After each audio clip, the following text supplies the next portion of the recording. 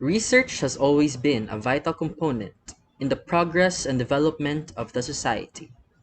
Through research, we discover new things, validate and update existing findings, and obtain new knowledge and technology to improve the quality of life. Today's event will truly be a monumental one as we convene our student researchers to share their research findings, highlight Filamerian excellence through research and innovation, and uphold a highly visible research tradition in our university. To our President, Dr. George O. Cortel, Vice President for Academic Affairs, Dr. Mini P. Chan, Director of Research and Continuing Education Center, Dr. Erlin C. Biup, heads of different colleges and departments, faculty and staff members, to our virtual audience who will be watching this on our official Facebook page, and most especially to our participants who are the highlights of today's event, good morning and welcome to the third FCU Student Research Colloquium. Let us bow down our heads in prayer. Dear Almighty and loving Heavenly Father, we glorify and thank your name today. We thank you for the lives present, and we thank you for this opportunity to hold this colloquium. We thank you for Filamer Christian University in enhancing our participants the ability in the field of research, which will enable them to become productive and effective individuals in their journeys towards the future. As this activity is about to commence, we humbly ask to shower our presenters today of your greatest inspiration so they may share the most of their knowledge, heart, and soul as they present their respective studies. Grant them the wisdom that you alone can provide. May I ask for your blessing and divine providence that this activity may be successful through the inspiration of your Holy Spirit. May we also retain the invaluable knowledge and learning experiences that may be derived from this activity. Bless everyone who are here today, and may the objectives set may all be achieved. Your generous blessing would mean the success of this endeavor. In the name of the Father, the Son, and the Holy Spirit. Amen.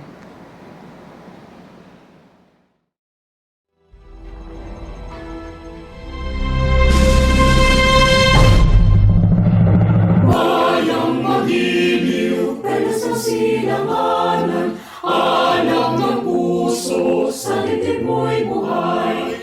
Lupang hinirang, tuyat ka ng magiting, sa manlulupi, di ka pasisiin. Sa dagat at bundok, sa simoy at sa langit mong bagaw, mahilang ang tula at awit sa paglayang minamahal. Ang kislap ng mata at ko'y tagumpay na nagnininig, ang bituin at araw niyang kailan, ang maniwag didilim, lupa ng araw ng may ating pagsinta, buhay langit sa piling mo. Aming ligaya ng pagmay ng api, ang mamatay ng dahil sa'yo.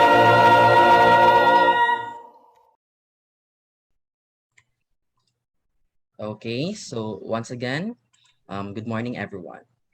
To welcome us all today, let us give a round of virtual applause to our University President, Dr. George O. Cortel.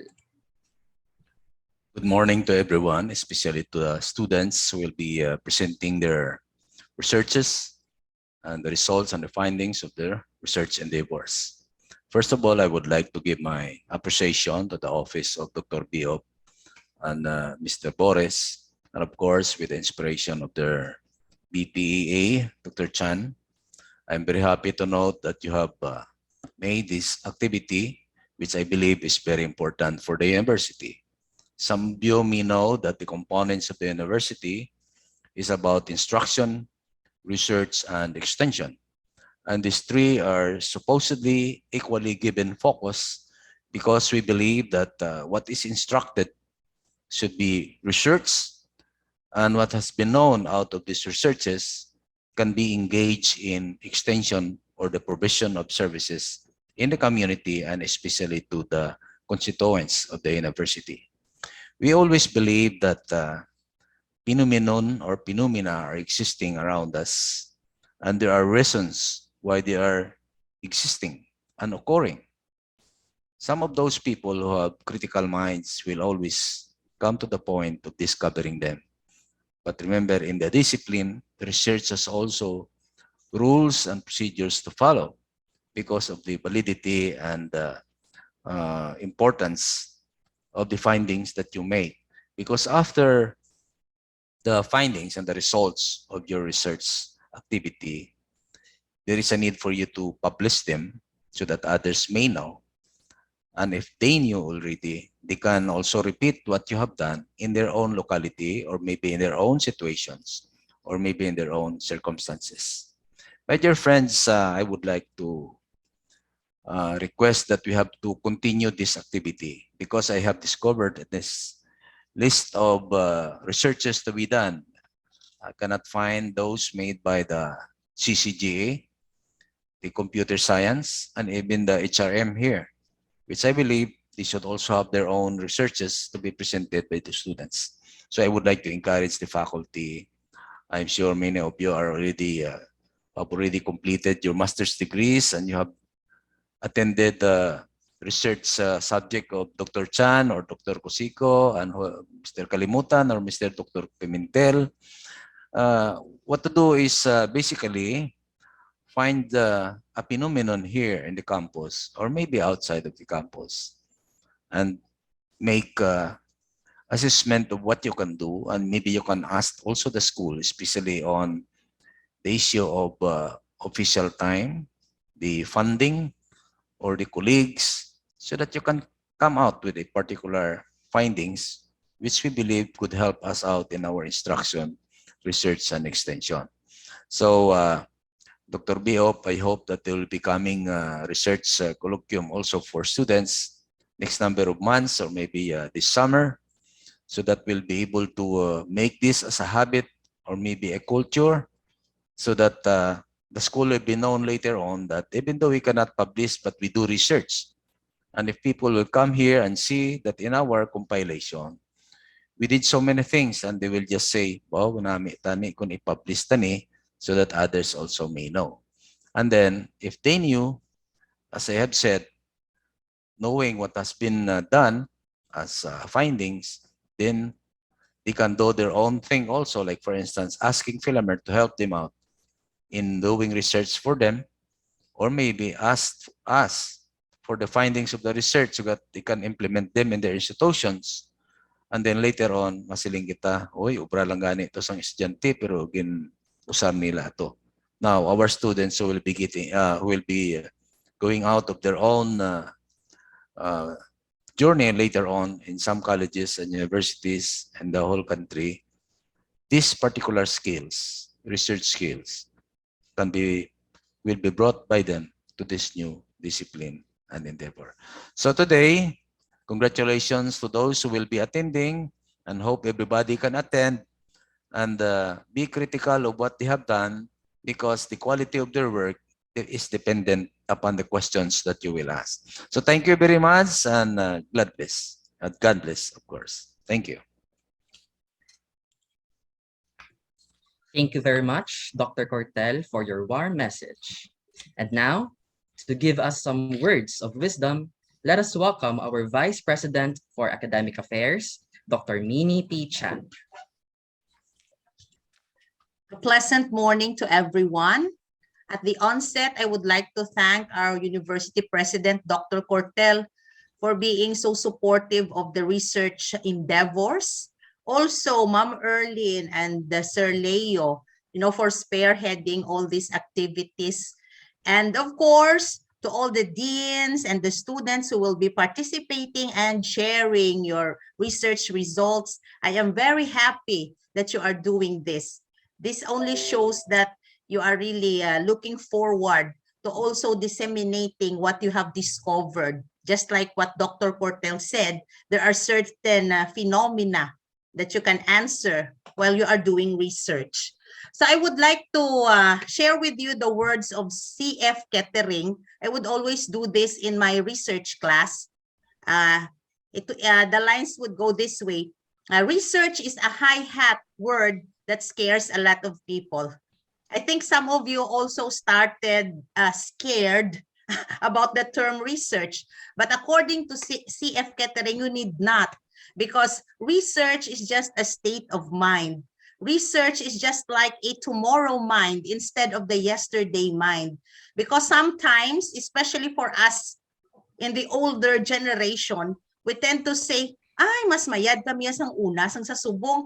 But you know, if you are a researcher, you do not do that. You are a tomorrow mind instead of the yesterday mind. And just like what Sir Cortel said, research is also a problem-solving mind. You know, if you are a researcher and not let well enough alone mind. Sa aton bala sa Ilonggo, bahala na by ida But if you are a researcher, you try to find answers to your daily problems. And remember, daily problems using research. So if you feel uncomfortable about a certain phenomenon, if you think that there are questions that you would like to be answered, and if you think there are things that you would like to discover, you can always do research. So I would like to give an example, especially daw kita ko sa screen daw mga ladies ha. Even if in the manner of choosing your lipstick, your skincare, your dresses, you actually do research every day. So if it is rainy, what clothes do you wear? Di ba wala ka jacket? That's also simple research. You look for the weather. What is the weather tomorrow? Or if you would like to wear your lipstick, what do you wear? So you also try to suit it to the occasion.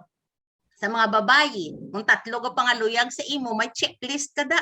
Tall, dark, handsome. Tall, dark, handsome. Okay.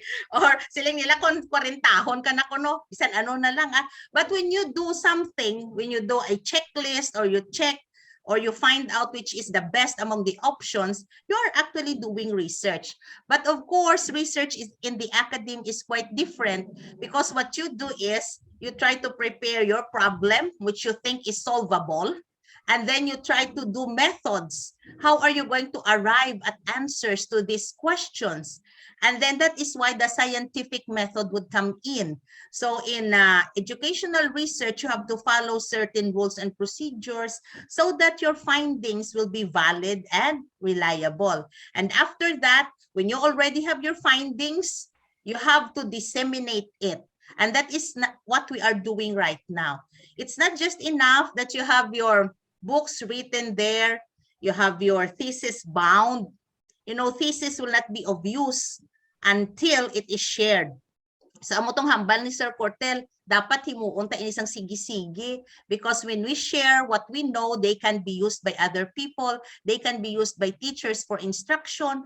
Basi kami, we will learn something from your research, and we can also do it here in Filamer or even the larger community. So I am really very glad, bisan virtual lang ini, but this is a very good start for you students. And we have started before, pero very few lang yun. So I am glad that we have 9 units, academic units participating.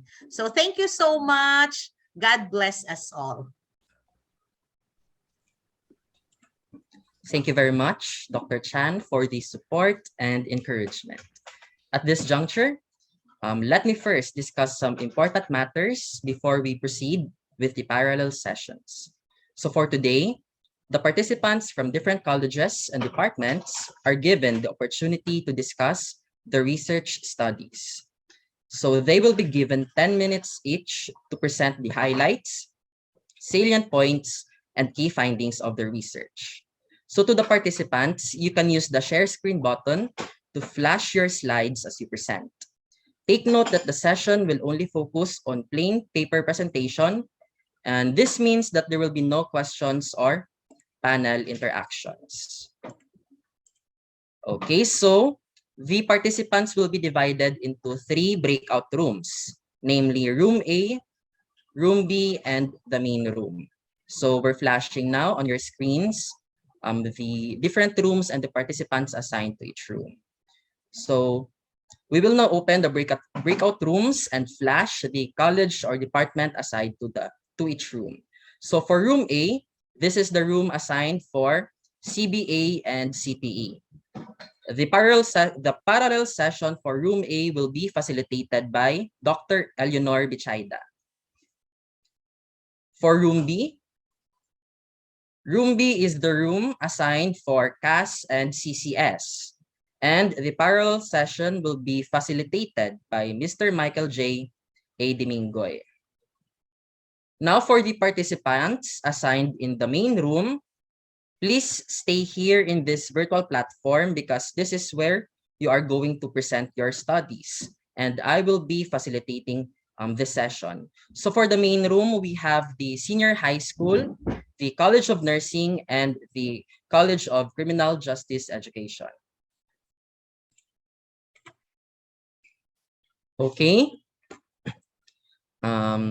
Welcome to the parallel session of Room A. So again, our participants here are students from the Senior High School Department, the College of Nursing, and the College of Criminal Justice Education. So now let's begin our session with the first set of presenters. We have Rana Kayla Reyes and Regine Nepomuceno from the Senior High School.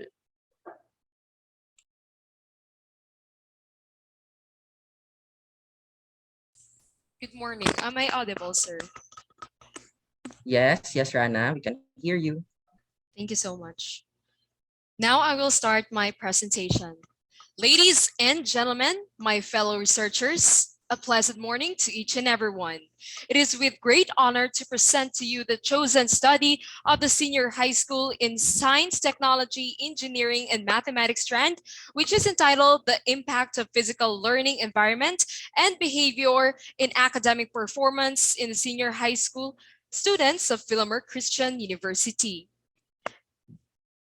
It is with great pride to present to you the researchers behind this successful study, which are Raimel John Castro, Karen Grace Dordas, Tatiana Ella Andre Molina, Regine Nepomuceno, Wenelin Vergara, Ella Daniel Villeza, and yours truly, Rana Chayla Reyes. COVID-19 has two major societal consequences, which are the school closures and changes in education systems. Some students learning online during lockdown face difficulties due to a lack of physical learning area and surroundings. Some students have no option but to study in an atmosphere where their family, neighbors, and animals create loud noises. These cause a disruption in the students' learning, which may have a detrimental impact on their academic achievement. Because the majority of the students had this difficulty, the researchers picked this study. To address these challenges, the research study intended to determine if a student's behavior and physical learning environment have an impact on their academic performance. Now, we are on to the delimitation of the study. The participants of this study were randomly selected grade 11 and grade 12 STEM senior high school students of Filamerian Christian University for the school year 2021 to 2022. Stratified random sampling was used in the identification and selection of senior high school students. The independent variables of this study are the behavior and the physical learning environment, while the dependent variable is the academic performance. The personal data needed for the study were gathered using the researcher-made questionnaire to gather the information on the participant's sex, age, and strand. To gather the data on using of online conferencing platforms, a 30-item questionnaire were used. And this questionnaire was used into two questionnaires, which are first, the physical learning environment questionnaire and the behavior questionnaire. The statistical tool for the analysis of data were the frequency, percentage, and mean. And the relationship between the physical learning environment, behavior, and academic performance were tested using the Pearson R. Now let us proceed on the statement of the problem number 1. What is the level of physical learning environment of senior high school students of Filamerian Christian University in terms of household responsibility, study place, and noise? Now the table 2 shows the mean and the standard deviation of physical learning environment, and it presented the physical learning environment with 3 variables, which are first the household responsibility, study place, and noise. And overall, the results of the physical learning environment with a mean of 3.19 and the description is good implies that the students are adapting well on their new normal system, despite the fact that it is conducted in the online learning platform, and the students are also adapting well in responsibilities and noise as a student and as a household member. Now let us proceed on the statement of the problem number 2.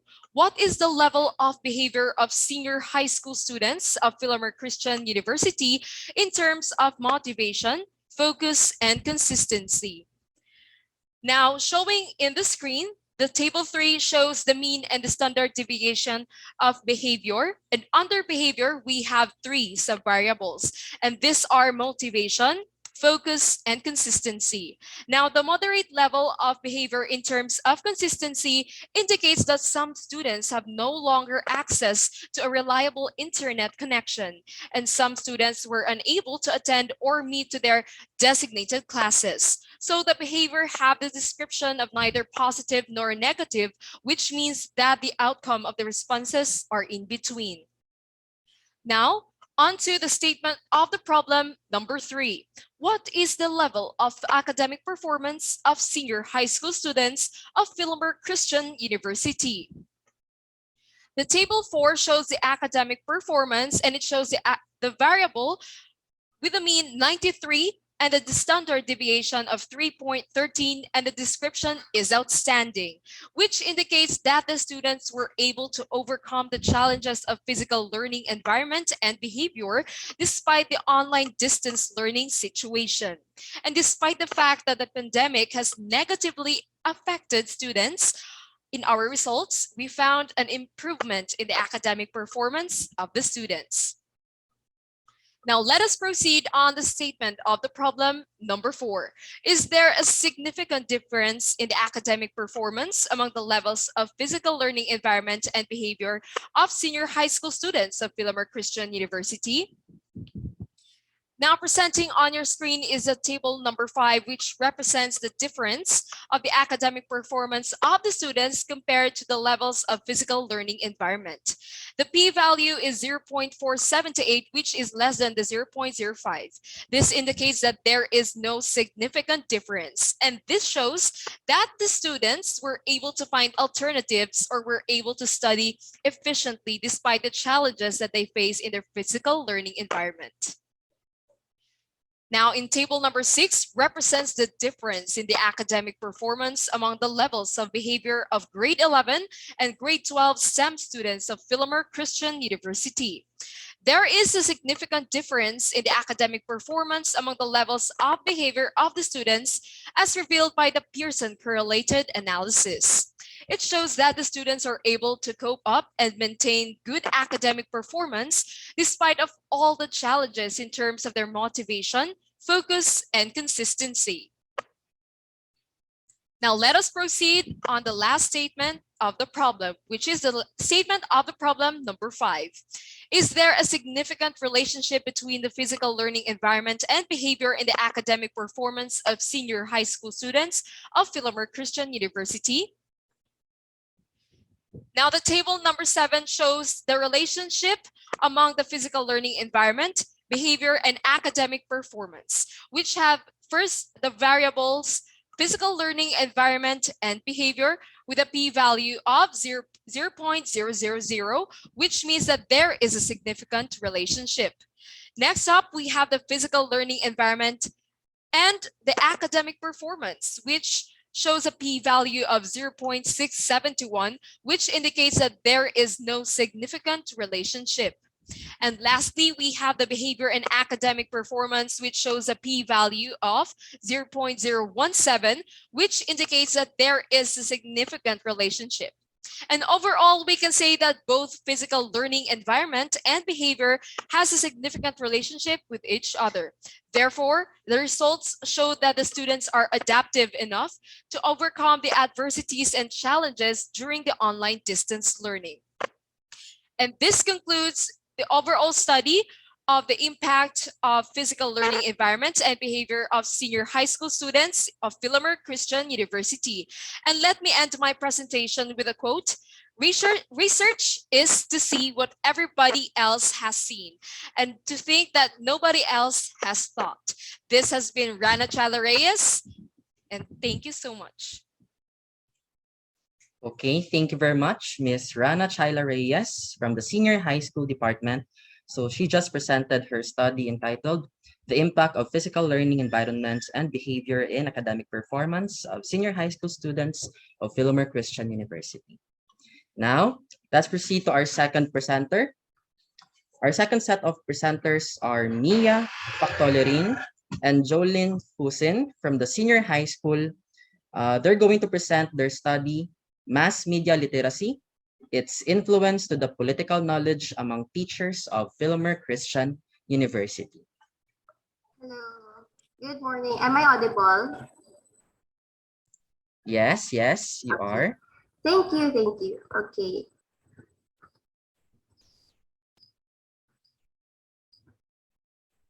Good morning, everyone. Media and politics are two different things that are relevant and important at this point of time that push us to pursue our chosen study. Good morning, Filamerian Christian University. I am Mia Ipaktoleran, the research leader of the chosen Best in Leisure Study of the Humanities and Social Sciences strand. Ladies and gentlemen, we give you Mass Media Literacy, its influence on the political knowledge among teachers of Filamerian Christian University. Next slide, please. Before we proceed to the presentation proper, I would like to introduce to you the people who contributed to the success of this study. From Section Humility of UMS 12, we are the Group 1 researchers.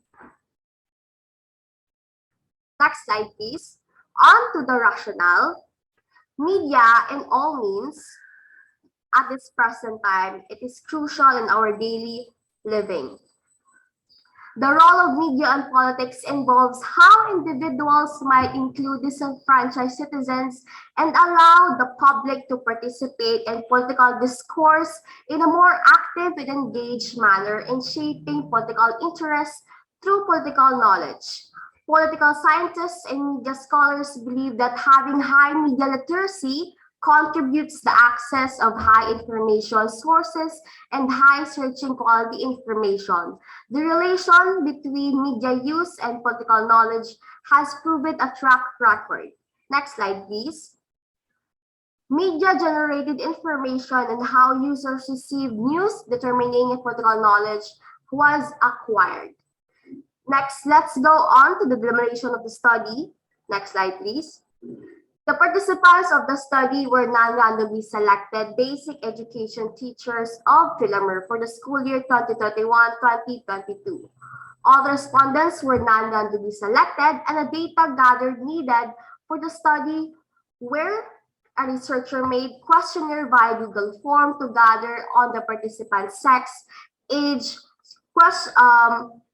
employment status, department, possession, and years of service. The researcher statistical tool used were the 25-item researcher-made questionnaire for mass media literacy and political knowledge.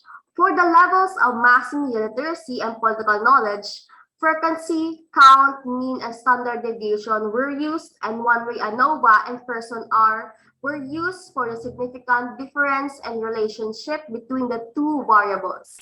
The alpha level of significance was set at 0.05 for all inferential tests. Next slide, please. Next slide, please. Okay, we have 4 statements of the problem in our study, but let's go on first with the first.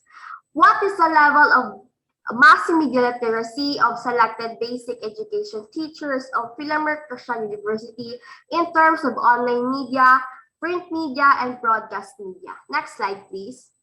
We have here the table 2 of mean standard deviation of mass media literacy. We have 3 variables, named sub-variables, namely online media, broadcast media, and print media. Online media has a description of high with a mean of 4.62 and standard deviation of 0.34. Broadcast media also has a description of high with a mean of 3.66, and print media has a description of high with a mean of 3.72. All in all, the level of mass media literacy of teachers is high with a mean of 4.02 and a description of high. This implies that the basic education teachers in our university are media literate. They have the ability to access, analyze, evaluate, and create media in a variety of forms. The high result of online media implies that teachers are prone to reading news and getting information online brought by the new technology.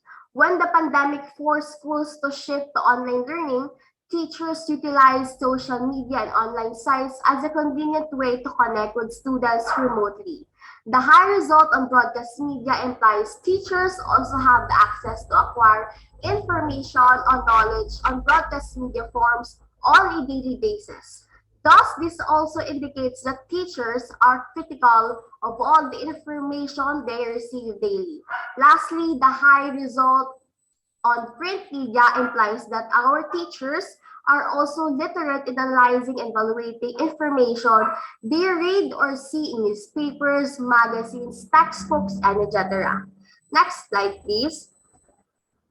Let's go on to our second statement of the problem. What is the level of political knowledge of the basic education teachers of Filamer in terms of election process and duties of government branches? Next slide, please. We have here table 3 of the mean and standard deviation of political knowledge. We have 2 sub-variables, namely election process and duties of government branches. In terms of election process, we have a description of very high with a mean of 4.64 and standard deviation of 0.37. Meanwhile, our duties of government branches has also a description of very high with a mean of 4.55 and standard deviation of 4.47. All in all, the level of political knowledge of our teachers in the basic education has a description of very high with a mean of 4.60 and standard deviation of 0.39. This implies that our basic education teachers are aware of the basic knowledge on politics and governance. The very high result in election process means teachers are knowledgeable enough about the process of voting, and they are aware of the guidelines, procedures of COMELEC, and the process of voting. They also recognize their rights and responsibilities as a voter. The very high result on duties of government branches implies that our teachers know the basic functions and structures of government branches. The result also indicates that it is a necessity and a nature for teachers to know the basic knowledge about politics and governments because they are a part of it. Teachers also have a background about the concepts and government branches and structures of the country since these topics are taught in elementary up to high school. Next, to our third statement of the problem, is there a significant difference among the levels of influence of mass media literacy and political knowledge of basic education teachers of Filamerian Christian University? Next slide, please. Table 4 gives us the one-way ANOVA for difference for the 2 variables. Since our p-value is 0.402, the difference of the 2 variables is not significant. There is no significant difference between the 2 variables. Hence, this implies that the level of mass media literacy and political knowledge is different. This further implies that media literacy does not vary on one's political knowledge, based from the one-way analysis of variance result as shown in table 4, and one's political knowledge does not directly affect regardless on its level of mass media literacy. Going to our last statement of the problem, is there a significant relationship between the two variables of the basic education teachers of Filamerian Christian University? Table 5 gives us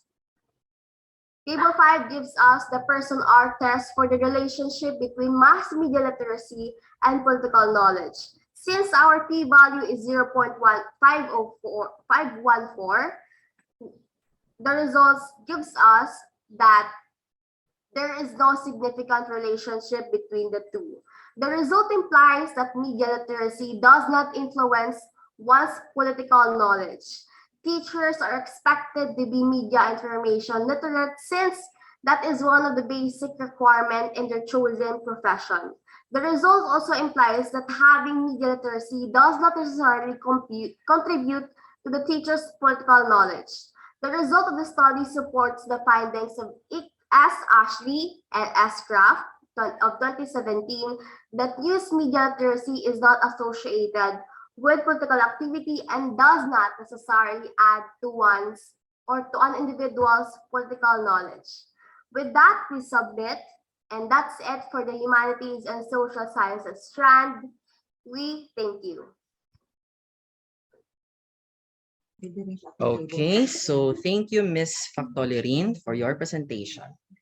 Up next, we have Jules Brian Bacanto and Maria Nina Isabel de la Cruz from the senior high school to present their study, The New Normal Education and Study Habits of ABM Students of Filamerian Christian University.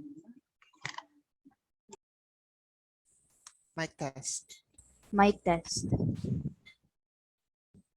Okay na, okay na. Many questions were raised as education continued to thrive in the midst of the COVID-19 pandemic. Most of these questions were tailored towards students. What were the adjustments or how do students adjust? What aspects of learning have changed during the pandemic? These are some of the many questions that students encounter while learning in the course of the pandemic. A pleasant day, everyone. We are from the Accountancy, Business, and Management strand of the Senior High School Department, here to present our study entitled The New Normal Education and Study Habits of ABM Students of Filamerian Christian University. I would like to introduce the researchers of this study. I am Jules Brian Bacanto. I am Maria Nina Isabel Laurino de la Cruz, and with us are Ms. Sheila Dagandan, Mr. Kenneth De Sales, Ms. Madeline Joy Matias, Ms. Anne Monique Goles, and Ms. Jana Tanginan. Drastic changes are observed during the COVID-19 pandemic. Due to the limitations imposed, people are forced to seek alternatives. These led to a new life which was termed the new normal. Education took a major shift as the new normal emerges. Face-to-face learning was replaced and students were introduced to new modes of learning. These modes of learning defined the education system during the pandemic, which is the new normal education. Due to the new normal education, students are faced with a new and unfamiliar learning experience. Study habits are significant contributors to the academic performance of students. These study habits are created based on the students' learning experience and willingness to learn. Due to the new normal experience of students in the new normal education, it challenges their study habits to adapt to changes in learning. This idea led the researchers to conduct this study in order to determine the students' learning experience in the new normal education and further investigate on how it changed, retained, or developed their study habits. For the study's delimitation, this study is survey correlational and aimed to determine the new normal education and study habits of ABM students of Filamerian Christian University. The participants of the study were the randomly selected grade 11 and grade 12 accountancy, business, and management students of Filamerian Christian University for the school year 2021 to 2022. Stratified random sampling was used in the selection of the participants of this study. The independent variable in this study was the new normal education, while the dependent variable was the study habits. Researcher-made questionnaires were used to gather data for the new normal education and study habits. A researcher-made questionnaire was used to gather the personal data of the participants, which included sex, age, grade level and section, parents' educational attainment, parents' employment status, and monthly family income. The questionnaires were aided by Google Form and were sent on social media platforms to each of the respondents. The data gathered from the study were interpreted using the Statistical Package for Social Science, or the SPSS software. For descriptive data analysis, frequency count, percentage, mean, and standard deviation were used. For inferential data analysis, one-way analysis of variance and Pearson R were used. The first statement of the problem of this study is, what is the level of the new normal education of ABM students of Filamerian Christian University in terms of online learning, independent learning, and collaborative learning? Table 2 shows that the new normal education and its categories, which are the online learning, independent learning, and collaborative learning, all have high results. The high result of the new normal education implies that ABM students have adapted to the new normal education and its categories are effective modes of learning. This also implies that the students have a positive learning experience during the pandemic. The high level of online learning implies that the ABM students are capable of learning online with the use of their gadgets and devices. Data show that students are able to attend classes in the virtual classroom, focus and acquire the necessary knowledge from the lessons being taught online. The high level of independent learning implies that the students are capable of managing their studies and learning by themselves. Based on the data gathered, students feel less pressured when learning because students learn at their own pace, which makes independent learning a flexible mode of learning. The high result in collaborative learning implies that students can learn effectively in groups. Data revealed that students enhance their communication and social skills and allow an engaging learning space for students where they share ideas. It can be inferred that the new normal education and its categories are effective learning platforms during the pandemic.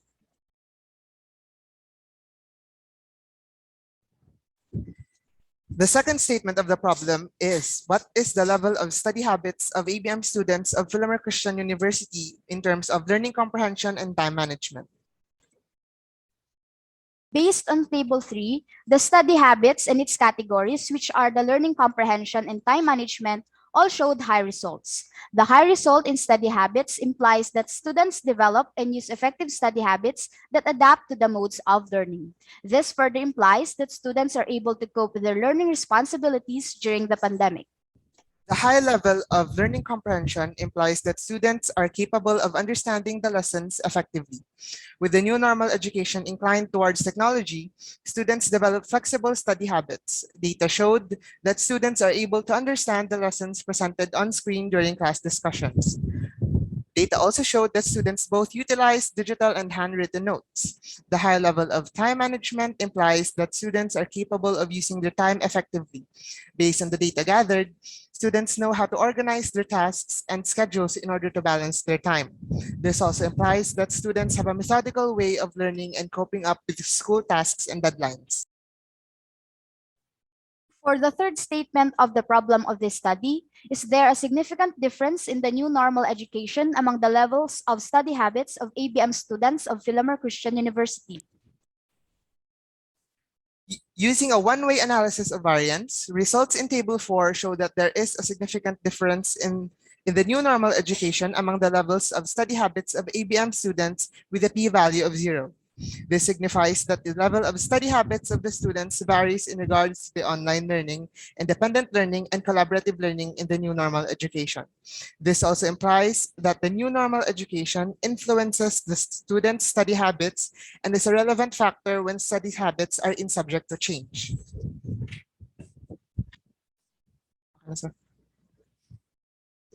For the fourth statement of the problem, is there a significant relationship between the new normal education and study habits of ABM students of Filamerian Christian University? The result of the Pearson R test shown on Table 5 indicates that there is a significant relationship between the new normal education among the levels of study habits of ABM students. This signifies that the new normal education affects the study habits of the ABM students. The result also shows that the students' learning experience in the new normal education correspond to the range of study habits of the students. Based on the data gathered, students who resulted to a positive learning experience in the new normal education also had a positive result in study habits. It can be inferred that students who are engaged in learning will likely acquire active and dynamic study habits, while a poor learning experience will lead to a poor study habit.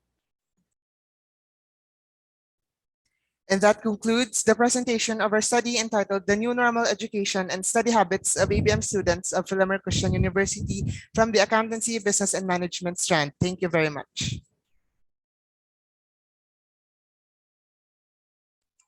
Okay, thank you, Mr. Bacanto and Ms. De La Cruz, for your presentation. Now let's proceed to the fourth set of presenters. We have Julene Lobenia and Quincy May Danyola from the Senior High School Department. They will present their study entitled The Impact of Challenges Encountered by the grade 12 students major in cookery of FCU SHS on their cooking competencies during pandemic.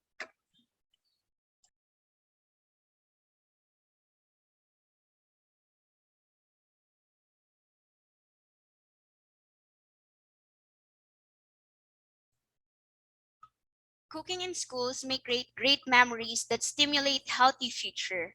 Pleasant cooking, but many opportunities have been squandered due to the pandemic. Because of the changes we've made, learning how to cook has become more difficult. But this will not deter us from pursuing our goals. Good morning, ladies and gentlemen. I am Julene Laubenia. And I am Quincy Midinola from Technical Vocational Livelihood of Senior High School Department, presenting your research study entitled The Impact of Challenges Encountered by the Grade 12 Students Major in Cookery of FCU Senior High School on their cooking competencies during pandemic. Rationale. It is undeniable that the pandemic has increased the safeness and acceptability of virtual learning and assessment in the curriculum. Lack the high-speed internet connection required for effective online learning. A fast internet connection can make a big difference in how quickly students can get to class and avoid missing any live sessions.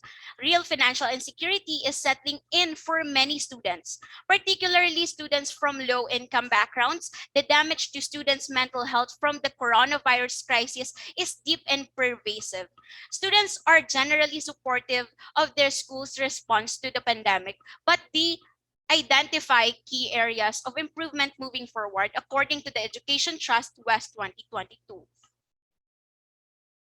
The survey descriptive and correlational research was conducted to determine the impact of challenges encountered by the grade 12 students major in cookery, FCU Senior High School on their cooking competencies during pandemic, who were currently enrolled for the school year 2021 to 2022. The participants in the study were the 47 grade 12 students majoring in food and beverage services or FBS. The independent variable in the study is the challenges encountered, while the dependent variable is the cooking competencies. The major findings of the study are the challenges encountered by the cookery majors, which were categorized into two terms: internet connection and financial stability. The limitation of the study. The data is based on the challenges that can affect through cooking competencies of the cookery major students at Filamerian Christian University. The participants of the study are the randomly selected senior high school students of FCU for the school year 2021 to 2022. The personal data needed for the study were gathered using a researcher-made questionnaire. Online platforms and teaching strategies is also measured by a researcher-made questionnaire. Any changes or progress in details and updated information beyond the said point were not covered by the framework of this study. The uncertainty caused by the pandemic has yet to be considered in terms of student well-being. The pressure to perform well academically by the cookery student increasingly competitive beyond the obvious change and challenges, where students are expected to become more autonomous in their studies. This can ultimately save the researchers time and increase their survey completion rates. In conclusion, the researchers conducted this study with the use of different websites, specifically Google Forms or apps with assistance to their mobile phones, laptop, and computers. Now, let us proceed to our statement of the problems. Our first statement of the problem is, what is the level of the challenges encountered by the grade 12 TVL students major in cookery on their cooking competencies during pandemic? The table shows the mean and deviation of challenges encountered in cookery. For our independent variable, the challenges encountered, we have mean of 3.07, which is considered moderate, based on the scale we provided, and a standard deviation of 0.69, indicating that half of our respondents successfully managed these challenges while the other half struggled. And based on the result obtained, we have made the following recommendations. Since the impact of the challenges encountered by the grade 12 TVL students major in cookery on their cooking competencies during pandemic is moderate, cookery major students are encouraged to put more effort into self-learning. Half of the cookery students struggled to keep up with their discussions due to the sluggish internet connections. Therefore, if they are unable to gain insights from their instructor, they should devote extra time to self-researching about their subject. They are also advised to make a greater effort to seek locations such as computer shops and other locations that can give a high-speed internet connection, particularly during their cooking demonstrations or performances. They're also encouraged to look for less expensive alternatives for ingredients and tools that are out of price range. In order for the students to successfully deal with the challenges they encounter, parents should also ensure that they equip their child with the required resources, such as ingredients, culinary tools, and equipment. They should also be provided with recorded videos, discussions of lessons that they may have missed, be given longer deadlines and consideration.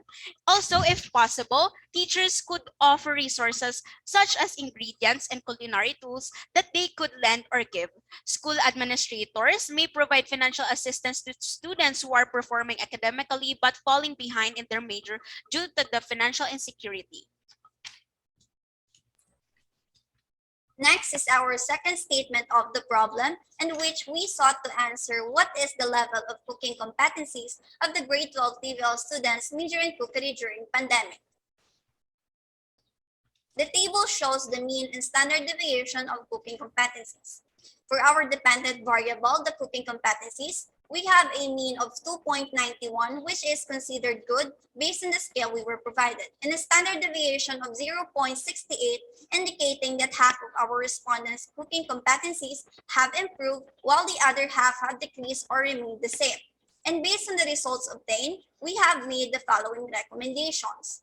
Since the level of cooking competencies of the grade 12 TVL students major in cookery during pandemic is good, cookery major students are encouraged to spend more time in exploring and learning new things in cooking, like watching cooking contents on social media sites such as YouTube. They should make an effort to listen and pay attention to their teacher's instruction in order to learn and improve their skills and apply what they are taught. They are also urged to seek advice from other family members or acquaintances who are knowledgeable in this area, to at the very least learn the basics of cooking. Teachers are encouraged to discuss the lessons clearly and give further explanations. School administrators should prepare effective and better learning style, since cookery major students are unable to develop their cooking competencies with the current learning style, particularly in this pandemic. And now for the third statement of the problem, is there a significant relationship between the challenges encountered and the cooking competencies? The table shows the peer or person test for relationship between challenges encountered and cooking competencies. In determining the relationship of challenges encountered and cooking competencies, we arrive at the result of 0.698 for our relationship and 0.00 for the probability value, which means that there is a relationship between challenges encountered and cooking competencies of grade 12 students majoring in cookery during pandemic.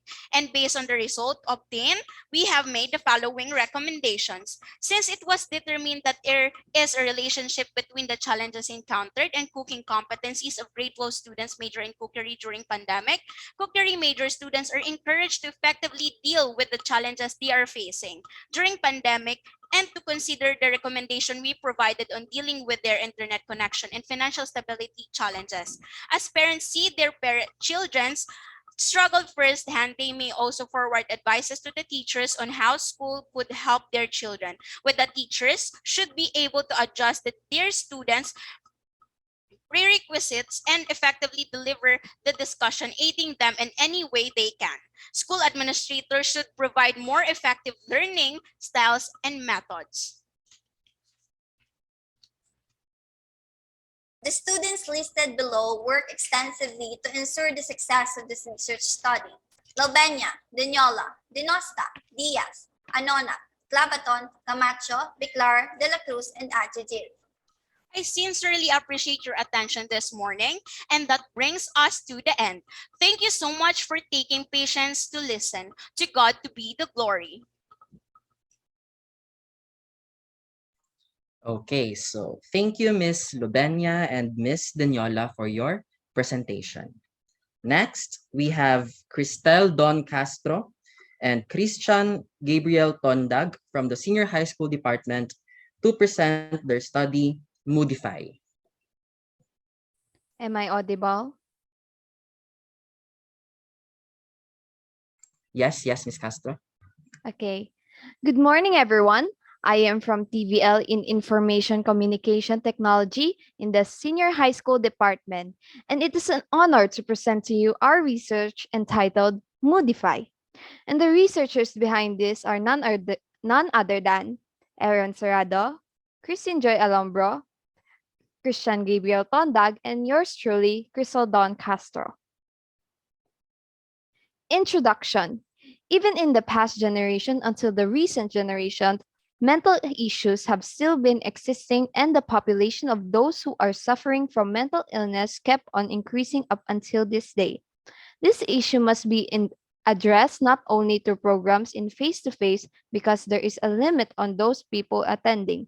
Thus, online platforms shall take the opportunity considering that technology is most people use these days, and the app Moodify shall offer a help that access several of people who need help without limit.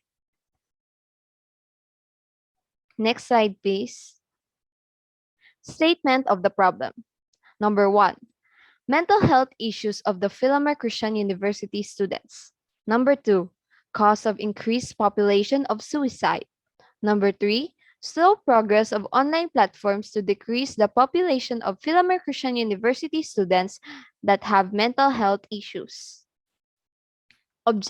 General objectives and specific objectives.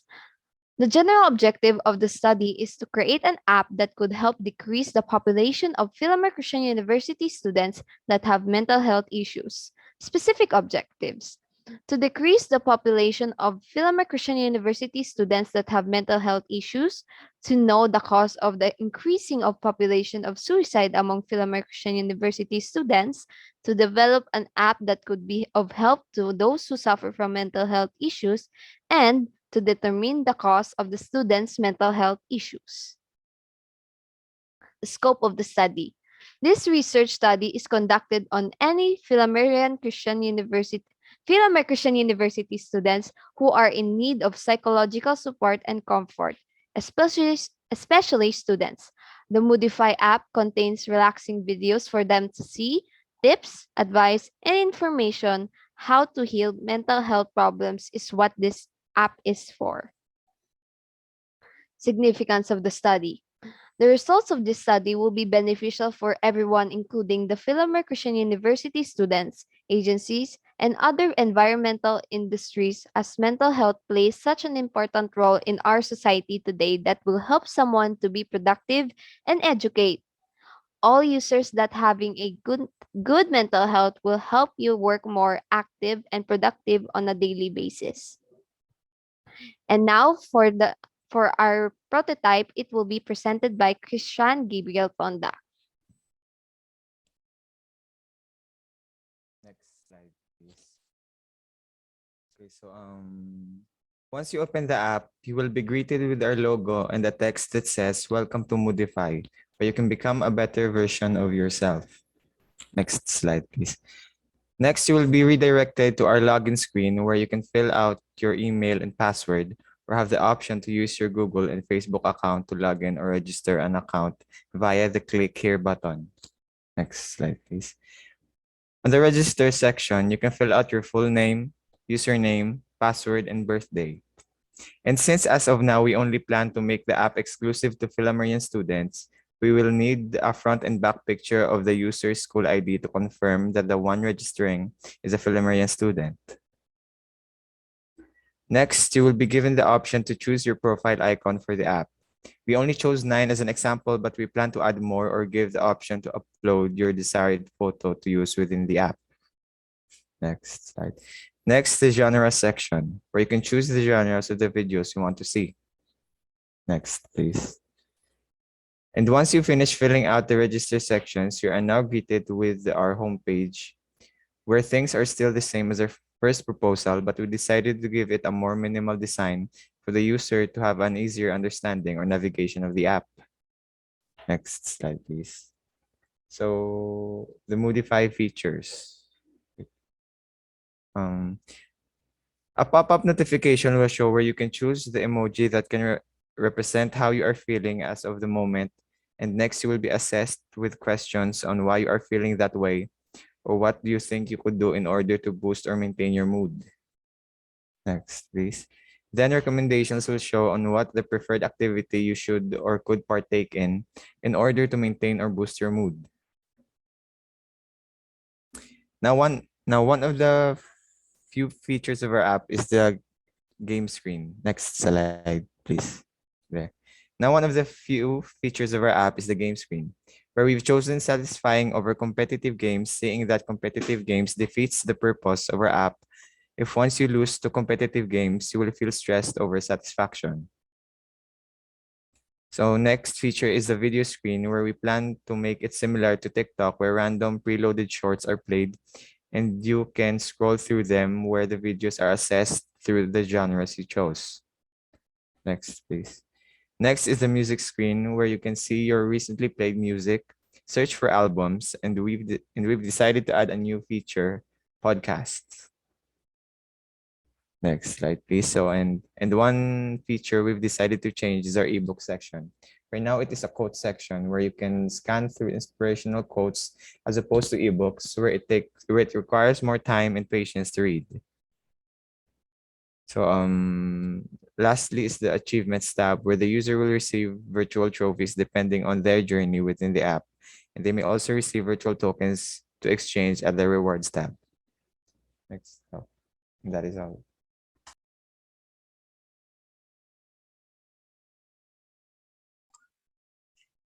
Okay, so thank you for your presentation, Ms. Castro and Mr. Tondag. Now, let's proceed to the next presenter. We have Anne-Marie Buenvenida from the College of Nursing.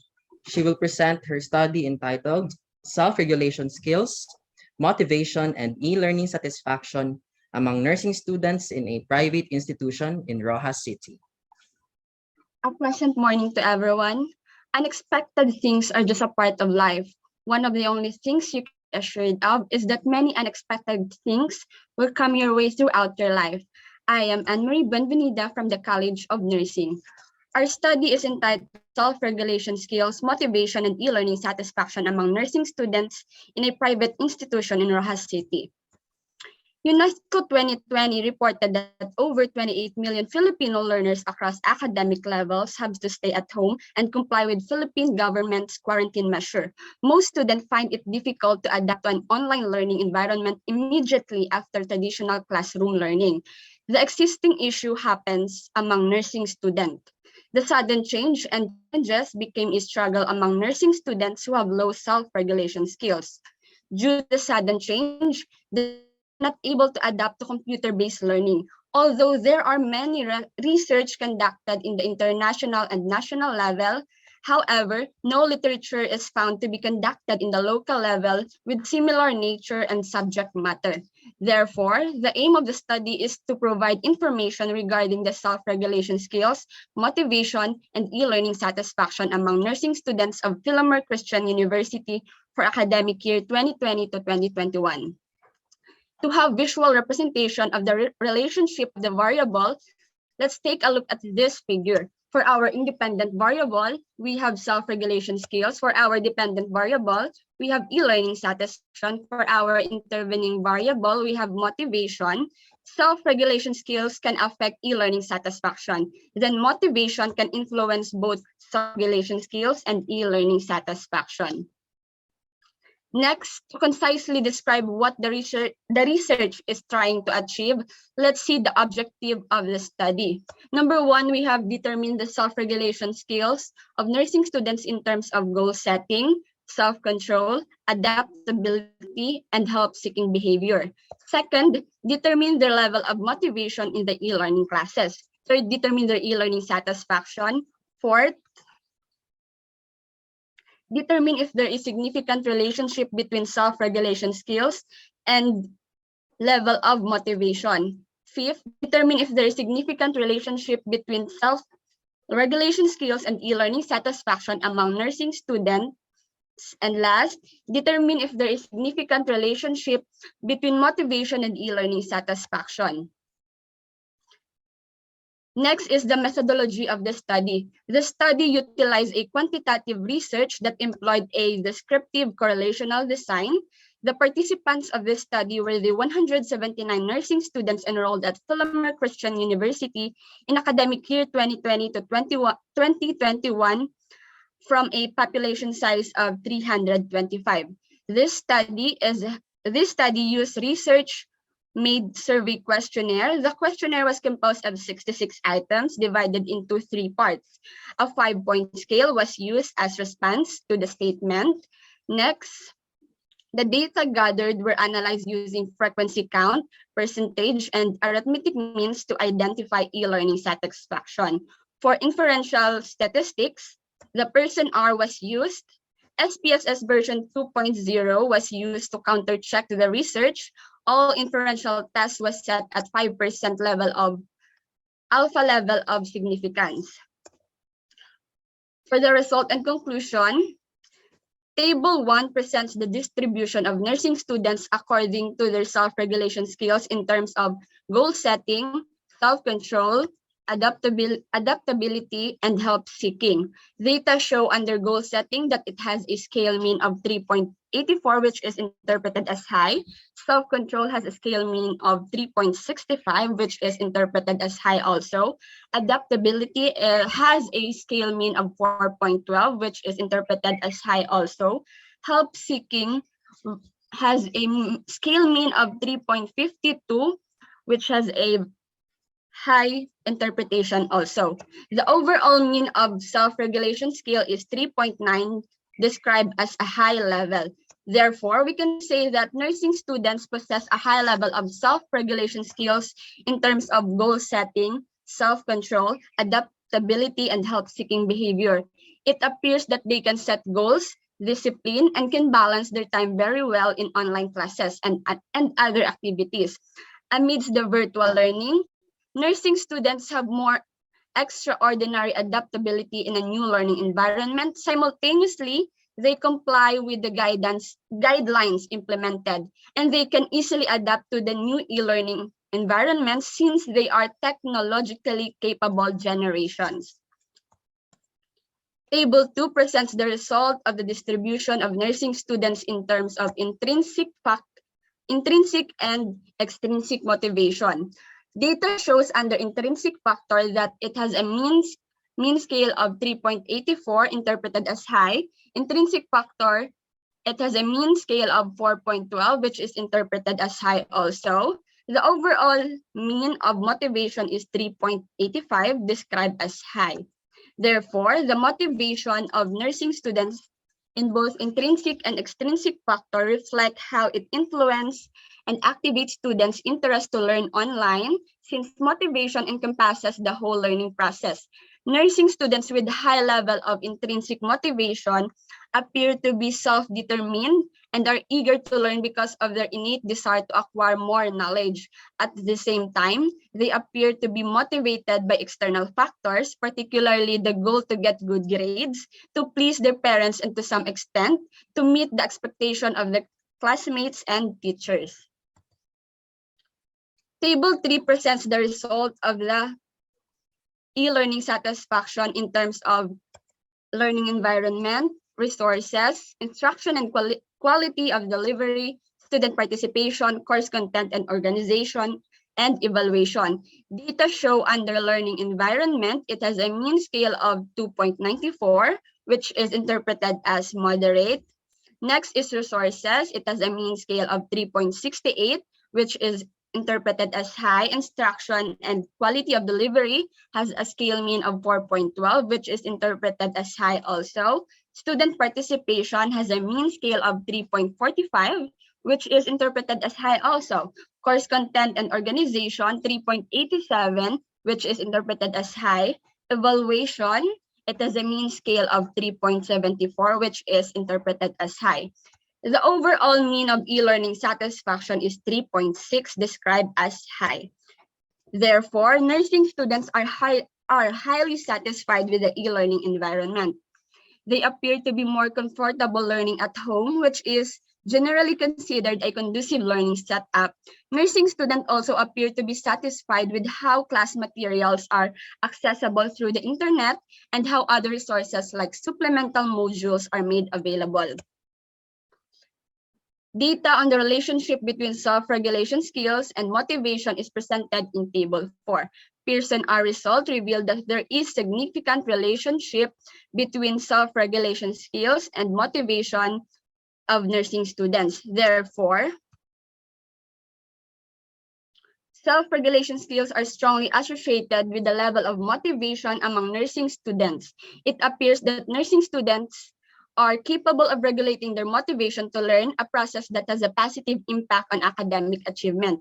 The relationship is also expected because self-regulation requires some degree of motivation in selecting strategies that can help students complete academic tasks. Data on the relationship between self-regulation skills and e-learning satisfaction is presented in Table 5. Pearson R result revealed that there is significant relationship between self-regulation skills and motivation of learning students. Therefore, self-regulated nursing students are satisfied with their online education. They are active in an online class, and at the same time, they engage themselves in school activities that enhance their knowledge. Data on the relationship between motivation and e-learning satisfaction is presented in Table 6. Pearson R result revealed that there is significant relationship between motivation and e-learning satisfaction. Therefore, nursing students with a high level of motivation are found to be highly satisfied in the e-learning. It appears that they can create the right environment for learning and build up competencies to keep as high intrinsic and extrinsic factors. Since the study has shown that nursing students are highly self-regulated, highly motivated, and highly satisfied with online class, it can serve as the basis for the improvement of nursing education. We've made the following recommendations. Given the high self-regulation skills of nursing students, number one, school administrators may facilitate a learning environment that can maximize the students' independent learning through creating structured itinerary, creating additional resources for curriculum design, adapting to online learning as a flexible learning modality. Second, the College of Nursing through Dean and college instructors may monitor the motivation of their students every semester. They may introduce creative ways in conducting classes online that the high level of motivation of students be maintained. Number three, students' high satisfaction in the new learning environment implies that their learning can be still meaningful even with changes in the education system. Instructor may use a combination of both synchronous and asynchronous activities, creating a blend of traditional online learning styles with newer, more collaborative audio and visual tools. In this regard, this mode of instruction can be integrated into the traditional learning mode when the situation starts to go back to normal. Number four, considering the self-regulation skills were influenced by motivation, educators may strive to develop nursing students' qualities of motivation and provide relevant resources to scaffold development. Furthermore, nursing students can be assigned to practical job-related tasks and provided with a meaningful learning environment to increase their perception of learning tasks as more valuable. Next, the evaluation of a student's self-regulation can be used by a school administrator to identify at-risk students who may have difficulty succeeding in an e-learning environment.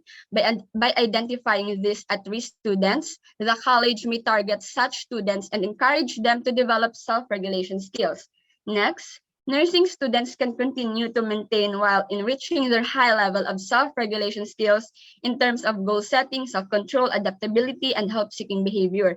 All nursing students in different year levels can furtherly enhance these four educational skills in online. Likewise, they continue to be dedicated to achieving their goals. Next, this study may be replicated in other schools or on a larger scale. The sample size may be increased with the inclusion of other variables not covered in the present study. And last, clinical learning is a main part of nursing education. A separate study can be conducted focusing on related learning experience or RLE online classes, since the study focused more on the lecture online class part.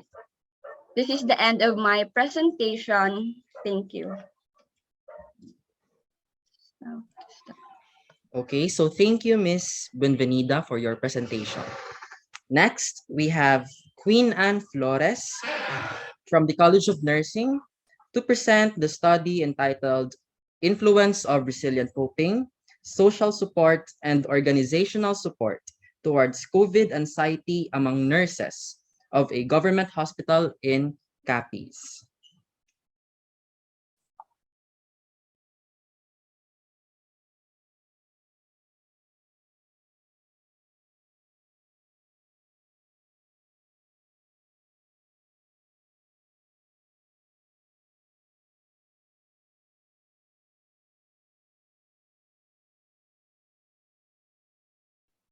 Hello, am I audible, sir?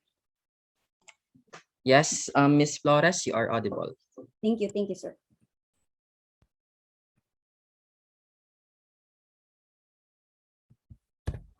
Okay, so I will start now my presentation. Nurses, among others, they stand between COVID-19 and the rest of the world. Battling the everyday horrors they see, they are able to conquer, to withstand anything that this pandemic may bring.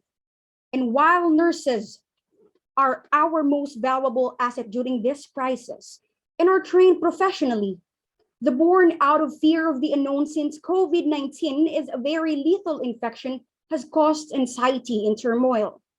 Anxiety related to COVID-19 pandemic is one prevalent in the nursing workforce, potentially affecting nurses' well-being and work performance.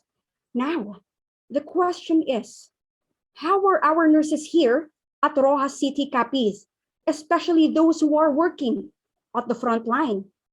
Are they still standing strong, or have they succumbed to COVID anxiety? While our nurses take care of the patients, is there anyone who takes care of our nurses?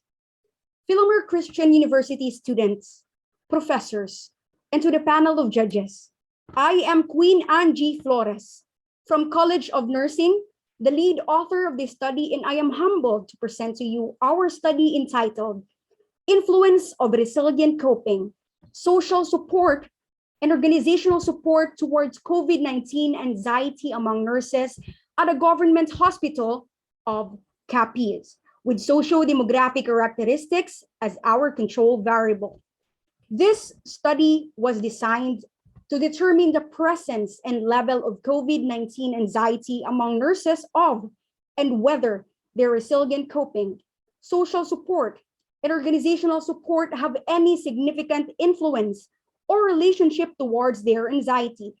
Studies across the world have declared that nurses have indeed manifested COVID anxiety at varying levels. And being resilient, as well as having a strong support system, is important to help them get through. Well, whether this is true for our nurses or not, this study aimed to find out. Considering that Rojas Memorial Provincial Hospital is the only COVID center hospital of Capiz, it was chosen as the ideal locale for our study. Employing the descriptive correlational design, we invited all of the 100 staff nurses who have been on duty since May 2020 out of which 84 agreed to participate, or 84% of the group, which is considered a high representation of the whole and a high response rate. With assistance of gatekeepers per department, questionnaires were distributed to these nurses physically for some and digitally for others. The tools were four standardized self-reported scales, namely the Coronavirus Pandemic Anxiety Scale, the Brief Resilient Coping Scale, and the Social Support Questionnaire, and the Organizational Support Questionnaire. All of these tools were validated and reliability tested. The Cronbach Alpha, which can be seen in the further slides. Now, to answer objective number 1. Our study revealed that the nurses are mostly female, young adults, single, and on job order status. To answer objective 2, the nurses were found to have moderate level of resilient coping, moderate level of social support, and low level of organizational support. To answer objective 3, more than half of the nurses had moderate level of anxiety, while a third of them had severe anxiety, indicating a moderate to severe level of COVID-19 anxiety.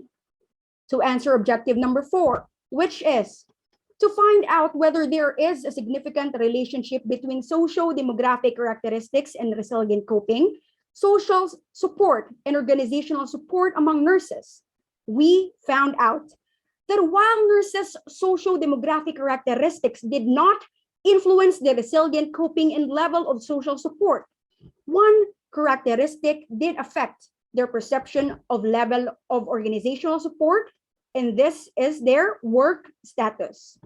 A higher proportion of nurses on job order status reported low organizational as opposed to those on permanent work status. While it is a well-known fact that nurses perform the same kind of workload and thus experience the same threats and anxieties regardless whether they are on permanent or contractual work status, job order nurses expect to be given proper compensation, protection, and recognition since they also serve the hospital as essential workers and frontliners. To answer objective number 5, which is to find out whether there is a significant relationship between and among resilient coping, social support, and organizational support, and COVID-19 anxiety among nurses. Well, you may wonder why and how were they able to keep their COVID-19 anxiety at moderate level? Well, this is a question that requires in-depth exploration, for in our study, we found out that resilient coping, social support, and organizational support did not have any significant relationship or influence on COVID-19 anxiety among nurses. This is an interesting result, and however, this showed that there is an inversely proportional relationship between resilient coping and social support of nurses. This indicates that when nurses have high resilient coping, their social support system becomes low. It could be that when the friends and families of nurses could see that they are able and strong enough to deal with their anxieties, they step back and they allow the nurses to use their own coping skills. But when the nurses use their coping skills, or when the nurses' coping becomes low, then the nurses reach out to their families and friends who are more than willing to provide the needed care and advice and comfort that they need. Now for our conclusion. Yes, nurses are indeed resilient. However, first, they have adequate support from family, friends, and colleagues, but government hospital benefit is still not at par in meeting their needs. The nurses perceive that their hospital failed to provide them with their needed resources, reinforcement, and encouragement because their efforts and dedication were not given due recognition. Their salary was often or always late. They have no compensation for extra work hours and no release from stressful work, even through leisure activities or a considerately arranged work schedules. So given that the organizational support of our nurses was low in the eyes of our nurses, they are not given priority by the hospital. Number two, nurses may be trained in crisis management, but they too are not immune to the mental impact of a pandemic. Their professional training may have helped to contain their anxiety at a moderate level, but the fear or worry over self or family and friends being infected can lead to mental health problems that may overpower the nurse's coping skills. And third, females are indeed more sociable. Okay, so some do not perceive the same support from their fellow nurses. They even say that they cannot share their feelings or get help from them when they are tired or sick. So this implies that if ever the nurses will need social support and their family and friends are not available, such as when they go into quarantine or when they are at work, then they may find themselves in heavy stress because their social support is not strong enough. And number four, nurses expect more than mere adulations, job order or not.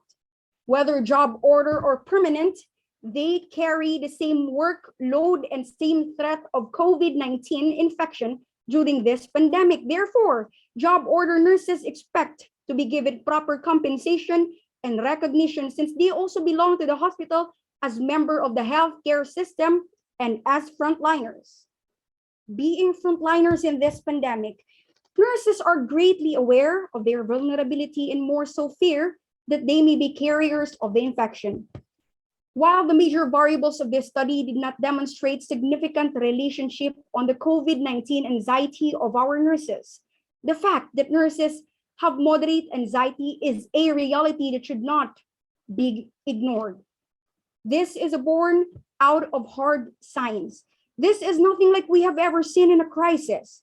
But with the upholding of this paper, this is a loud call for the public and private stakeholders urging the local government unit and every hospital management unit to take control. Implement resilient coping enhancement workshop for nurses, to organize team building and family activities, mental health programs with focus on COVID anxiety of nurses, to build a support group for nurses, especially for our male nurses, to revisit the work benefit of nurses, of job order nurses and implement salary scale. And lastly, for further study among nurses of private hospitals, but this time we need a mixed approach. This is the time to give forward the indispensable care, compassion, and noble service that the nurses have shared to the world, because the heroes of the world, our nurses, needs us too. Ladies and gentlemen, I have spoken. Thank you and mabuhay. Okay, so thank you very much, Ms. Flores, for your presentation. Now, let's proceed to the next presenter. We have Trisha Genevieve Delphine from the College of Nursing to present the study Influence of Shift Length and Workload on Safety and Well-being of Nurses in a Private Hospital in the City of Rojas.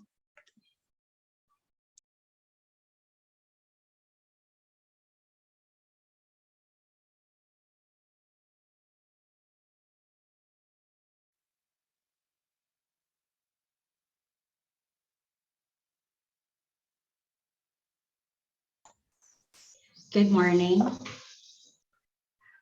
Good morning, everyone. I am Tisha Genevieve Delphine from College of Nursing, and I am here today to introduce to you our research study entitled Influence of Shift Length and Workload on Safety and Well-being of Nurses in a Private Hospital in the City of Rojas.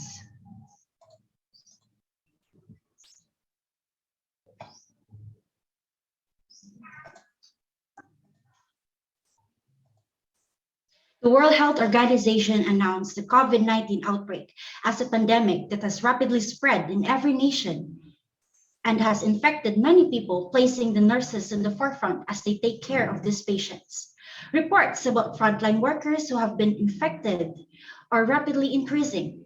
The emergence of COVID-19 exerted unprecedented pressure on the country's healthcare system and presented various challenges to its nursing workforce. Potentially, affecting nurses' work performance and mental health, and even putting their lives at risk.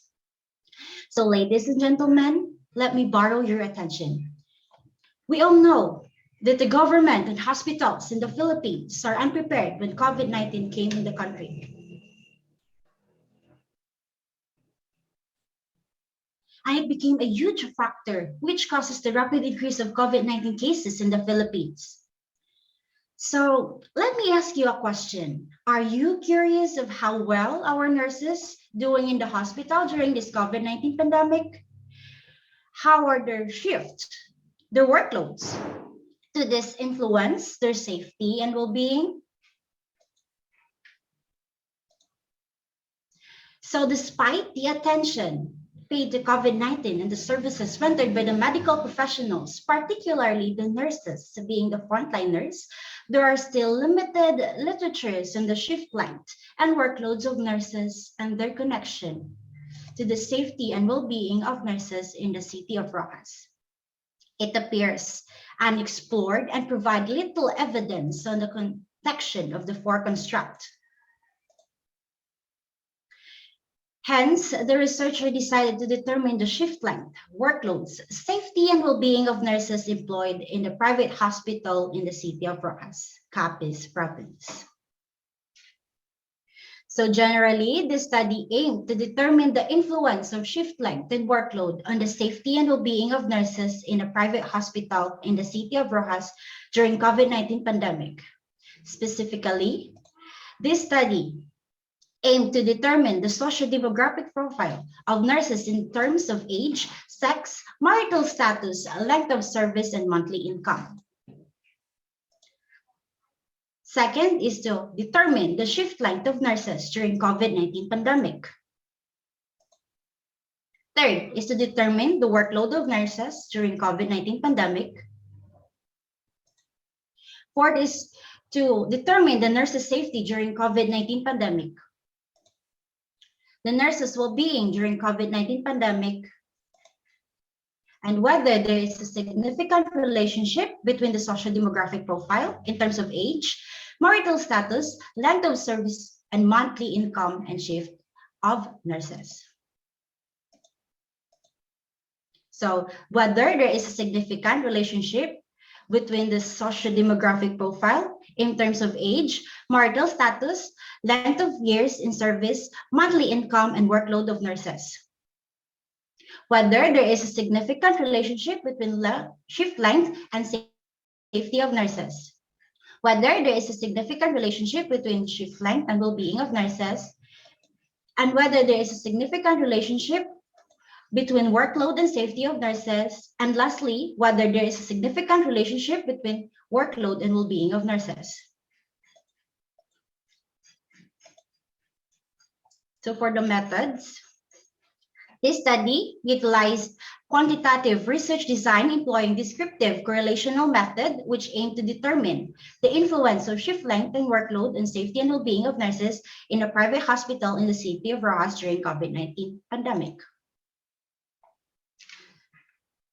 So the study was conducted among 77 nurses in the private hospital in the city of Rojas, taken from population of 95 staff nurses, which was computed using the Sloan formula. So the participants had been selected by simple random sampling method by drawing lots through a fishbowl technique. The participants were then selected at random by assigning each participant with number written in a roll of piece of paper and placed in a bowl and thoroughly mixed. From the bowl, the number is drawn, and population numbers have been selected, numbers were included in the sample. So the researchers distributed questionnaires to the identified participants. The researcher made sure that the health guidelines were observed during the distribution of gathering of questionnaires to avoid possibility of contracting COVID-19 disease. So the researcher instrument was validated by the research panel expert. The reliability coefficient of the questionnaire was computed using Cronbach alpha. Each part of the questionnaire revealed a reliability test result of 0.95 and above, which rendered questionnaire reliable.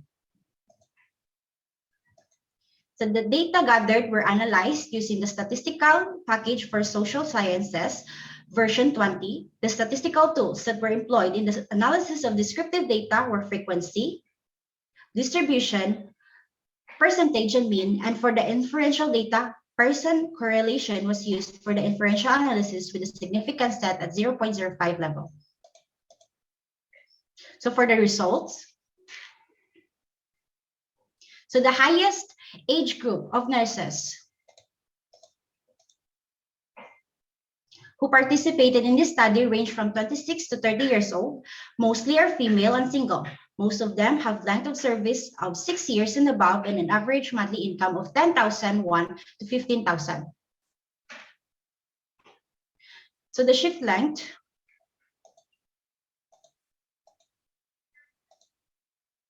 for the description of variables for the shift length of nurses was considered extensive, following the result that shows a mean score of 3.62. The result further shows that the nurses always covered 16-hour duty and more than 40 hours per week due to shortage of nurses. For the workload, it was also considered extensive after the data revealed a mean score of 3.46. For the nurses' safety, during COVID-19 pandemic revealed a mean score of 4.03 and verbally interpreted as very satisfactory, was known to be very satisfactory, and the well-being during COVID-19 pandemic was only satisfactory as shown in the table.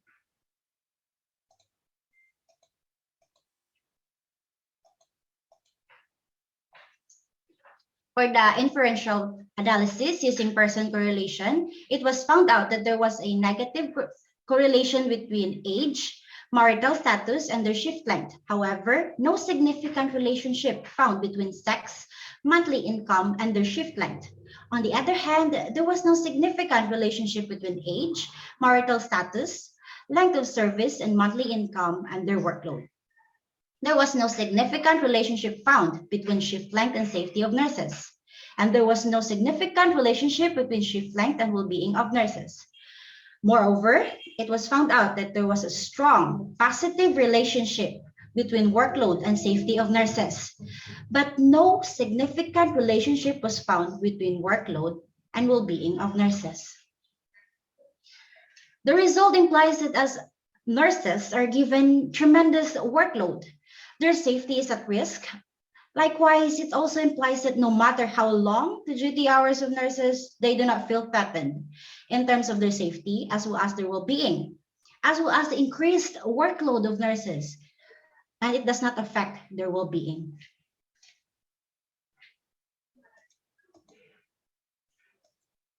For the conclusion, based on the indicated findings, the following conclusion were drawn. So the socio-demographic profile of the nurses in terms of age has the majority population of age group of 26 to 30 years old who are still working in the hospital today. This may be caused by the nurses of this age group are still gaining job experience locally and preparation, since nurses tend to work overseas after years of training. The nursing profession is still considered to be a female-dominating profession. So consistent to the age group of nurses, they are still single and still in process of establishing their career. It is also relevant to the above result that their years in service between 6 years and above. So the monthly income of 10,001 to 15,000 is the average income private hospital can provide to date, which is beyond comparable to those who are at the government hospital. Nurses cover an extensive hour of duty in the hospital during COVID-19 pandemic. So during the pandemic, nurses work more than 40 hours a week, which may be cause of reduced number of nurses who are employed at the hospital and rapid turnover of nurses.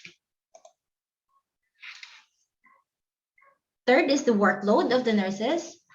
It has become extensive due to the additional preparations to accommodate patients who are suspected to have COVID-19 and who are already infected with the virus, such as donning PPE, maintaining isolation, and strict aseptic techniques. Moreover, nurses have additional workload caused by additional needs that need to be attended due to lack of folks or significant others to attend their personal needs. So the safety of nurse, which was very satisfactory, appears to be adequate. It may be caused that nurses are safe in their workplace during COVID-19 pandemic due to the availability and accessibility of hand rub sanitizer equipment in their workplace. So most of the nurses were also vaccinated and protected against COVID-19. Furthermore, this may also be caused by nurses following proper safety protocol for COVID-19. Thus, nurses' safety during the pandemic is secured.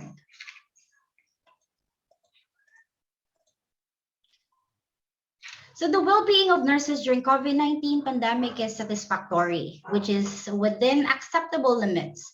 This may show that the current situation does not necessarily mean that the well-being of nurses is affected. So nurses can still satisfactorily work without compromising their well-being.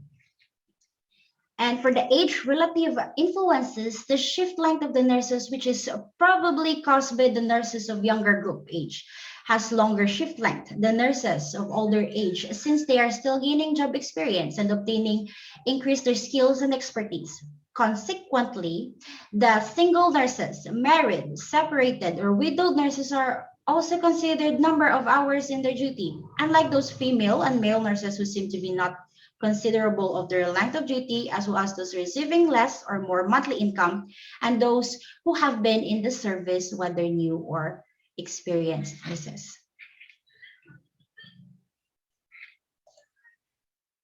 So the workload of nurses is not influenced by the age, sex, marital status, length of service, and monthly income, possibly due to the oath that they have for their passion and profession. Nursing profession is a noble profession, and that every nurse, regardless of their personal circumstances, need to carry the burden of working in the hospital in order to provide quality care to sick people at the same time to well clients. The nurses have already gained the experience that they need in order to protect themselves while on duty. This could be the main reason why nurses, regardless of their length of duty in the hospital, feel safe. They needed as such shift length and does not influence the safety of nurses. So for the well-being of nurses is not influenced by their shift length. The number of shifts that nurses spend working in the hospital does not significantly affect their well-being. This can also mean that the nurses can still function productively at work regardless of length of their shift they are on without compromising their overall well-being. For the workload has a significant effect on the safety of nurses as the workload of nurses increases. This makes the nurses vulnerable and makes their safety being at risk as they complete and follow the assigned set of tasks to perform without having to make mistakes, as the health and lives of their patients may be put at risk if they make errors in the work. So the nurses have to follow certain protocols to protect themselves from the risks surrounding their area. Thus, this has contributed to the additional workload of nurses. They have performed a certain practices and preparations to shield themselves from any danger and diseases they might acquire in the clinical area. And for the workload, that does not influence the overall well-being of nurses. So despite having an increased workload, nurses are fine on handling any type of cases as they are oftentimes inspired in rendering care for the patients. They also have good relationship with their staff, making them feel safe and have someone to rely on and get an emotional support, at least to some of their coworkers. That is why workload does not directly influence the well-being of nurses. For the recommendation, so the hospital administrations may devise recruitment strategies to attract nurses to be hired in the hospital, such as increasing monthly income and providing benefits due to exposure of COVID-19 infected patients. So the nurses manager should create strategies to limit the exhaustion of the nursing manpower, such as new rotation plan strategies or design flexible working hours. And hospital administrators should consider the protection of the nurses as one of the highest priority in order not to paralyze the hospital operations whenever there's a shortage of nurses due to being infected with the COVID-19 virus. And lastly is there must be continuous monitoring of nursing workforce during this time of pandemic, whether working in the government or private hospital, to be done by the Integrated Provincial Health Office. That is all. Thank you for listening. Okay, so thank you very much, Ms. Delphine, for your presentation. So those were our researchers from the Senior High School and College of Nursing. Now let's proceed to our remaining researchers from the College of Criminal Justice Education. So let's welcome Roldan Garcimo to present the study Utilization of Security Cameras and Crime Prevention in Philamer Christian University.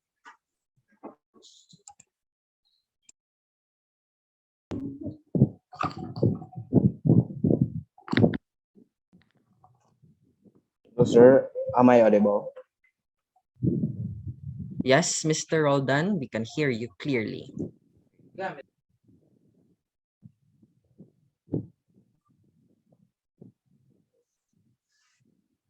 Good morning to each and everyone. I am Roldan Garzmo, Research Presenter for the study entitled The Utilization of Security Cameras and Crime Prevention in Filamerian Christian University. The technological advancement has now begun. Innovators are developing a wide range of technologies that can benefit society in a variety of ways.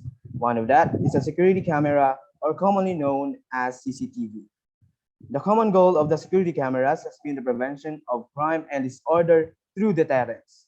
Claims are also made that CCTV provides public reassurance and therefore reduces fear of crime, which may in turn increase the use of public spaces.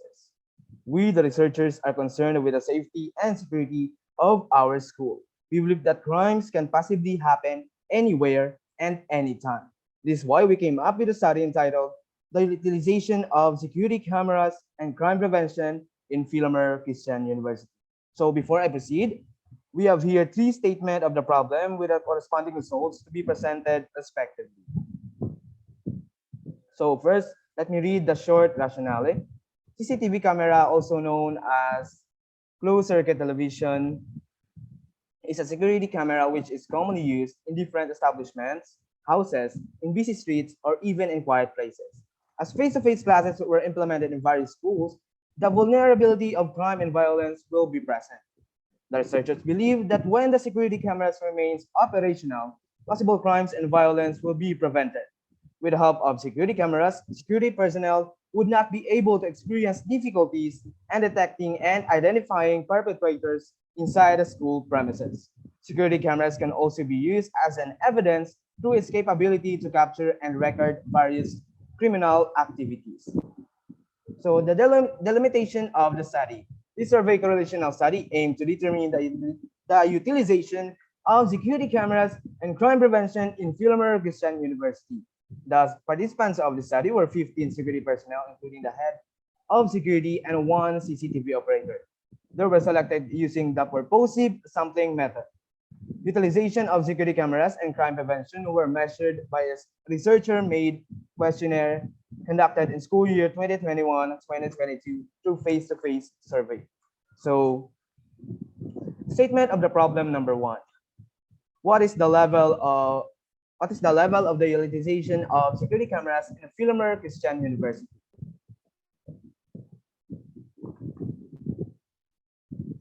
So presented here is the mean and standard deviation of our independent variable utilization of security cameras. It is found on table 2, chapter 4 of our research study. In here, we only use 3-point Likert scale since our questionnaires on the independent variable are only answerable by yes, maybe, and no. So here you can see the descriptive statistics. So the number of our participants or the respondents were 16, which is represented by the letter N, with a mean of 2.65 and with a standard deviation of 0.19. The verbal interpretation were high because the mean of 2.65 were found within the scale of 2.35 to 3.00.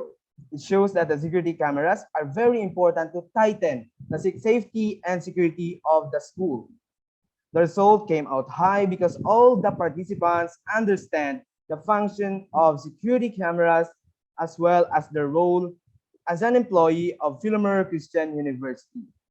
The participants are also aware of the limitations in using security cameras. They all believe that with the help of security cameras, it will prevent possible crimes and threats that will happen within our school premises. Statement of the problem number 2. What is the level of crime prevention in Filamerian Christian University? So here you can see the descriptive statistics. Of course, the number of the participants or the respondents, which is 16, with a mean of 4.8894 to be exact, and with a standard deviation of 0.40. So the verbal interpretation were very high because the mean of 4.89 were found within the scale of 4.21 to 5.00. It shows that the crime prevention are very important for the safeguard of all the person and properties inside the school campus. The result came out very high for the crime prevention because the preventive measures and readiness of the security personnel and CCTV operator are well performed. All the participants are implementing a high level of security within Filamerian Christian University. They immediately report all violations and crimes to the higher office, and all of them were also checking every angle of the school premises to observe suspicious activities. The result on the given table indicates that the Filamerian Christian University are safe and secured with the security personnel and CCTV operator actively executing their duties and responsibilities. So lastly, the statement of the problem number 3. Is there a significant difference on the level of utilization of security cameras and crime prevention in Filamerian Christian University? Presented here is the paired sample test of both variables. It can be found on table 4 of our chapter 4. At the first table, we have here the 2 variables, the utilization of security cameras and the crime prevention.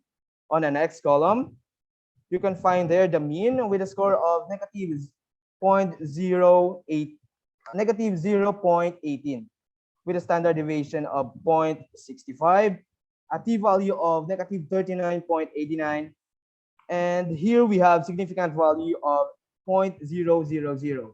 Now, because the significant value is less than 0.05, both variables have significant difference. Based on the hypothesis stated on chapter 1, the result does not agree with the null hypothesis. That's why it is stated on the last table that the null hypothesis is rejected.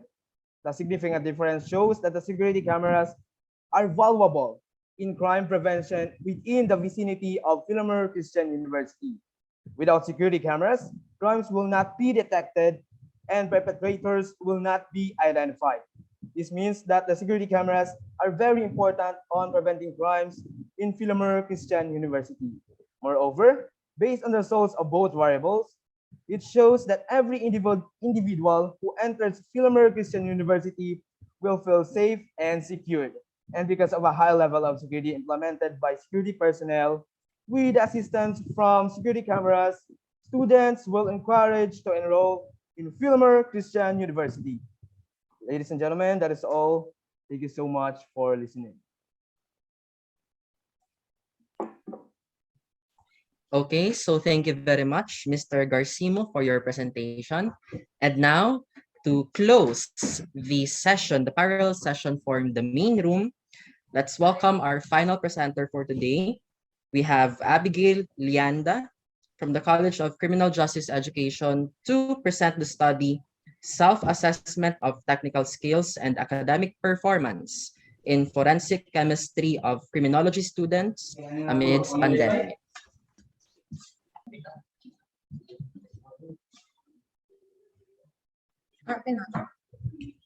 Good morning, everyone. I am Abigail Yanda, and I will be the second presenter for the Department College of Criminal Justice Education. First of all, I would like to thank the people behind this research colloquium. Thank you for this opportunity of presenting to you. So, Our research study is entitled Self-Assessment of Technical Skills and Academic Performance in Forensic Chemistry of Criminology Students Amidst Pandemic.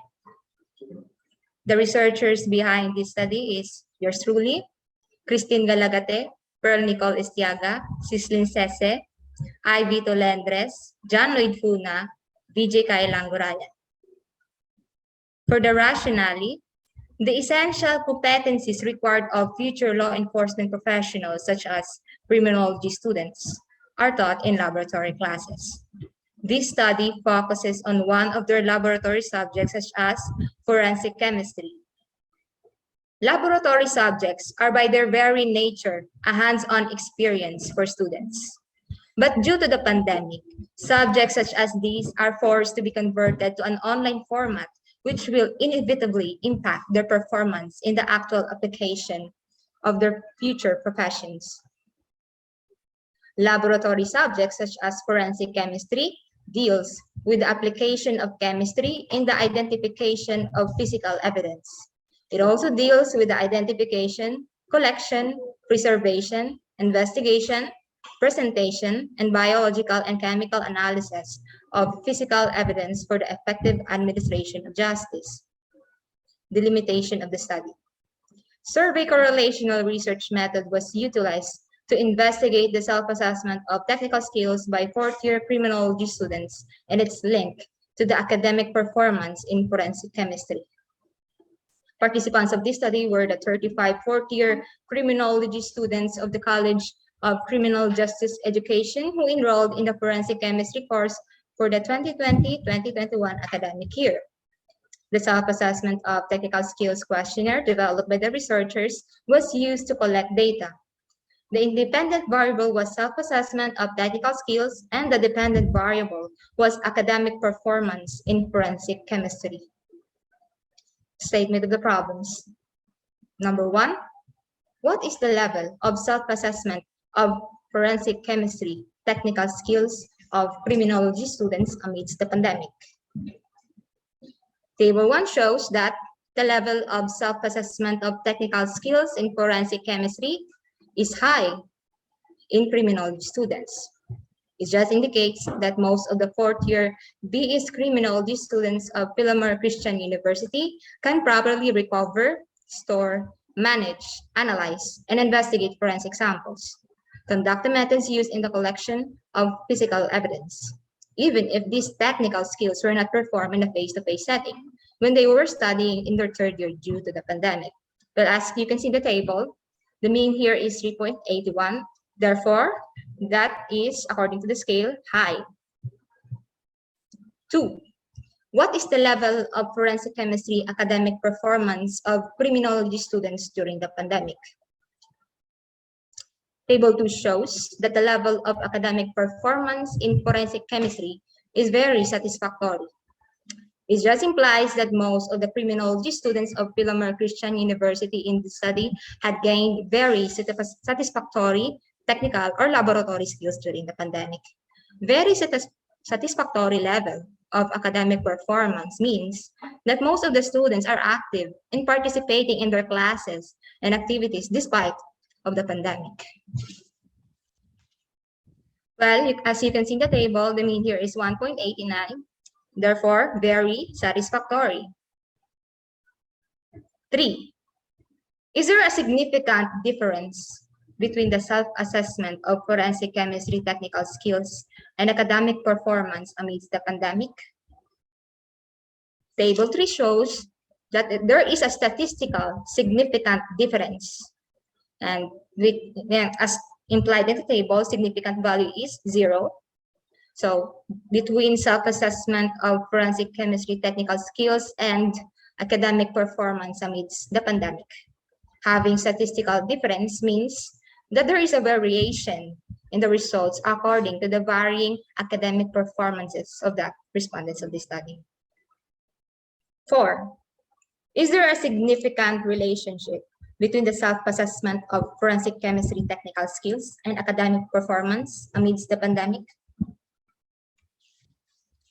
Table 4 shows that self-assessment of technical skills and academic performance of criminology students in forensic chemistry has no significant relationship.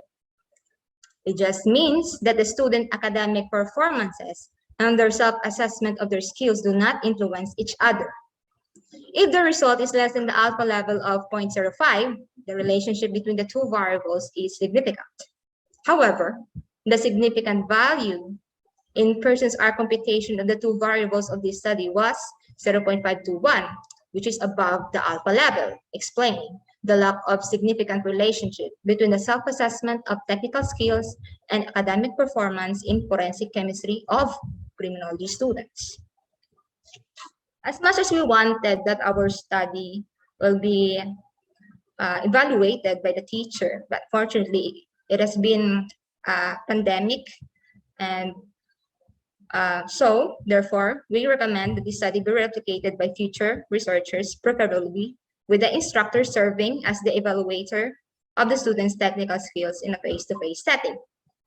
And that concludes my presentation. Thank you so much.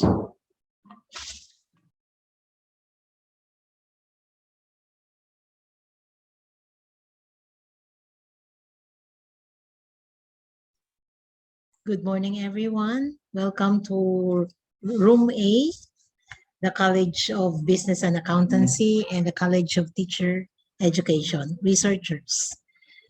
Okay, so we will start with, of course, from the College of Business and Accountancy with the researchers, presenters, Shadel Joy, Benliro, and Surgeon Grace Faustina.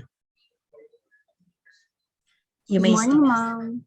Okay, you may present your slides. So a pleasant morning to each and everyone. We are from the College of Business and Accountancy, and our study is entitled Audit Quality Among Audit Practitioners in CAPIs. I am Miss Benliro, and together with me is Miss Faustina.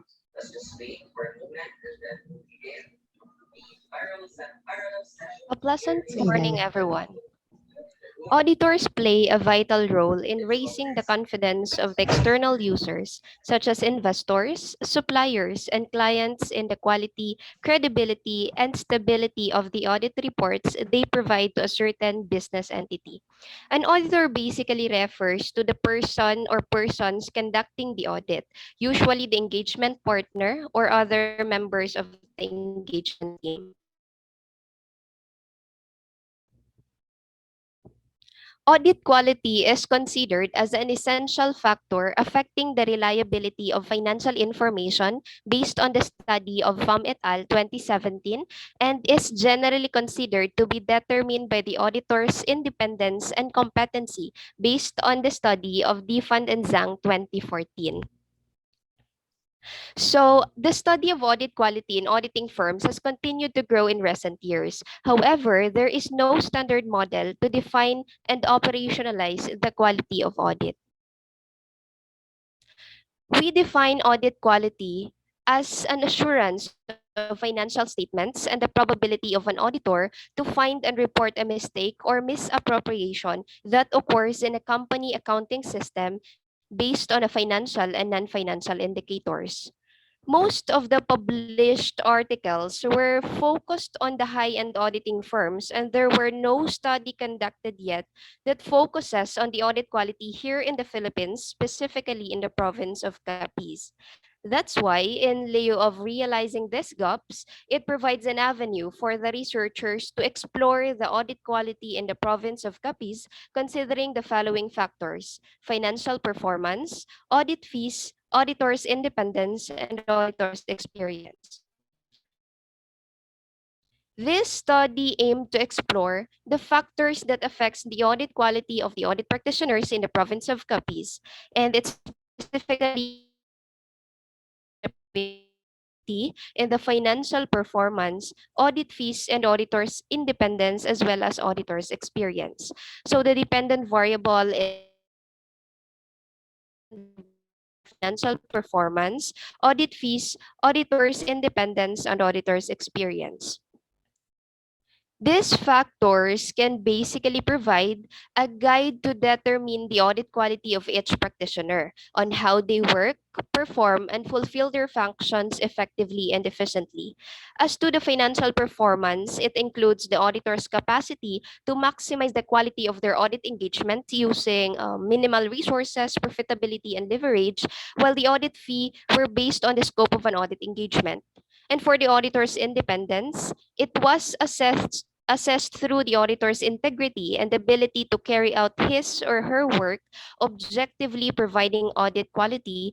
And lastly, the auditor's experience were measured through the educational background, seminars and training, and years of work experience within the organization. This study basically aims to explore the factors that could affect the audit quality of the audit practitioners in the province of Capiz. Specifically, this study aims to answer the following research questions.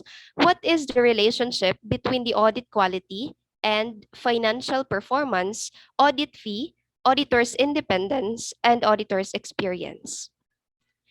This study was conducted in the province of Capiz, where the respondents are situated in different offices in Rojas City and other municipalities. The respondents are the 3 audit practitioners located in Capiz. The main tool used in collecting data is a validated semi-structured interview. The interview basically includes open-ended questions per variable of the study, one global question which was made by the researchers to acquire sufficient qualitative data that is relevant in answering the issue aimed to be addressed by this study, and probe questions which was used specifically to further elaborate and discuss the responses made by the respondents. The researchers applied a qualitative research design using a case study approach. A case study is used when investigating one case or a small number of cases. Thematic analyses were also used in interpreting the data collected from the respondents. It is the process of identifying and evaluating the patterns of meaning in a given set of data. In this case study, the thematic analyses were used in highlighting the salient constellations of meanings on the relationship of the audit quality provided by the respondents and their financial performance, audit fee, independence, and experience acquired through semi-structured interviews. This will show the common effect of those factors on the audit quality provided by the audit practitioners in Capiz. The researchers then used coding analysis, which is part of the thematic analysis, as a method in interpreting the respondents' feedback. So this method will quantify the common themes in the respondents' language. The researchers undertook the data collection process and performed the process of coding the data. Coding in qualitative research is comprised of processes that enable collected data to be assembled, categorized, and thematically sorted, providing an organized platform for the construction of meaning. The researchers assigned codes on the excerpts of the text and applied them to the paragraphs and sentences that came from the respondents' responses. In the course of the study, the following findings were collected from the analysis of data. First, as assessed by the audit practitioners, the main sources of their financial portfolios are their clients. Hence, they provide them with full service that constitutes an honest and quality audit. Accordingly, the relationship between audit quality and financial performance was found to be significantly related with a positive relationship. Second, evaluating closely the results, appropriate audit fees provide an assurance for a quality audit. Thus, there is a significant positive relationship between audit quality and audit fees. Third, in the analysis of significant relationship in the assessment of the responses, auditors' independence was perceived to enhance audit quality by conformity on professional standards. Consequently, the relationship between audit quality and auditors' independence was found to be significantly related with a positive relationship. And last, by closely evaluating the results, it can be inferred that the knowledge and expertise assimilated from experiences fosters the advantage of an audit practitioner in providing quality audit. Therefore, there is a significant positive relationship between audit quality and auditors' experience. The results of the study confirmed the theory of Masud and Afzal in 2016 about the determinants of audit quality. The results further agree with the theories of Pham et al. In 2017 and De Van den Zang in 2014 that audit quality is an essential factor affecting the reliability of financial information and is generally determined by auditors' independence and competency. So based on the findings of the study, it can be concluded that financial performance, audit fee, auditors' independence, and auditors' experience are considered factors affecting the audit quality that will lead to the highly effective and efficient conduct of an audit engagement, thus generating a better quality of information. Therefore, the greater manifestation of these four factors in the conduct of the audit, the greater the audit quality and assurance to be derived by the parties involved in an audit engagement. So that ends our presentation. We are now ready for questions and suggestions, and that will be all. Thank you. Thank you so much, presenters, Shadel and Surgeon of the College of Business and Accountancy. You may now stop sharing. We don't have any reactors from now, so we will proceed. That was a very nice presentation anyway. So we will proceed to the next presenters. We have again from the College of Business and Accountancy, Ms. Jemery Willios and Michelle Istilier. You may now share your screen presentation.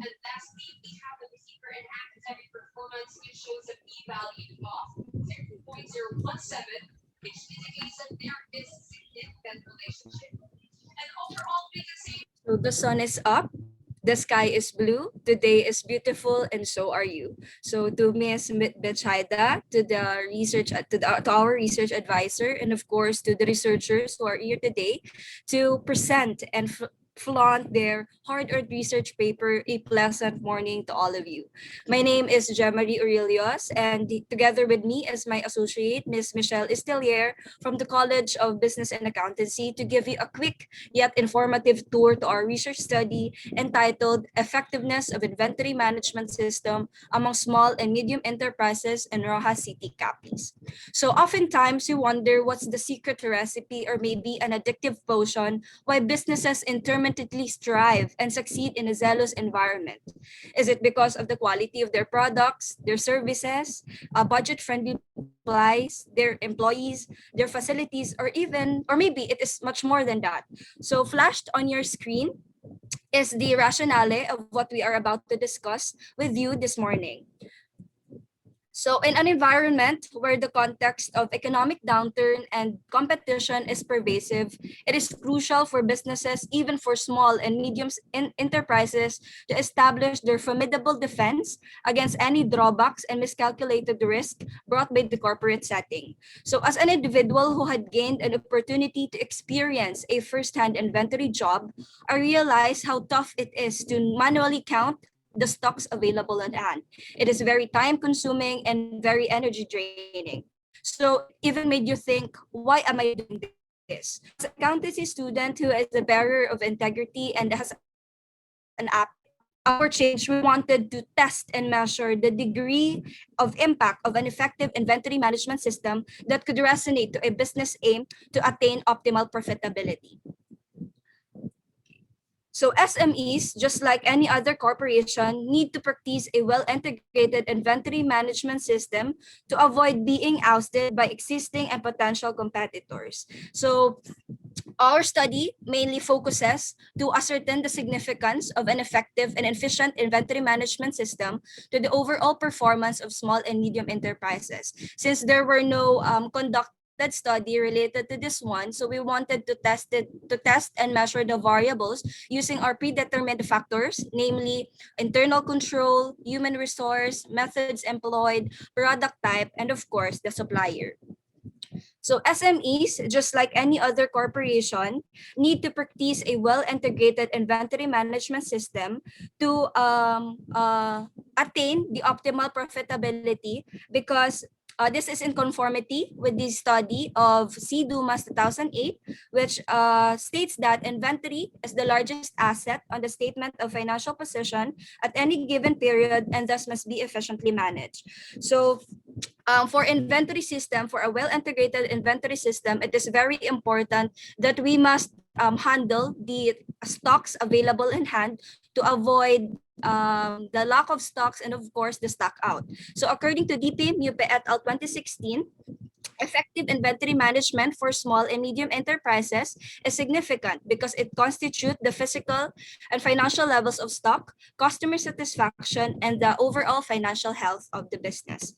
So in a survey conducted in 2020 by Statista Research Department, the results showed that 52% of the total output of small and medium-sized enterprises in the Philippines was delivered on time for their customers implementing an effective inventory management system. So by comparison, SMEs with ineffective systems only had 40% of all their output delivered on time, which means companies that had good inventory management practices have delivered more of their output without delay. So this is concurrence to the study of Esther 2012, which states that poor practices of inventory management system will cause not enough raw materials for the production line and tantamount to disrupted distribution productivity.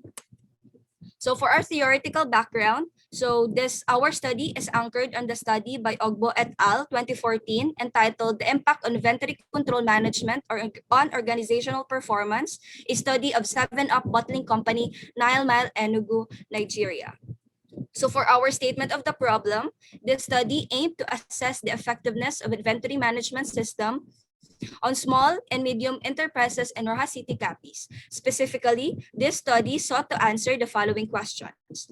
As assessed by the respondents, what is the level of effectiveness of the factors affecting the inventory management system among SMEs in Rojas City, Capiz in terms of internal control, human resource, methods employed, product type, and suppliers? Second, what are those established inventory management system and what is the frequently used IMS among small and medium enterprises? Third, what are the difficulties faced by SMEs with regards to the following factors that affect the effectiveness of inventory management system? And last, what proposals can be provided to improve the inventory management system of SMEs? So for our research design and methodology to successfully gather our needed data, we employed a descriptive quantitative research design in order to identify, describe, and understand the relevant characteristics of the variables in a particular situation. So for our research respondent, we have maximum of 80 registered small and medium enterprises in Rojas City, Capiz. And the main tool utilized for the collection of data, a researcher-made questionnaire composed of 40 items that subdivided into 5 categories. That is in relation to the predetermined factors that we use, the internal control, the human resource, methods employed, the product type, and the suppliers. So the questionnaire is divided into 2 parts. The first part is we asked for the profile of the respondents and a small background about their business. And the second part is the respondents' evaluation on factors that affect the effectiveness of inventory management system of SMEs located in Rojas City, Capiz. So for our data collection techniques, before the survey was conducted, we emailed and personally sent the management of SMEs to ask for their permission and approval. Then after the approval, we distributed with the online data. It was tabulated, presented, analyzed, and interpreted. So for the last 2 parts of our slide, this will be discussed by my associate, Ms. Michelle Estelier. So let's proceed to the presentation of analysis and interpretation of data. So the succeeding slides that I'm about to show you focuses on the main objective of our study, which is to ascertain whether the predetermined factors had an impact to the inventory management systems of an entity. And basically, it answers our statement of the problem. So first, internal control. Internal control pertains to the policies used by SMEs to manage their inventory effectively. Overall, the level of effectiveness of internal control considered greatly effective with a factor average of 3.60. This means that the respondents general strongly agree that internal control has an impact on inventory management system of SMEs. The result of this assessment is in accordance to the study of Project House, which mentioned that internal control for inventory were very effective as protective measure and policy to protect companies' assets. Next table is the assessment of the respondent to human resource. If we think of human resource, this refers to the persons employed that provide labor or services to SMEs for them to operate. Generally, the respondents assess the level of effectiveness of human resource as greatly effective with a factor average of 3.61. These results proves that the respondents in general strongly agree that human resource effectively affects the inventory management system of SMEs. So these results concurs to the study done by Pillay. It was established that technology is not the only concern, but other factors related to human resource, economic, organizational, behavior aspects of SMEs are also vital in improving their inventory management performance. Table 3 interprets the assessment of the respondents and the level of effectiveness of methods employed. So when we say methods employed, it refers to the type of methods used in SMEs to effectively manage their inventory. As you can see, the table shows that respondents assess that the level of effectiveness of methods employed in inventory management is greatly effective with a factor average of 3.50. Next, product type. So in this study, we pertain product type as the product line of the SMEs. The respondents assess that the level of effectiveness of product type is greatly effective with factor average of 3.53. So this means that the respondents in general strongly agree that the product type as a factor effectively affects the inventory management system of SMEs. Lastly, suppliers. So the respondents assess that the level of supplier effectiveness of suppliers, a factor affecting the inventory management system, was greatly effective with a factor average of 3.47.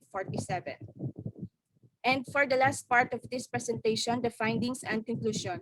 So this graph represents the consolidated research results were collected from the analysis of data. It consists of factors of the inventory management system and its corresponding factor average that was discussed earlier. You may find also the legend at the upper right showing the rates and its equivalent that serves as our basis in interpreting the data. Here are the following findings, or specifically the answers to the question that can be found in the statement of the problem. First, the findings of this study shows that all factors affecting inventory are considered as greatly effective.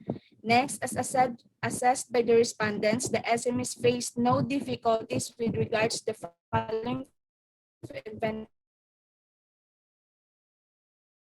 management system. 25% or 20 identified small and medium and raw city has an established inventory management. Perpetual inventory system is the most frequently used in and controlling inventories of SMEs. And lastly, a co-analysis, 51% or 4 responses indicated conclusion. Based on the findings of this study, it can be concluded that the factors which includes internal control, human resource, methods employed, product type, and suppliers affecting the inventory management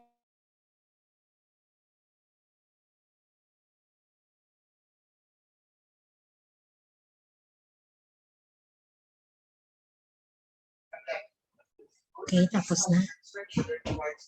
Thank you so much. That was a wonderful presentation. Please stop sharing for a while. Stop sharing, Tanay. So thank you. That was presenters number 2, Jemarie Aurelius and Michelle Estelier from the College of Business and Accountancy. Let us now proceed to the next presenters. We will have now the College of Teacher Education. College of Teacher Education. We have Mr. George Alayon Jr. and Ms. Daniela Fausto. So you may now present your slide. Okay, good morning, everyone. To our research facilitator for today, good morning, Ma'am Bichida. And to all the viewers, presenters, good morning. My name is George J.R. Eduardo Alayon. And I am Daniela G. Fausto. And we are from the College of Teachers Education, studying Bachelor of Secondary Education major in English, level 4. Before we proceed to our presentation, we would like to take this opportunity to extend our gratitude from the research office for giving us the opportunity to present our study entitled Online Learning Effectiveness and its Relationship on Students' Learning Satisfaction and Outcome. Together with us are our co-researchers, namely Rejoice and Shokia, Kyla Ann Shokson, and Glycel Joy Legaspi. And as we all know, the world has a long history of deadliest pandemics. Pandemic is a wide-reaching outbreak of transferable infectious disease, which not only increase the morbidity and mortality, but also cause significant economic, social, and political disruption. The shutdown of educational institutes aiming at the public health emergency is a contagion effect of the novel coronavirus. In response to tackle the educational institutions closure situation caused by COVID-19, the UNESCO has recommended the educational institutes to equip them with online learning tools. Therefore, just after the closure of the universities, the Higher Education Commission advised the universities to be equipped with the advanced e-learning management system. So this survey correlational research design was used to examine the online learning effectiveness and its relationship on student learning satisfaction and outcome for school year 2020-2021.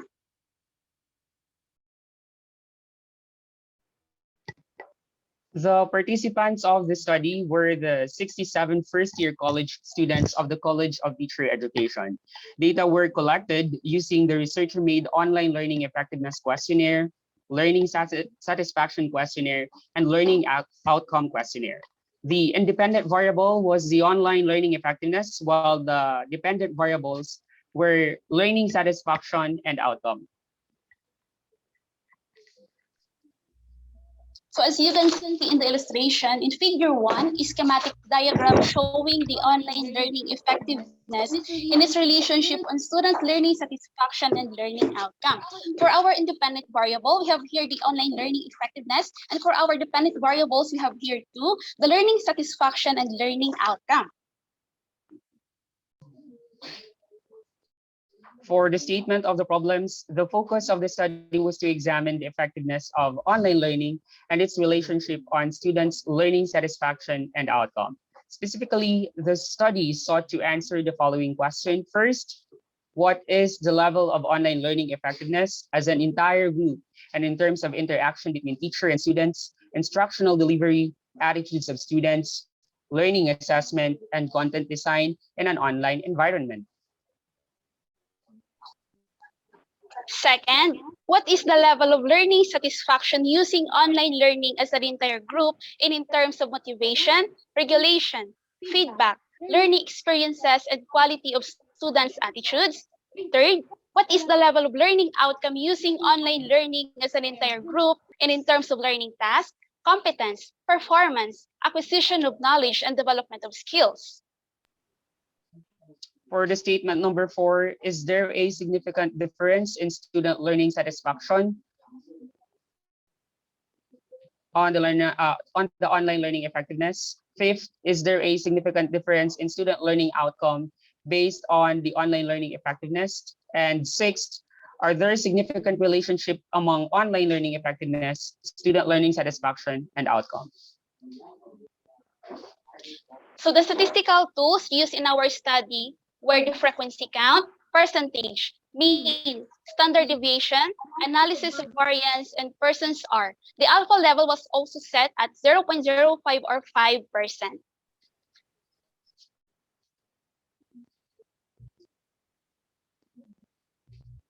So based on the statement of the problems, the following results were gathered.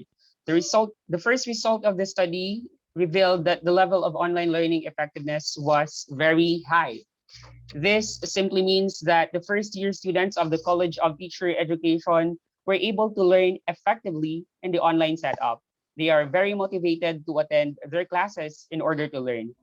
And the very effective delivery of the lessons of the teachers as they facilitate and address the needs and concerns of the students made them feel motivated to learn and participate more in online learning. That results for them to have good grades and enjoy the online learning platform. In short, the learning of the students in an online setup is very effective. The next result would be the level of learning satisfaction. The high level of learning satisfaction indicates that students that attend their online learning, they are satisfied with the amount of knowledge, are satisfied with the way of instructing structures. They were also satisfied using the different mobile apps and online platforms explored to facilitate learning. Most especially, it shows that the students were able adapt easily. Hence, it resulted to a high level of learning satisfaction in an online learning. The third result of the study revealed that the level of learning outcome was high. This simply means that the students were able to perform and learn well in an online learning. They can easily adapt and adjust to a new way of learning. They were able to hand with the lessons and perform the tasks given by teachers. So most of them acquire and develop their skills and talents. Hence, they had shown their best in performing their tasks or activities without hesitation and even in answering their assessments.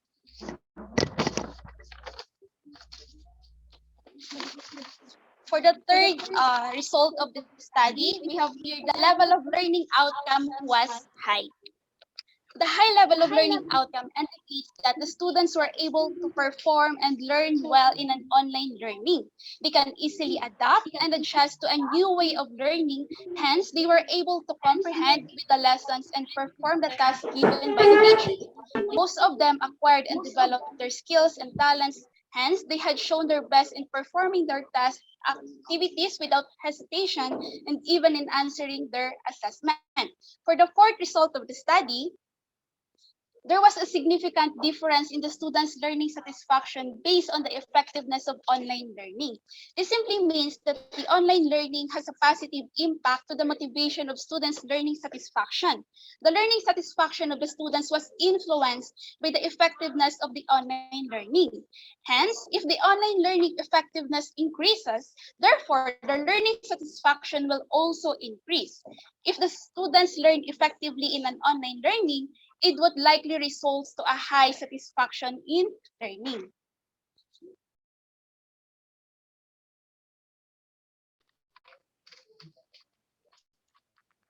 For the result number 5, there was a significant difference in the students' learning outcome based on the effectiveness of online learning, except in the competence. This implies that the students' level of competence in an online learning are the same. Regardless of the challenges or activities given by their teacher, they are all competent. Hence, they can accomplish their task and submit their work independently. And this further implies that as the students attend their online classes, they can directly comprehend and apply the skills or knowledge they acquired to an assessment task or to the next activity in their online class. And they can interact and share ideas without being hesitant in class. Moreover, the students have high self-confidence.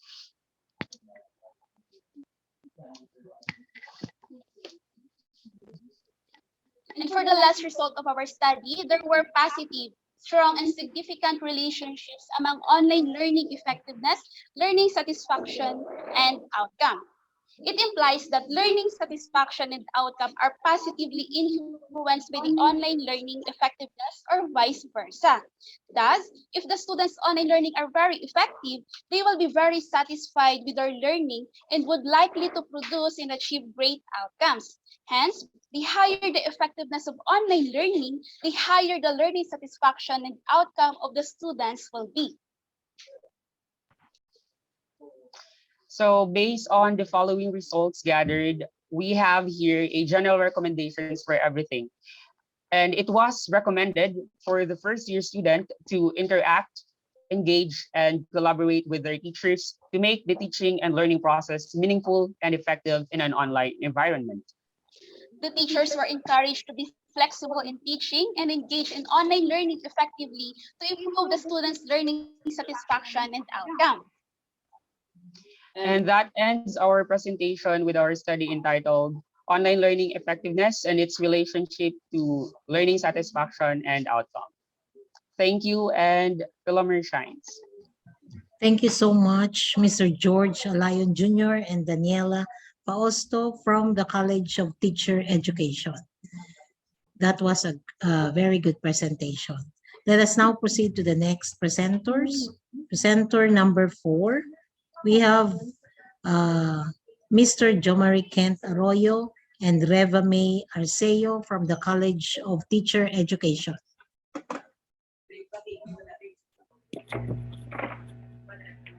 Hello, ma'am. Good morning. Am I audible? Yes, loud and clear. Thank you, ma'am. May we start, ma'am? Yes, you may start. Good morning, everyone. First of all, we would like to thank the Research and Continuing Education Center of Filamerian Christian University for the opportunity to present our study and for having this research colloquium. Before we present our research, we would like to introduce ourselves. I am Jomar Kent D. Arroyo. And I am Reva May D. Arceo, taking up Bachelor of Secondary Education, major in Mathematics from the College of Teacher Education. Presenting to you a research study entitled Logical and Analytical Thinking Skills and Performance in Mathematics Using the Blended Instruction.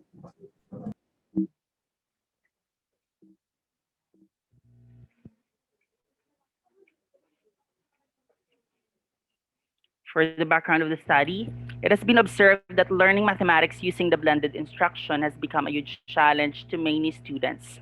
Aside from the low performance in mathematics, students are also struggling in their logical and analytical thinking skills.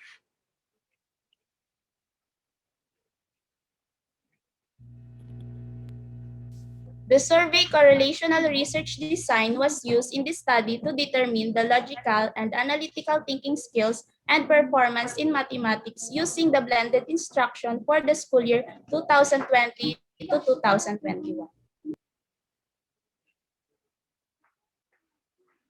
The participants, out of 196 total population of grade 9 students, the participants of the study were the 132 grade 9 students of Filamerian Christian University.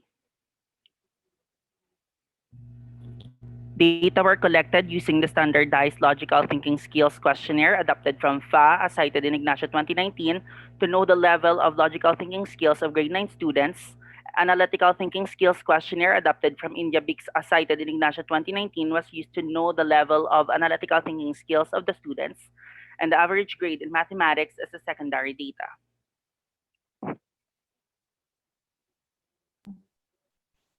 The independent variables in this study are the logical thinking skills and analytical thinking skills, while the dependent variable is the performance in mathematics.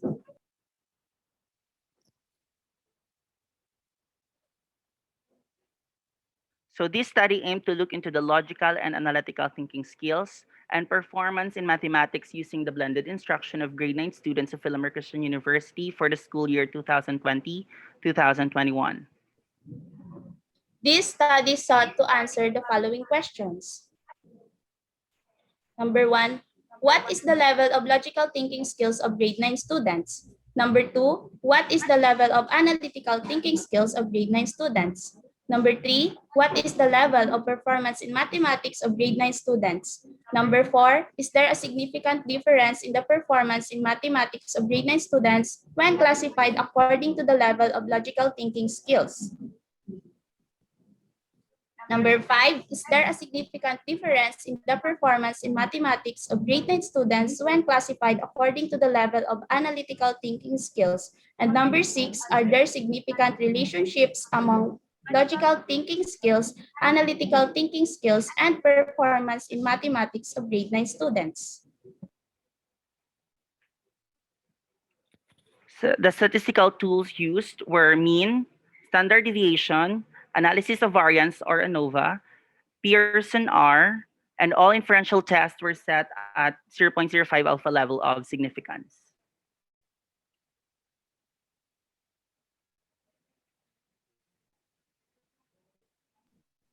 The results of the study were the following. The logical and analytical thinking skills were low, while the performance in mathematics was very satisfactory.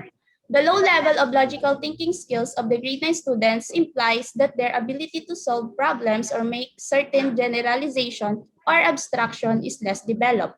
This means that this result may be attributed to the students' limited exposure to logical thinking questions and situations may be due to the absence of their teachers to guide them every time they encounter difficulties in the learning the lessons in this time of the new normal education.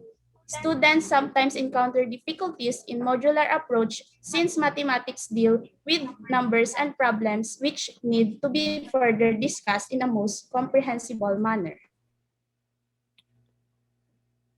The low level of analytical thinking skills of grade 9 students implies that they have less ability to obtain and process information. This means that students have less capacity to evaluate information and solve problems analytically. This result may be attributed to teachers' lack of emphasis to analytical thinking questions and situations which are less included in the curriculum design or competencies. Teachers exert less effort to develop the analytical thinking skills of the students, and they have lesser focus on practicing them to answer and solve problems analytically.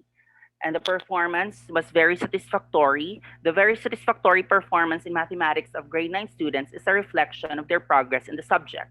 The result implies that students are not experiencing much difficulty in understanding mathematical lessons under the blended instruction. There were significant differences in the performance in mathematics based on the logical and analytical thinking skills. So the significant difference in mathematics performance of grade 9 students when classified according to the level of logical thinking skills implies that the students' performance in mathematics differ or vary depending on the levels of their logical thinking skills. There were significant relationships among logical and analytical thinking skills and performance in mathematics. The significant difference in the performance in mathematics of grade 9 students when classified according to the level of analytical thinking skills implies that the mathematics performance of the students is influenced by the different levels of their analytical thinking skills. So the significant relationship between logical thinking skills and analytical thinking skills implies that these two variables greatly affect each other. Logical thinking skills in students are positively influenced by their analytical thinking skills or vice versa. So it was recommended for the grade 9 students to become more active in learning by engaging themselves in solving practical mathematical problems and do some recreational activities at home like doing puzzles, riddles, problem-solving games, and related motivational games using their smartphones. And that ends our research presentation entitled Logical and Analytical Thinking Skills and Performance in Mathematics Using the Blended Instruction. Thank you for listening. Thank you so much, Jo Marie Kent Arroyo and Reva May Arceo from the College of Teacher Education. So we will now proceed to the next presenter. Let's welcome presenters number 5, Ms. Teresa Jane Buckley and Mr. Jeffrey Francisco from the College of Teacher Education.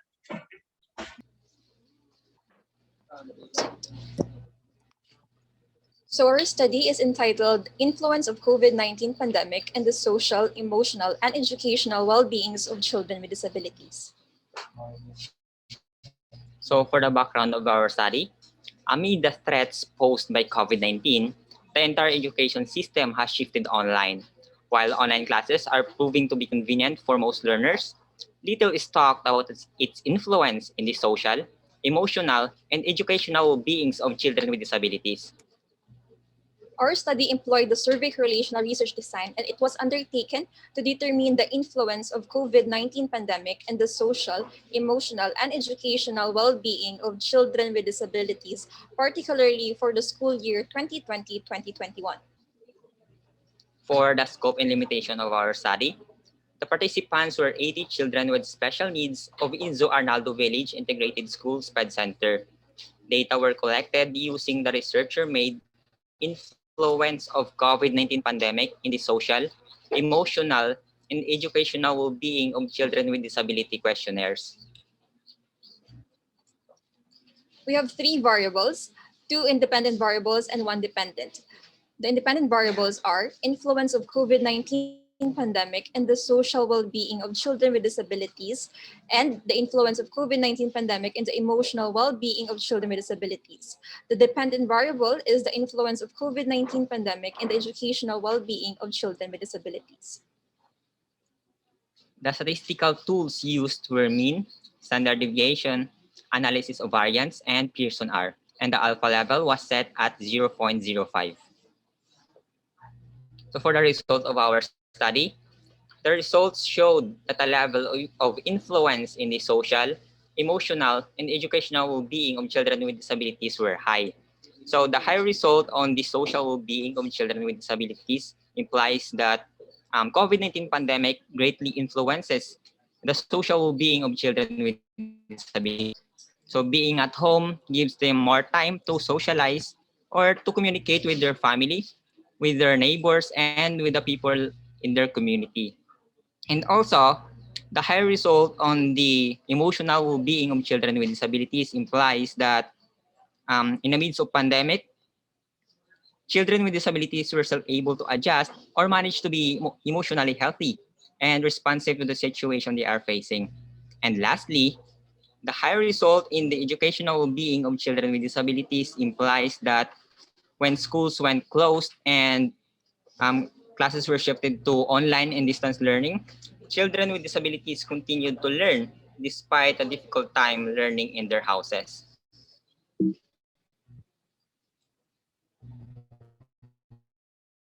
Further results of our study states that there were significant differences in the educational well-being based on the social and emotional well-being of children with disabilities. So the result implies that the educational well-being of children with disabilities varies according to their social and emotional well-being. On the social well-being, it varies depending upon whether the child needs to reach out his or her concerns to the teacher or to the parent, or vice versa. It also varies on the time allotted by the parent or teacher to the child, or the time allotted by the child to their parents or teachers. On the emotional well-being, it varies on the ability of the child to cope up and adjust in this new situation, his or her his or her capability to face challenges, and how to manage his or her emotions. Also, there were significant relationships among social, emotional, and educational well-being of children with disabilities. The significant relationship among social, emotional, and educational well-being indicates that they all correlate with each other. On the emotional and educational well-being, it implies that when a child possesses a high emotional well-being, so is or his educational well-being. They become inseparable because of the success of the educational well-being of the child lies on his or her healthy emotional well-being. Likewise, the significant relationship between social and educational well-being indicates that when a child's social well-being is high, so is his or her educational well-being, or vice versa. This indicates that the social interaction affects or is directly proportional to the educational performance of a child with disability. Furthermore, the significant relationship between social and emotional well-being indicates that if a child is highly social, his or her emotional well-being is so. Being emotionally healthy affects the social relationship of a child with others and vice versa. And it is recommended for children with disabilities to engage in an online learning platform to overcome the barriers that prevent them from socializing, strengthen their emotional efficacy, and improve their sense of control to cope up with the changes in learning environment. And that will be the end of our presentation. Thank you for listening. Thank you so much. Presenter number 5, Miss Teresa Jane Buckley, and Mr. Jeffrey Francisco from the College of Teacher Education. Thank you, ma'am. Let us now proceed to the next presenters. Presenter number 6. We have Mr. Joshua Peñarubia and Ms. Mariel Martinez, again from the College of Teacher Education. Good morning, ma'am. Good morning. Are we audible, ma'am? Yes, loud and clear.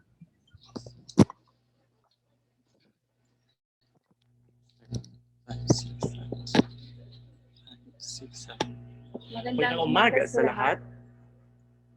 Sa ating makagalang-galang na panauhin sa aming kapwa mananaliksik. Ako si Joshua Peñarubia. Ako naman si Mariel Martinez. Bago pa man kami formal na mag-umpisa ay sasamantalahin na namin ang pagkakataong ito upang magpasalamat sa FCU Research and Continuing Education sa pagbibigay ng oportunidad na kami ay makapagbahagi ng aming aralin sa araw na ito. At ang aming aralin ay pinamagatang impluwensya sa paggamit ng informal na mga salita sa pakikipag-usap, kakayahan sa bokabularyo, at sa pakikipagtalastasan ng mga mag-aaral. Ang pagkamalikhain ng Pilipino ay makikita sa maraming aspeto ng kanyang buhay. Higit lalo sa kanyang wika at sa pang-araw-araw na patuloy ang komunikasyon ng isang Filipino ay patuloy pa rin ang paggamit ng wika na naging daan sa pagpapahayag nito. Ang komunikasyon ay naisagawa sa tulong ng isang wika sa kung paanong ang wika ay umuunlad sa pamamagitan ng pakikipagtalastasan. At sa kondisyong patuloy ang paggamit nito ay siya ring paglawak ng bokabularyo ng isang wika. Ang pag-aaral na ito ay gumamit ng survey correlational na paraan ng pananaliksik upang malaman ang impluwensya sa paggamit ng informal na mga salita sa pakikipag-usap, kakayahan sa bokabularyo at sa pakikipagtalastasan ng mga mag-aaral. Layunin ng pag-aaral na ito na sagutin ang mga sumusunod na tanong. Una, ano ang antas ng impluwensya sa paggamit ng informal na mga salita sa pakikipag-usap ng mga mag-aaral? Pangalawa, ano ang antas ng kakayahan sa bokabularyo ng mga mag-aaral? At pangatlo, ano ang antas ng kakayahan sa pakikipagtalastasan ng mga mag-aaral? Sunod, mayroon bang makabuluhang pagkakaiba sa kakayahan sa pakikipagtalastasan sa pagitan ng mga antas ng impluwensya sa paggamit ng informal na mga salita sa pakikipag-usap ng mga mag-aaral? Ikalima, mayroon bang makabuluhang pagkakaiba sa kakayahan sa pakikipagtalastasan sa pagitan ng mga antas ng kakayahan sa bokabularyo ng mga mag-aaral? At panghuli, mayroon bang makabuluhang kaugnayan ang impluwensya sa paggamit ng informal na mga salita sa pakikipag-usap at kakayahan sa bokabularyo at kakayahan sa pakikipagtalastasan ng mga mag-aaral? Ang kalahok sa pag-aaral na ito ay 68 mag-aaral sa ikatlong taon sa kolehiyo ng College of Teacher Education ng Filamerian Christian University sa taong panuruan 2020 hanggang 2021. Ang mga datos ay natamo sa pamamagitan ng talatanungan sa impluwensya sa paggamit ng informal na mga salita, pagsusulit sa kakayahan sa bokabularyo at rubrik sa kakayahan sa pakikipagtalastasan. Ang figurang ito ay nagpapakita ng pagkakaugnay-ugnay ng mga variable. At para sa malayang variable, una, impluwensya sa paggamit ng informal na mga salita sa pakikipag-usap. Ang ikalawa ay ang kakayahan sa bokabularyo. Para naman sa di malayang variable ay ang kakayahan sa pakikipagtalastasan. Ang mga estadistikang ginamit sa pagsusuri ay ang frequency count, percentage, mean, standard deviation, analysis of variance, at person R na kung saan ang antas ng kabuluhan ay itinakda sa 0.05. Sa kabuuan, ang antas ng impluwensya sa paggamit ng informal na mga salita ay mataas. Mataas sapagkat labis ang pagtangkilik ng mga mag-aaral sa mga informal na salita at naging palasak din ang paggamit nila ng mga salitang ito, kasabay ng makabagong panahon at makabagong teknolohiya. Samantala, ang antas ng kakayahan sa bokabularyo ay bihasa. Bihasa dahil sila ay may kahusayan sa pag-unawa at maging sa pagpapahayag dahil din sa kagalingan nila sa bokabularyo. Sapat din ang kanilang kaalaman at kasanayan sa gramatika.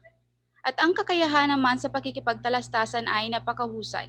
Napakahusay dahil may kahusayan at sapat na kaalaman ang mga mag-aaral sa pakikipagtalastasan sapagkat sila ay dumaan na o nailantad na sa maraming uri ng usapin na kinapapalooban ng pakikipagtalastasan.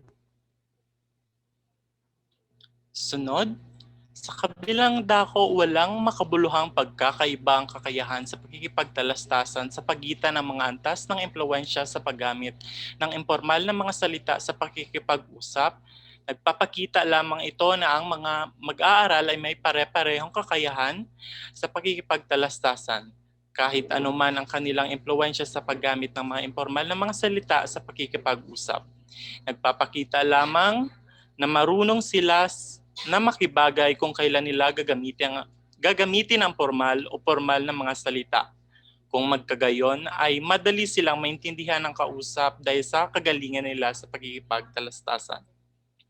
At gayon din naman sa kakayahan sa bokabularyo.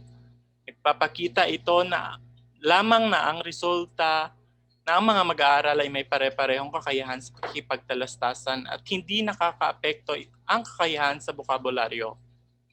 Bunga nito ang pagiging aktibo nila sa mga talakayan sa klase dahil sa malawak ang kanilang bokabularyo. Kung magkagayon, ay magaling rin sila sa pakikipagtalastasan.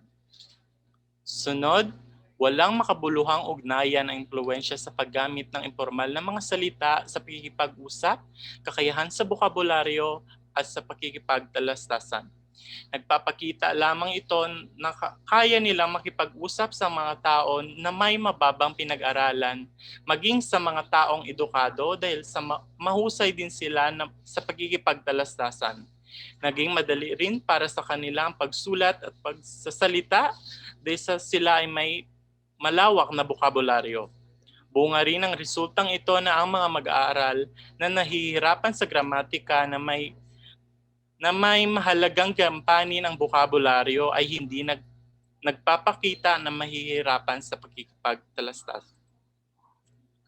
Para sa mga mag-aaral, iminungkahi na ugaliing gamitin ang mga bagong tuklas na bokabularyo, ngunit maging mapanuri sa mga bagong tuklas na mga salitang ito. Iminumungkahi rin sa mga guro na ilakip ang iba't ibang salik sa impluwensya sa paggamit ng impormal na mga salita sa mga kaugnay na gawain ng sa gayon ay maging handa ang mga mag-aaral sa ganap na pakikipagtalastasan at mapalawak rin ang kanilang bokabularyo. Sa muli, narito ang aming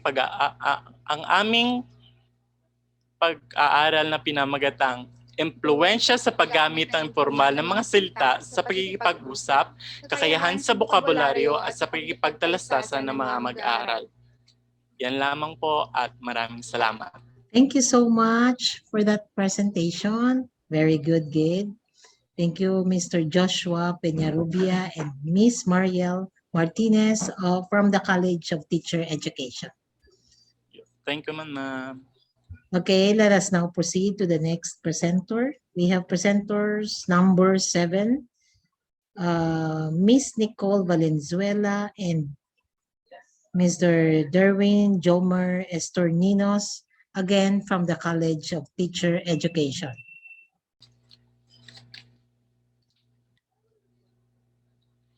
Good morning, everyone. I am Nicole V. Valenzuela. And I am Derwin Jomer Estorninas, and we are taking up Bachelor of Secondary Education, major in Social Studies. Before we start, in behalf of our research team, we would like to express our gratitude to the FCU Research and Continuing Education Center for giving us this opportunity to present a research study entitled Effects of COVID-19 to the behavioral and educational life of students and their coping mechanisms to adjust for the new normal. The outbreak of coronavirus disease 2019 or COVID-19 has shocked and changed the world. This health crisis radically affected and transformed the lives of masses of people around the globe, including the higher education students. This is obviously a period where people are experiencing an enormous amount of stress, changes in their routines and structures that they generally rely on, and they obviously felt fear because of the uncertainties. It is clear that the COVID-19 crisis and its consequences on all levels will last for years. This survey correlational research design was used to find out the effects of COVID-19 to the behavioral and educational life of students and their coping mechanisms to adjust for the new normal.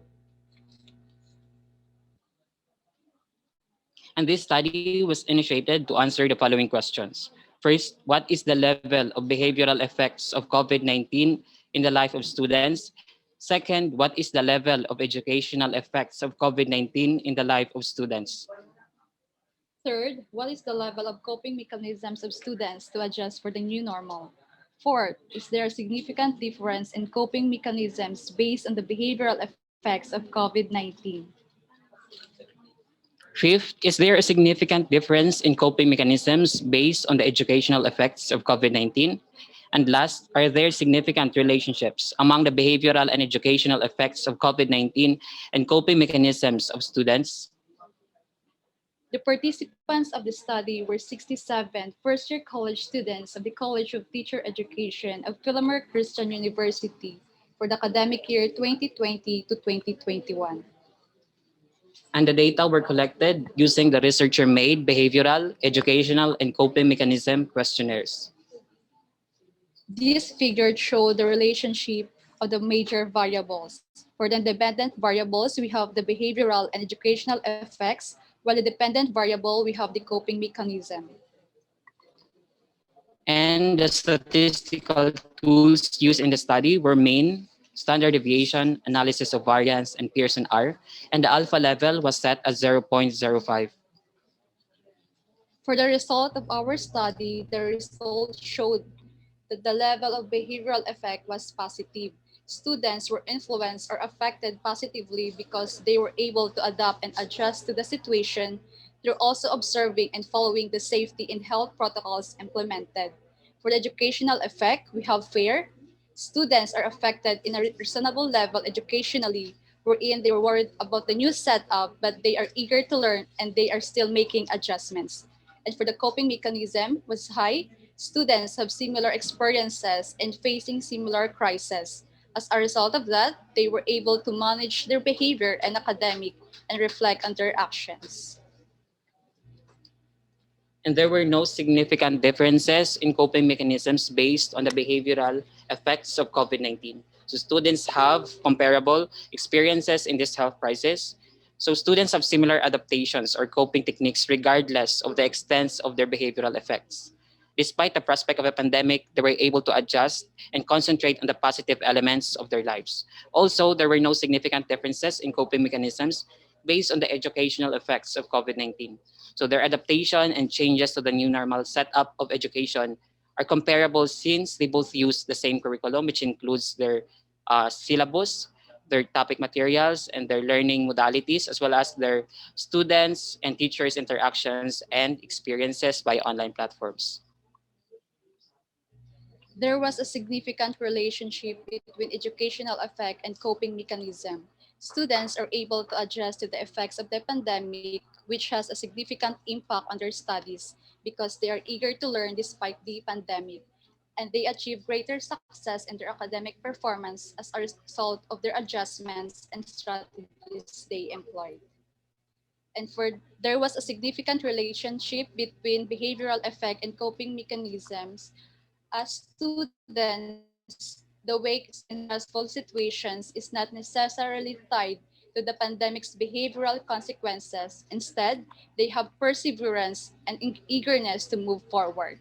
And lastly, there was a significant relationship between the behavioral and educational effects of COVID-19 in the life of the students. These two variables correlate to each other as students' outlook in their behavior is positive.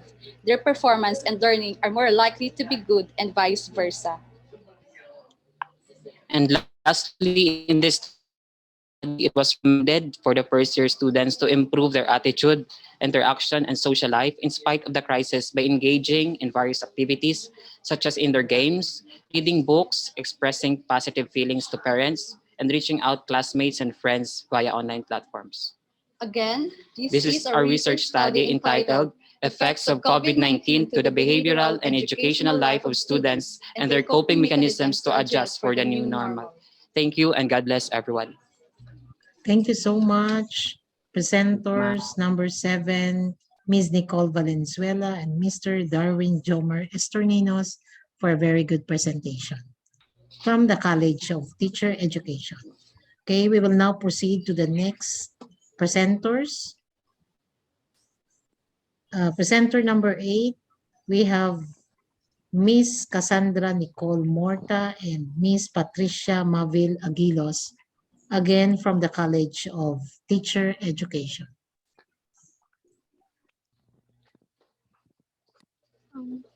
Good morning, ma'am. Are we audible? Yes, sure. Loud and clear. You may start now. Okay. Good morning once again. So we are the researcher from the College of Teacher Education taking up Bachelor of Secondary Education, major in General Science. So before we present our research study, we would like to take this opportunity to give our deepest thanks and gratitude to the Research Continuing and Education Center for giving us this opportunity to present our study. I am Patricia Mavil Aguilos. And I am Cassandra Nicole Morta, The researcher of the learning preparedness and academic challenges and learning satisfaction of students in distance education.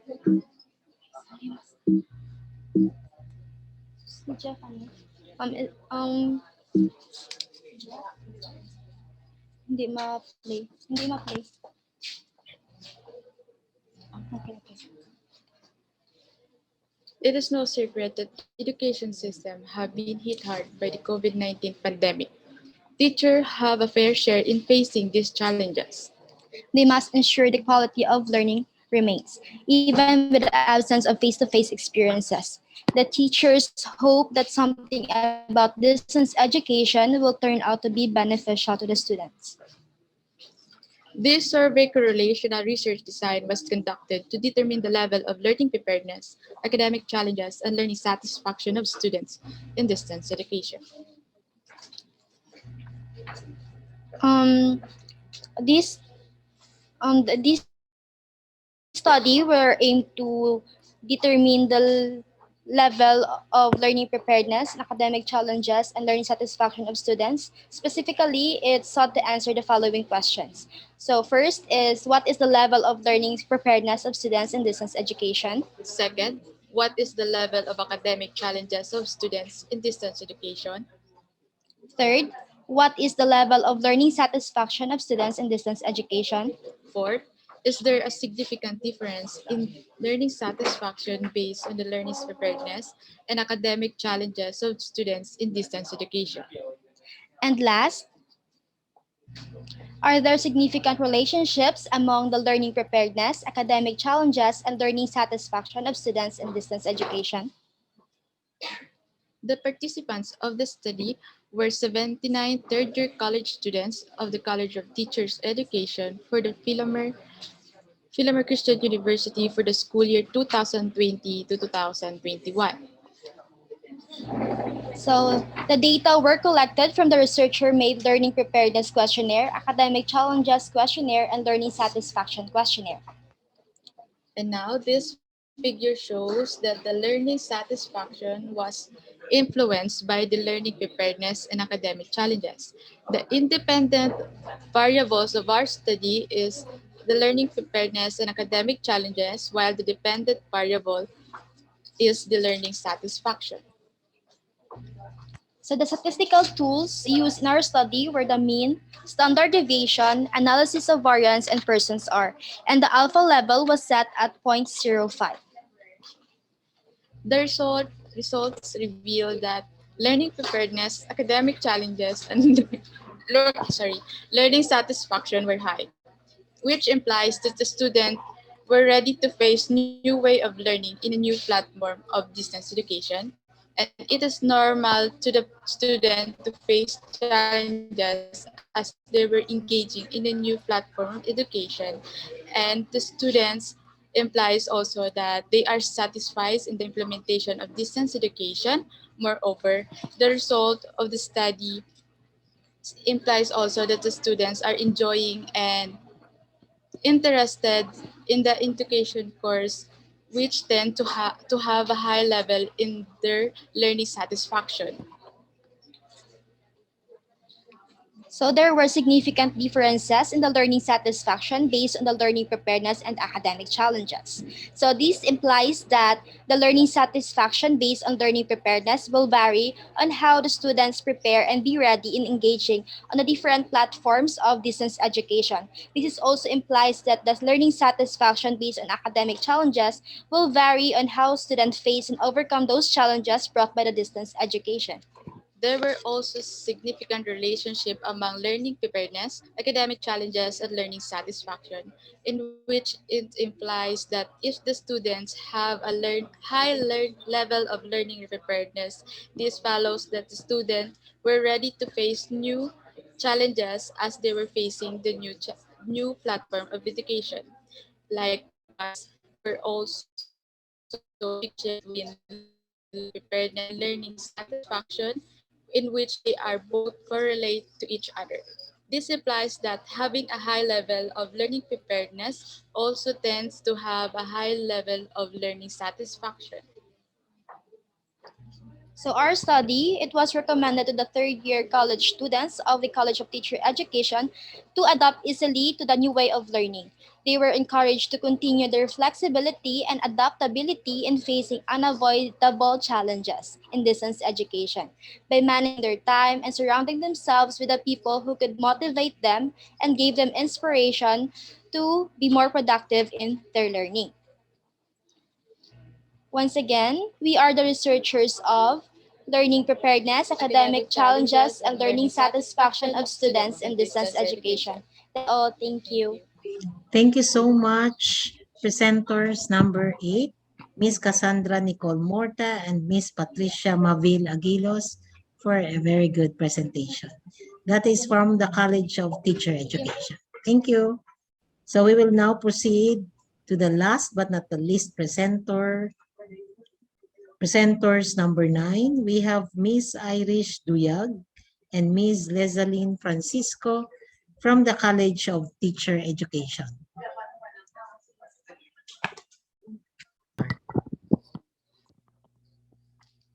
Good morning, fellow researchers. I am Irish F. Duyag. And I am Lizalyn Francisco from the College of Teacher Education, taking up Bachelor of Physical Education, and we are the researchers of physical, Social, emotional, and educational online learning of students under the new normal.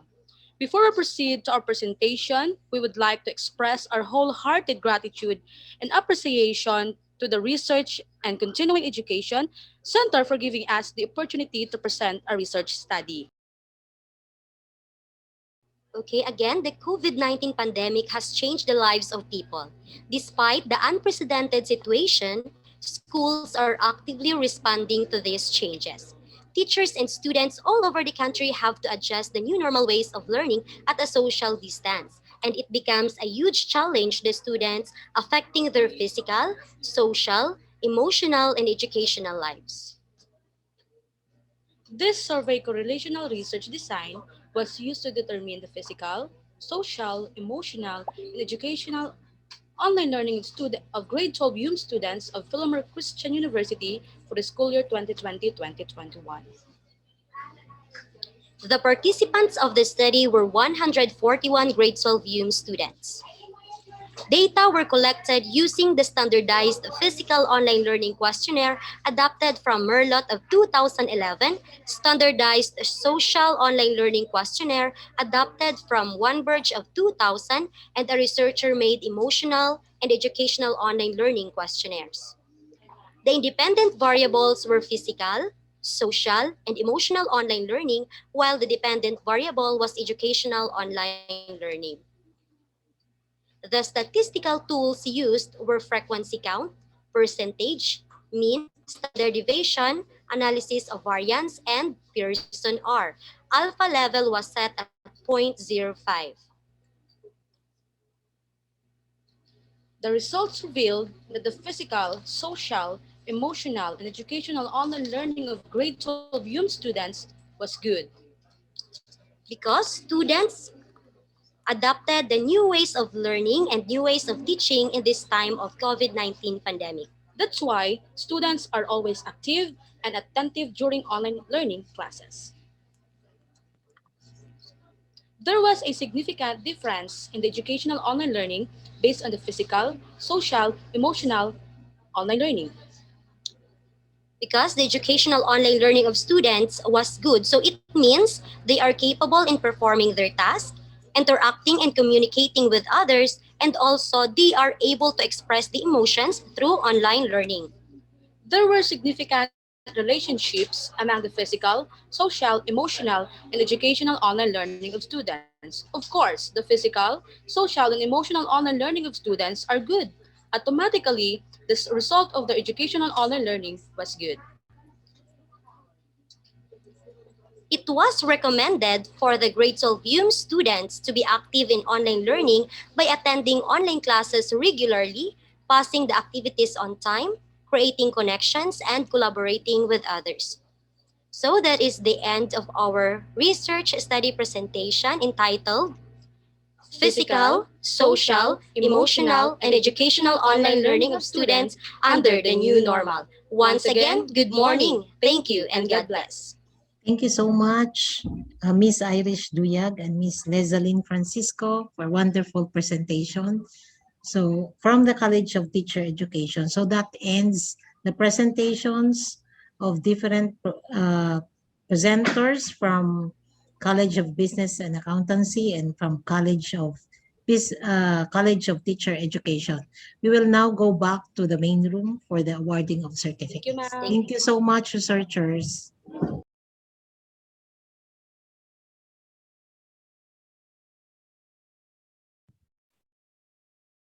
So, good morning. I am your facilitator. I am Michael J. Domingoy, and I'm the facilitator for the parallel session for the presenters from the College of Arts and Sciences and the College of Computer Studies. So, I guess we are now complete. So, let us now start with the first presenter from the College of Arts and Sciences. You may now start. Okay, good morning, everyone. We are the presenters coming from the College of Arts and Sciences. By the way, I am Crystal Fedeliete, and my partner in this research study is Justin Penn. So our research study is entitled The Motivational and Motivational Factors of Senior High School Students in Learning English Language.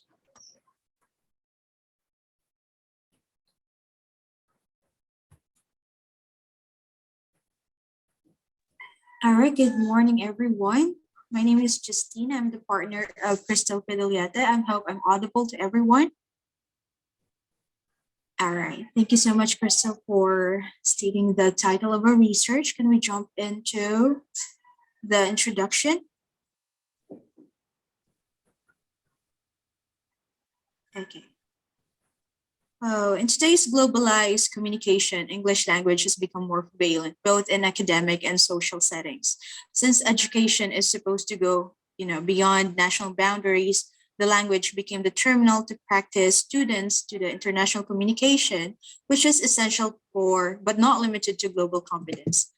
A lot of researchers have included motivational factors as well as the demotivational factors in which the students are encountering, and and uh, and bullying and even discrimination added to the list. Now, in our research, we would like to emphasize the motivational factors of senior high school students in learning English language of Philamerian Christian University, because we would like to know how the pandemic has affected the motivation of the students to continue learning English language, despite the fact that, based on our observation, well-educated Filipinos in this kind of language, instead of uplifting the students, are oftentimes degrading or sometimes being a grammar Nazi to the students. So that's the beginning of our research. Okay, next slide, Tal. Thank you so much. So, okay, next slide is the conceptual framework. So our independent variable here is the motivational factors, and the dependent variables variable rather is the learning English language. Next, the statement of the problem number 1. What is the level of motivation of senior high school students in learning English language? So the findings here is the level of motivation of senior high school students, specifically the UMS Senior High School, is with a mean 4.11, which is considered as high. And the statement number 2, partner. Thank you, Tal. The statement of the problem number 2, what is the level of motivational factors of senior high school students in learning English language? The results show, thank you so much. The results show that the level of motivational factors of senior high school students has a mean of 4.09, which has a description of high and a standard deviation of 0.48. Okay, so the last statement that we have in our research study, is there a significant relationship in the relation to the level of motivation and motivational factors of young senior high school students in learning English language? So the results showed that the level of motivation and the level of motivational factors of senior high school students in learning English language was found to be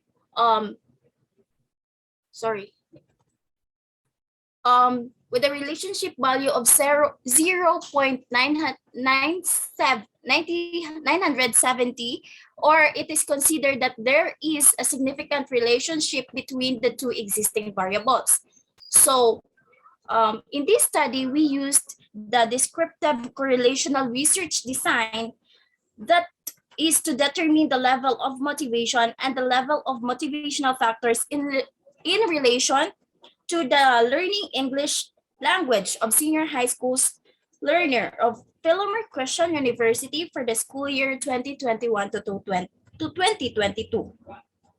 So, sir, that is all our presentation. So thank you so much, first presenters from the College of Arts and Sciences. So let us now proceed to the second presenter. Okay, so good morning everyone. I am Febrel Lambuson, AV Theology, fourth year from the College of Arts and Sciences, and my study is entitled Modern Capitalist Culture on Diversified Religion, Belief, and Practices of Capisnon. So this study answers three statements of the problem. Statement of the problem 1, what are the diversified religion, belief, and practices of Capisnon in modern Capist culture? So the finding says that the diversified religion, belief, and practices of Capisnon, according to the study, are mostly very evident in modern Capist culture. So the respondents are very evident in importance of religion, belief in God, conception of God, nature and certainty of belief of God, views of scriptures, life after death, miracles and supernatural attendance at religious services, frequency of prayer, meditation, receiving answers to prayer, experience or witness divine healing. So tradition, modernity, and religion, and absolute standard of right and wrong, while they have evident result in scriptures reading outside religious services, participation in prayer groups and other religious activities, sharing faith or views on God, speaking or praying in tongues, sense of peace and wonder, and biggest influence of right and wrong. So this further indicates that respondents have already possessed a considerable amount of culture after the traditional era. So statement of the problem number 2, what are the diversified religion, belief, and practices of Capisnon in traditional Capist culture? So according to the findings, the diversified religion, belief, and practices of Capisanio, according to the study, are mostly very evident in traditional Capist culture. The respondents are very evident in importance of religion, belief in God, conception of God, nature and certainty of belief of God, life after death, miracles and supernatural attendance at religious services, frequency of prayer, meditation, sharing faith or views of God on God, answers to prayer, experience or witness divine healing, speaking or praying in tongues, sense of peace and wonder, tradition, modernity, and religion, absolute standard of right and wrong, and biggest influence of right and wrong, will they have evident results in the views of scriptures, scripture reading outside religious services, and participation in prayer, groups, and other religious activities. Statement of the problem number three: is there a significant difference among diversified religion, belief, and practices of Capisnon in modern Capis culture and traditional Capis culture? So according to the findings, there is only one significant difference in terms of sharing faith or views on God among the diversified religion, belief, and practices of Capisnon in modern Capis culture and traditional Capis culture. So this is a strong manifestation that regardless of the religious sectors or generation, or which is taught the responsive churches or congregations, culture will still take place for as long as religion's belief and practices occurs. So the very evident answers of the respondents in the survey showed that respondents really had this belief and living culture in them through the help of guidance of the different religious sectors in CAPES. So the survey correlation design was used in the study to determine the modern Capiz culture and diversified religion, belief, and practices of Capisnon. So the study was conducted to 40 respondents who were purposefully selected from different religions, namely Roman Catholics, Protestants or Baptists, Iglesia ni Cristo or INC, and Seventh-day Adventists here in Roja City. So the study was measured through the use of a 20-item researchers-made questionnaire on religion, belief, and practices of Capisnon, and a 20-item researchers-made questionnaire in modern Capis culture.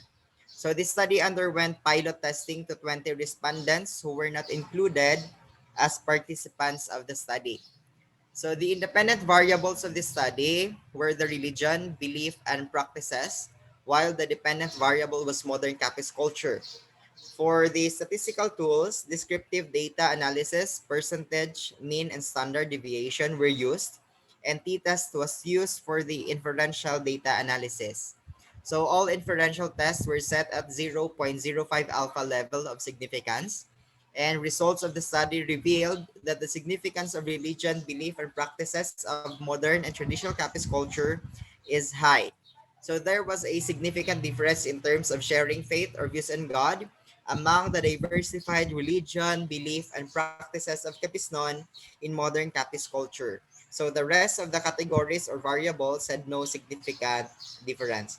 So since the results showed that both the modern and the traditional groups have very evident and evident result, respondents may continue to live the life believing that every religious sector had their own belief and practices, but giving the same importance to their faith and culture. So exert more effort in learning not just to own but also belief of others, attend worship regularly, and perform the culture actively, because with their eagerness and goal to uplift their culture, they can improve their understanding and conceptions. They can try conversing to different groups as well as with religious and history teachers or local leaders in their area, which can enhance their understanding of one's culture while sharing their thought at the same time. And that's the answer of my study. Thank you very much. Thank you so much to the second presenter from the College of Arts and Sciences. Thank you. So now let us proceed to the third presenter.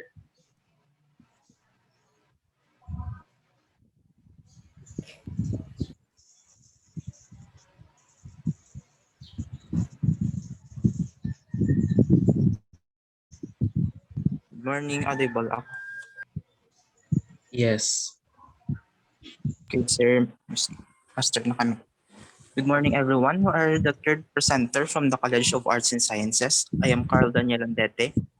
And I am Roel Candila with Isabel Visorio.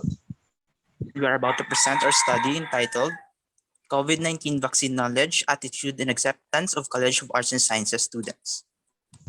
The rationale of the study.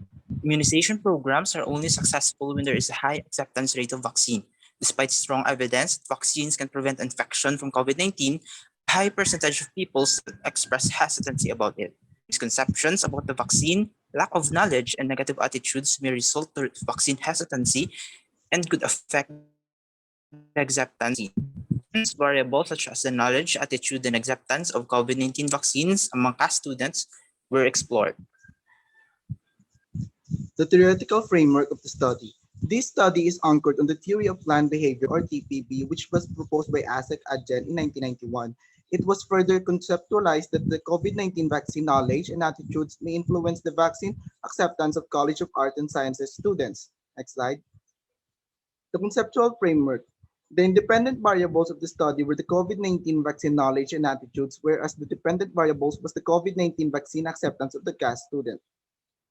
The participants of the study were the 102 out of the 250 students of CAS selected through random sampling. The locale of the study is Filamerian Christian University, Roa City, Capiz. The time frame of the study, it was from September 2021 to February 2022. The statistical tools that were used in the analysis of data were frequency count, percentage, mean, standard deviation, t-test for independent samples, one-way analysis of variance or ANOVA, and Pearson's R. All inferential tests were set at 0.05 level of significance. For the instruments of the study, the following were used. First, the personal data sheet.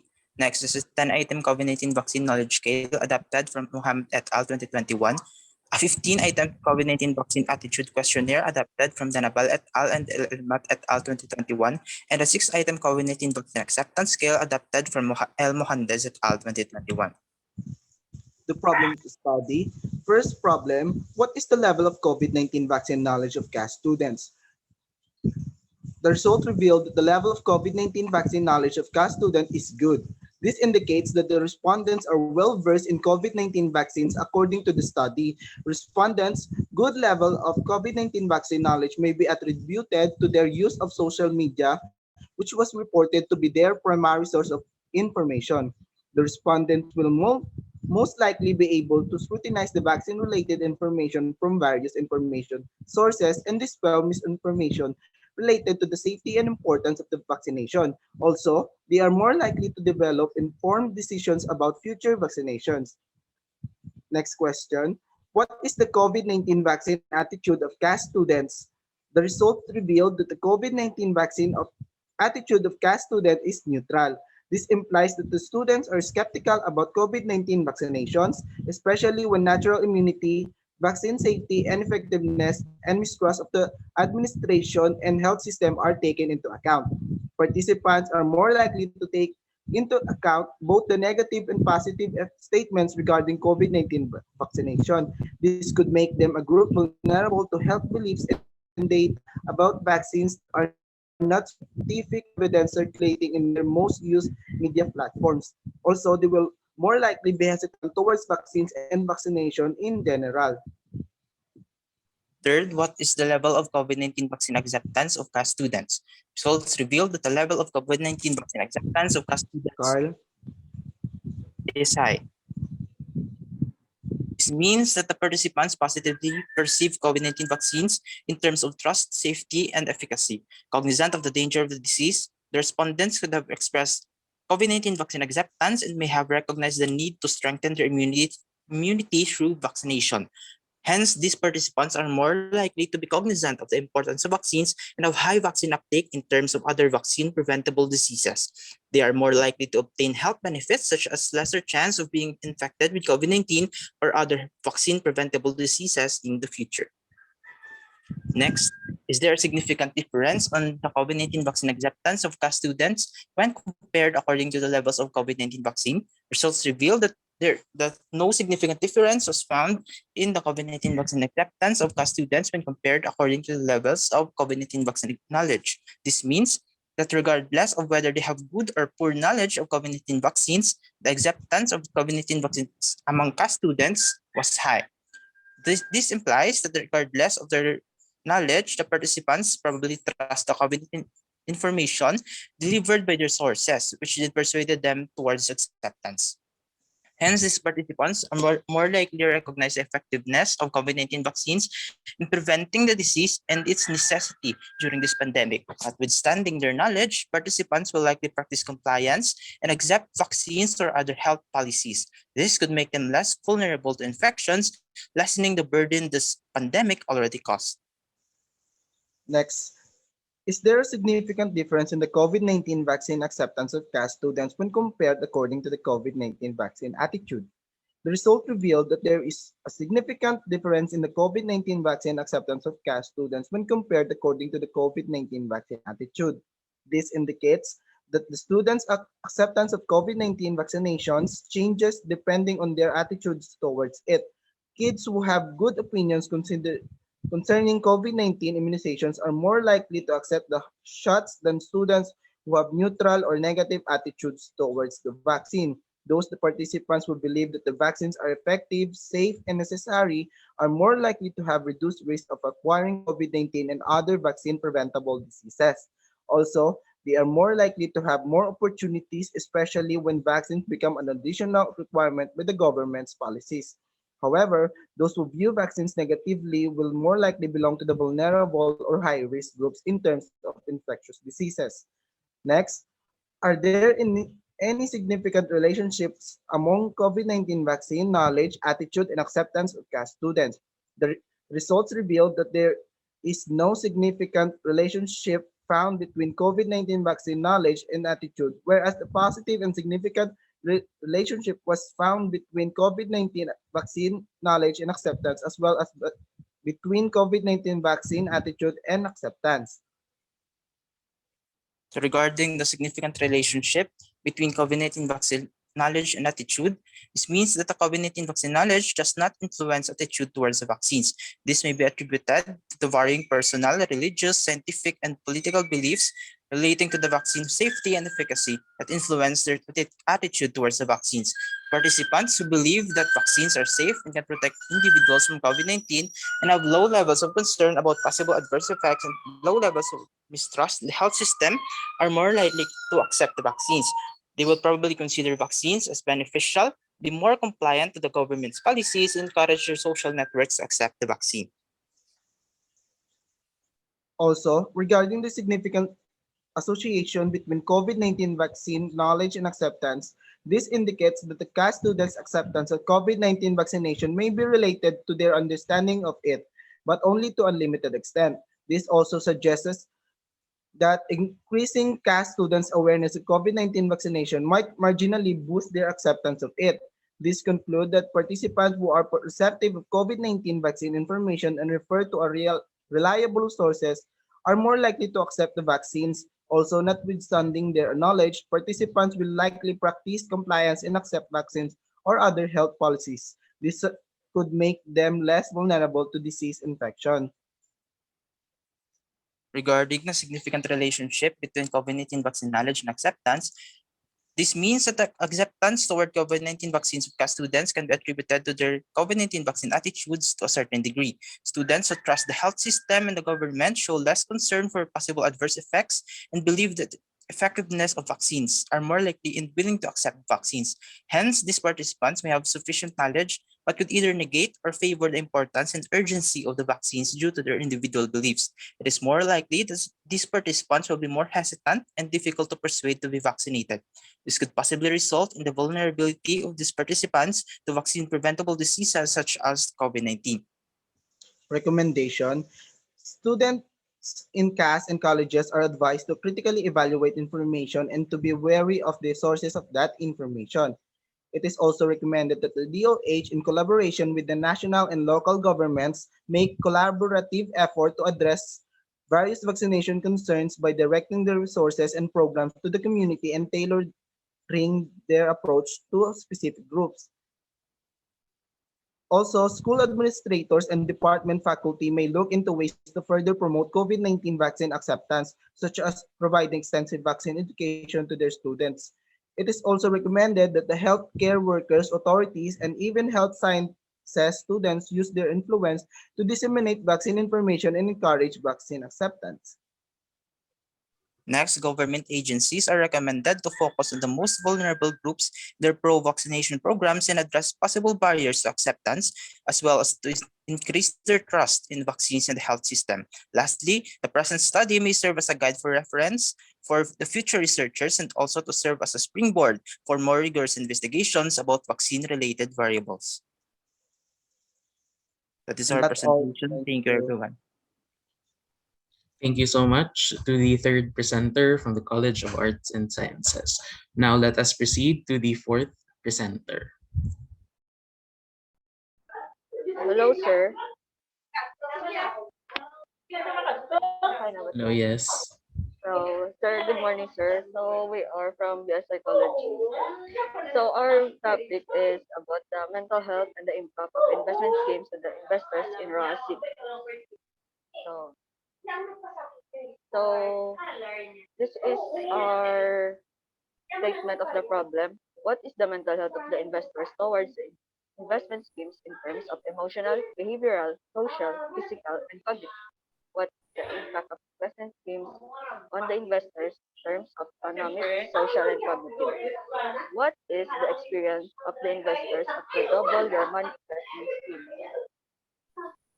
So our methods for this qualitative research is we use the phenomenological research, and in contrast, in terms of constructive paradigm.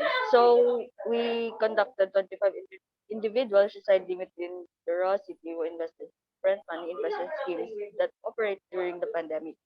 The interview will only last approximately 45 minutes only via Google Meet or Messenger video call. Yeah, you transcribe the interview via Microsoft Office Word, and we take down notes during during the interview. So what are the findings? Investment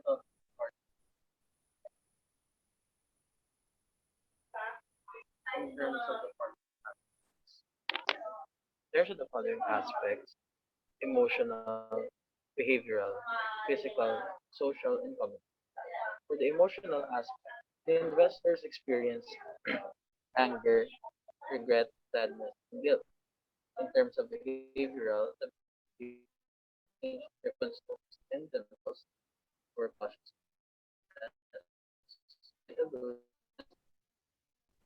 Physical impact reported soft weight loss, or gain, headache, stress, and lethargy. For social impact that's been shared with the participant is stress in the relationship with isolation.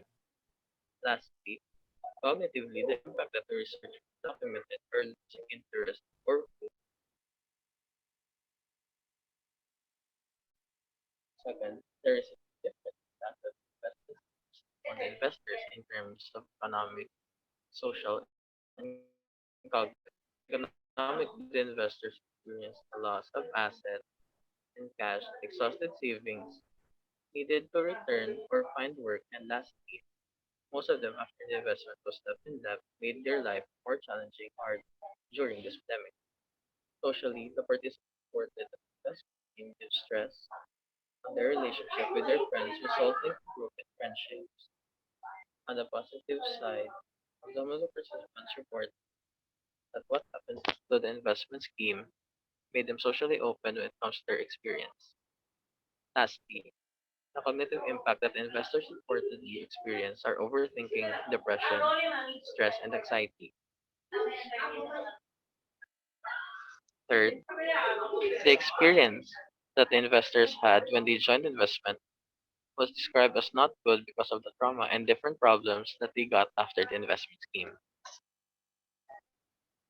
So for the conclusion, illegal investment scheme pose a threat to everyone because of the various problems that they may give to the person than good.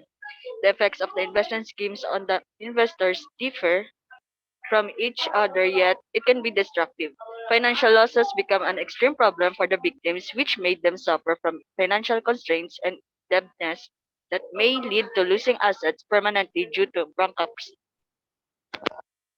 The victimization of the investors with the investment scheme is attributed to their motivations. The higher the money that they are exposed to, the more vulnerable they get when it comes to such schemes.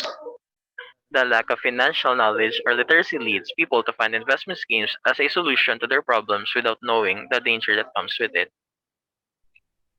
For the recommendations, the officials may propose to have a support desk for the victims of the investment scheme so that they can address the help that the investors needed. Also, they can implement laws that can protect their constituents from unauthorized investment schemes.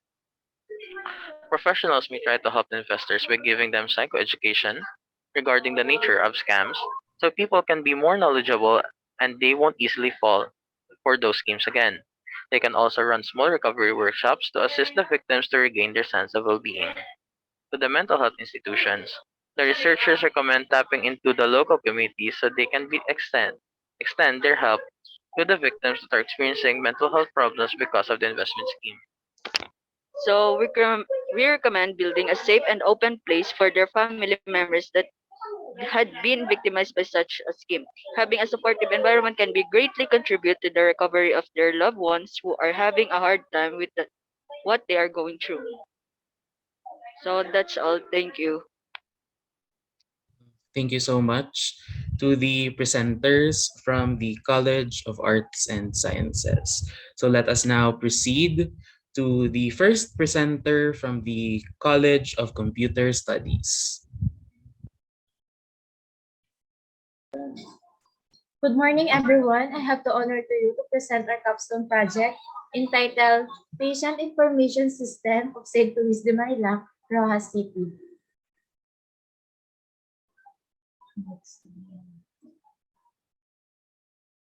These are the researchers and developers. The presenters, Joven Joshua Alovera, and yours truly, Osiris A.R. Buagas from BSIT-4. A clinic is an organized medical service offering diagnostic, therapeutic, and preventive outpatient services. It caters a lot of patients who are coming back and forth for consultation and treatment for their condition. Medical workers such as nurses or medical staff and doctors find it difficult with manual process in keeping and filtering the record, such as personal information, prescription, and even the payment transaction of the patient. The Patient Information System of St. Louis de Marilac helps the medical workers and the doctors in doing their tasks in faster and easier way. This improves the workflow and service to their patient and to make their processes in an accurate, faster, and easier way in terms of scheduling appointment, retrieving diagnosis, symptoms, and treatment details, and so on.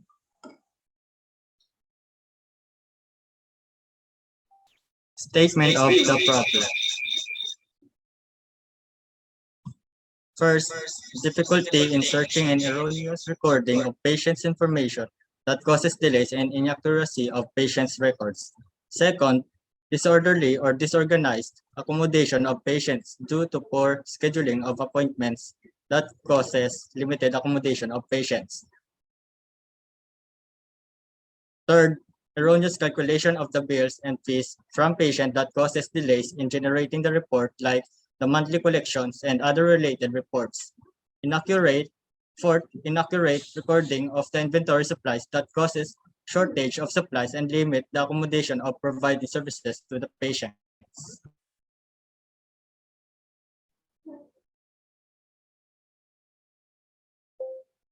The general objective of our study is to create and develop a patient information system for St. Luis de Marilac, Rojas City. Specific objectives: first, we have to develop a patient management module that allows medical staff to enter patient information to easily locate and update the patient information. Next, to create a schedule module to easily manage the order of accommodating patient, cancel and update appointments, and schedule. Third, to develop a doctor management module that allows easy updating of patients' medical information. Fourth, to create a payment transaction module that can quickly or automatically calculate fees, bills, and store records of each patient payment transaction. Fifth, we have to develop an inventory module that will manage and monitor the supplies and to keep inventory records accurately.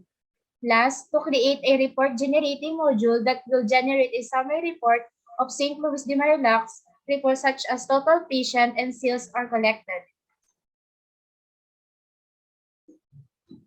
For the scope and limitation of our study, the study will cover the following topics intended for patient management, doctor management.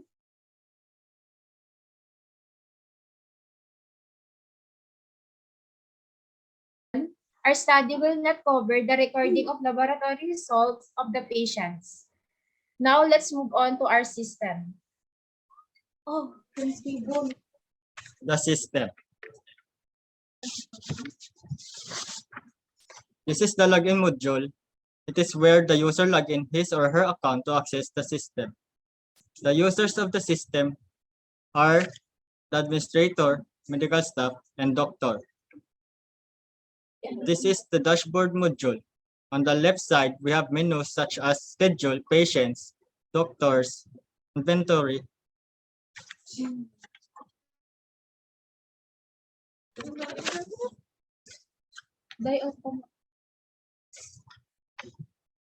Sorry.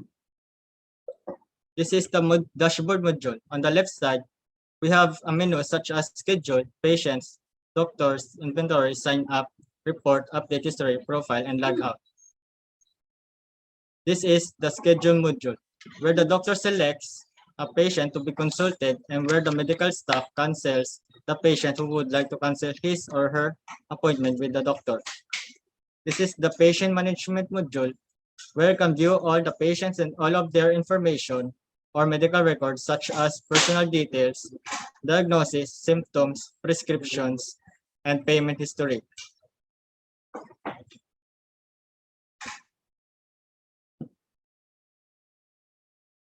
This is the doctor management module, where you can view and edit the profile of doctor of the clinic as well as his or her patient's records. It has submenu which is medical staff. This is medical staff management module.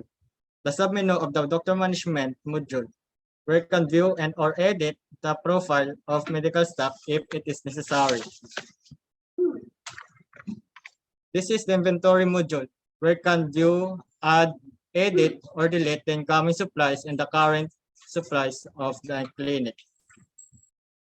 This is the sign up module, was only for creating an account for every medical staff and doctor who is working in the clinic to have access to this system. This is the report module. It can view all the total patients and fees in a month, day, year, and overall total of every doctor by selecting a doctor and date. It has submenu which is inventory, where you can view and print the current supplies.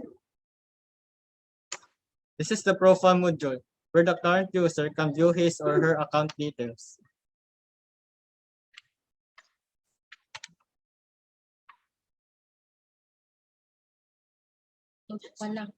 Next is the consultation module, where the doctor view, add, edit, or delete diagnosis, symptoms, and prescriptions of the patient during consulting. This is the payment transaction module, where medical can view and select the patients in the list of patients who are unpaid to transact the payment. The receipt of the payment transaction can be printed. Conclusions. After thorough investigations, we conclude that first, the schedule module helped the doctor to view and select patients who will be next to consult. For medical staff, to easily cancel the patient appointment with the doctors. Second, the patient's module helped the management of patients' information or medical records in every way, including payment transactions. Managing patients required less time and effort. Third, the doctor module helped the management of doctors' information and its own patient's information or medical records in every way. Patients of every doctor were easily determined. Fourth, the inventory module helped the management of inventory in every way. Supplies were easily determined. Fifth, the sign-up module helps create an account much faster and more simple for every medical personnel who is working in St. Louis de Marilac to have access to the system. Six, the report module helps to track and generate print reports of total patients and fees of every doctor per month, day, and year and generates a print report of current supplies that are available. 7. The update history helps to monitor or determine the changes of medical personnel that has been made in patients' records and inventory. 8. The profile module is to view the data of the current user that has logged in the system and can be edited if there are changes. And 9. Log out is to log out of other users' accounts.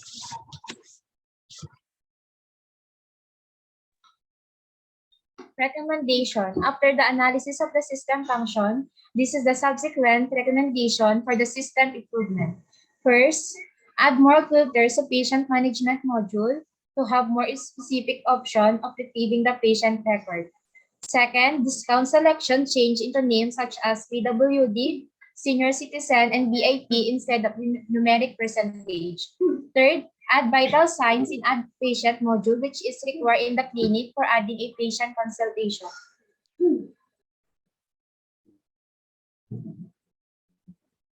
Fourth, encrypt all the data in database for security purposes. And lastly, it is highly recommended for St. Louis de Marilac to implement the system for accurate recording or storing and managing patient information or medical records, including payment transaction, also supplies and medical personnel information.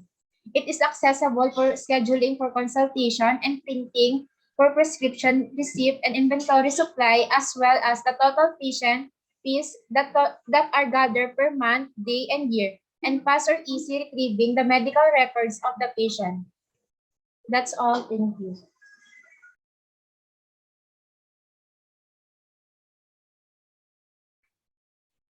So thank you, first presenters from the College of Computer Studies. Let us now proceed to the second presenters.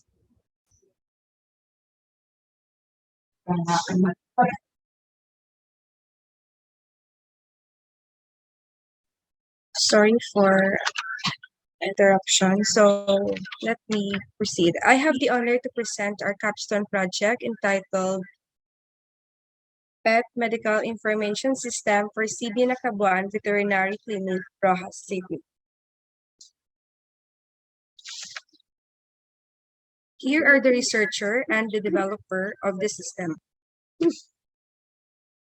presenters, yours truly, Maria Fernanda Cartojano and Josery Baldwin.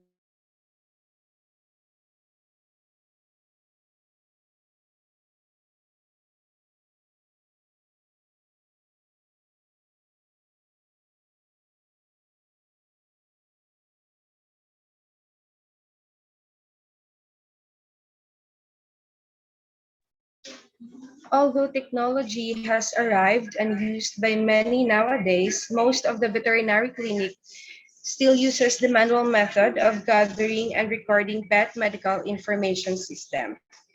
So Pet Medical Information System for CB Nakabuan Veterinary Clinic, Rojas City is a computerized system which gathers and stores pet information, manages schedules, billing transaction, and has a report generating features that will help clinic, staff, and clients in an easier and faster way.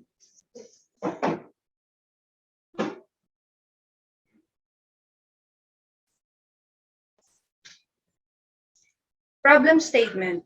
There is no pet medical information system that keeps track of pet medical.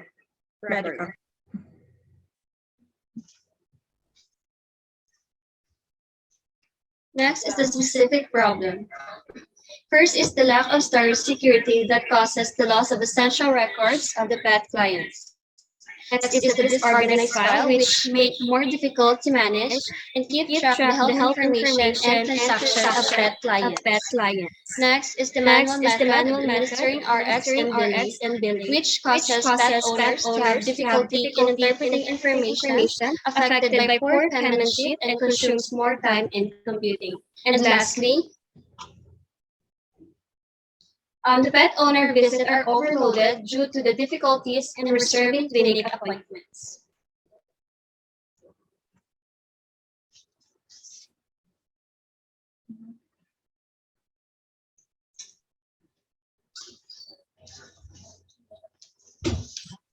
The general objective is to develop a pet medical information system that will provide veterinary data records for the user to store and search pet information conveniently. Next is the specific objectives. As for specific objective, first we have to create or to design a record management module that organizes file to manage and the pet client's information and for easily searching of data. Second is to develop a scheduling module for easily schedule appointment for specific clinic operation and services.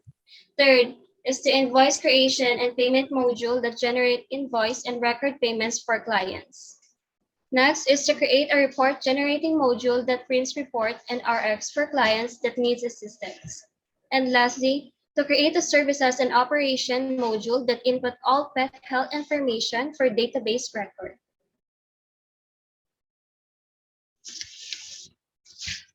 For the scope and limitation, our study covers scheduling management, record management, payment management, and report generating module that will include prescription and receipt.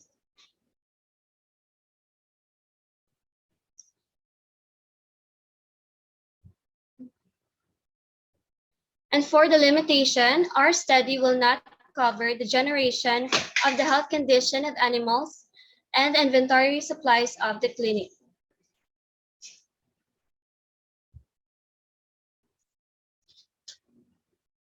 So let me present to you our computerized system.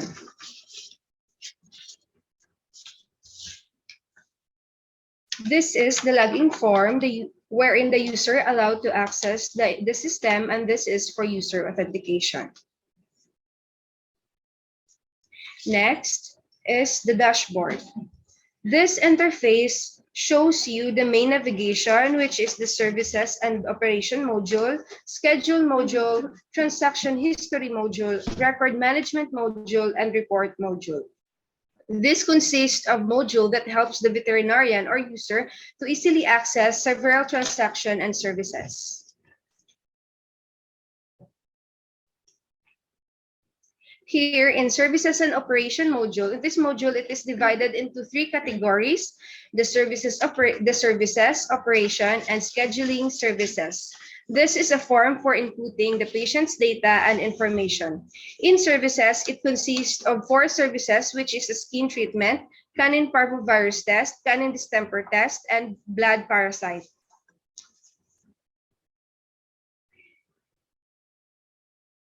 Next, in operation, this consists of pregnancy operation, operation in eyes and ears, and operation in mammary gland or tumor. Here, in scheduling services, it also consists four services: vaccination, castration, ligate, and deworming. It offers different kinds of services and operation as it easily stores pet information by inputting basic information. It has also this auto-generated pet ID and other information needed for recording the patient's data as well as to the owner. After inputting and saving the data successfully, it will automatically proceed to the RX, or what we call the prescription form, where the user allowed to input a prescribed medicine regarding the patient's condition and allowing the user to print RX. Next is the payment transaction. After printing and saving the RX or the prescription, it will proceed to the payment transaction. This display the billing information form of the client, enabling the user to input the total amount fee, amount paid, and the system will automatically compute, change, and generate the receipt to print out. All the data that been recorded and gathered will be saved into the database and record management module. Next is the schedule management. Here in schedule, we have 4 categories, which is the vaccine, castration, ligate, and deworming. Patient today serve as a query for the veterinarian to see the total number of patients that's scheduled for today in a particular service. For example, in vaccine, you can see here all the data that we input from the services and operation. By clicking the load button, the total number of patients will appear appear here in inpatient today. This arranges the pet schedule without worrying about forgetting a day or hour. It keeps track of pet information on numerous services in terms of its day and schedule monitored patient record and update by performing scheduled treatment. This can also filter and search here by using name and pet ID.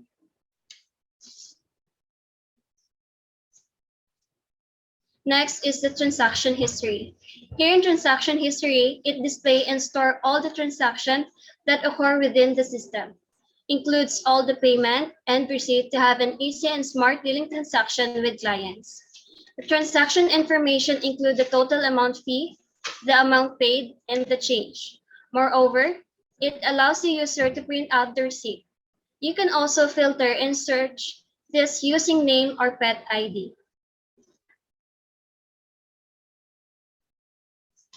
Next is the record management module. This shows all patients' information list, enables the user to acquire patients' information to see and preserve data. It allows the user to navigate easily, update, and sort all patient data. Moreover, users can filter and search by using pet name and pet ID. Next. Next is the report module. Report module is the one that displays statistical report of the system and hold all the sales data within the day, month, and year. It also stores the total number of patients in cats, dogs, and birds. It can be easy to monitor the number of patient intake of the clinic within the day, week, and year. The user can also print all the data stored in reports.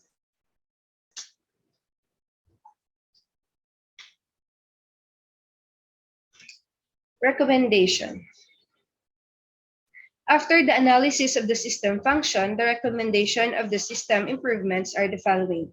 The member's profile of the system could add modernity design as it needs to upgrade more on user interface, designs, and effect. Secondly, this could create boundaries in accessing and creating the data information of the clients. Third, this feature could increase the number of users who are eligible to use the system. And lastly, for CB Nakabuan Veterinary Clinic to implement the system for accurate recording, storing, and managing patients' information, and also for accessible scheduling of appointments for quickly retrieval of transaction and printing of prescription, receipt, and other reports.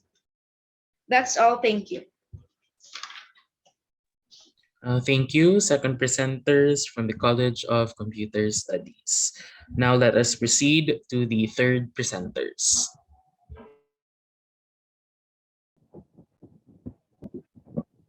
So, good morning to each and everyone.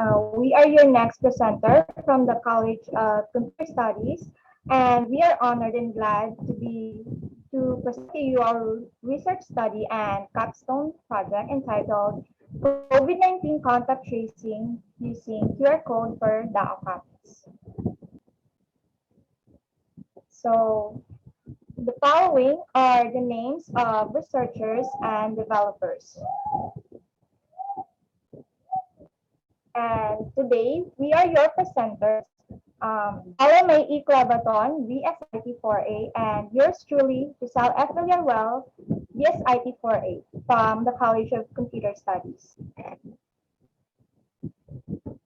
So now, allow me to read to you the introduction. The COVID-19 pandemic has spread globally with increased fatalities resulting in an international public health crisis. We've seen how digital technology aid in the fight against COVID-19 in the recent months. The necessity to maintain track of records has become increasingly critical nowadays. In DAO copies, however, the existing requisition method of inputting information is still done manually through filing papers or forms, which is risky, inconvenient, and impractical. As a result, we designed and developed COVID-19 contact tracing system using QR code to assist DAO during this pandemic.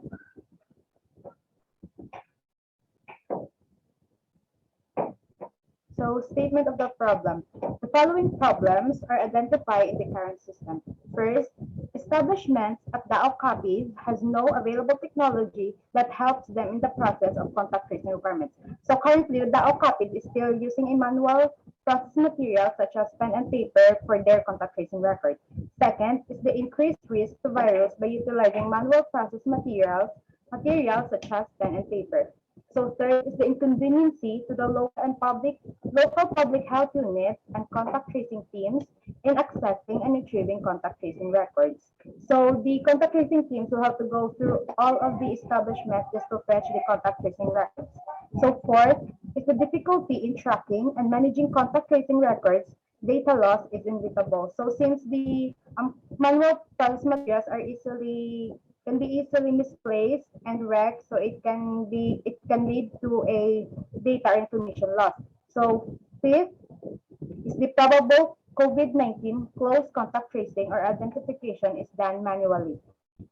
Six is some individuals provide false information, false personal and contact information for contact tracing team. Since some individuals values their privacy, thus they provide false information such as their name and contact number. Number seven is that there is no means for probable COVID-19 exposed individuals to be immediately alerted and instructed in the event of the virus outbreak. So our general objectives is that COVID-19 contact tracing using QR code for DAO copies is developed to assist the community of DAO copies in the time of pandemic to prevent the onward transmission and break the chains of COVID-19. So our main goal is that DAO and its residents will be safeguarded from the deadly wrath of COVID-19 virus and to eliminate the impractical, risky, inconvenient, and manual method of collecting contact tracing records. So now, let us proceed to our specific objectives. Number one, to develop a system for the establishment in DAO copies that will help them record and manage the contact tracing records of every individual who enters their premises for contact tracing purposes. Number two, to establish a system that will end the unsafe and insecure utilization of manual process materials such as pen and paper. Number three, to make the gathering of contact tracing records convenient and accessible to both DAO local public health unit and contact tracing teams. Fourth, to develop a system where records are manageable and traceable as well to prevent data loss.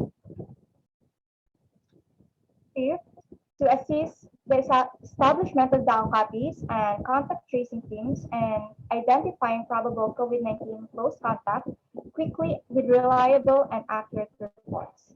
Number six, to ensure that contact tracing records acquire valid and accurate personal and contact information from every individual.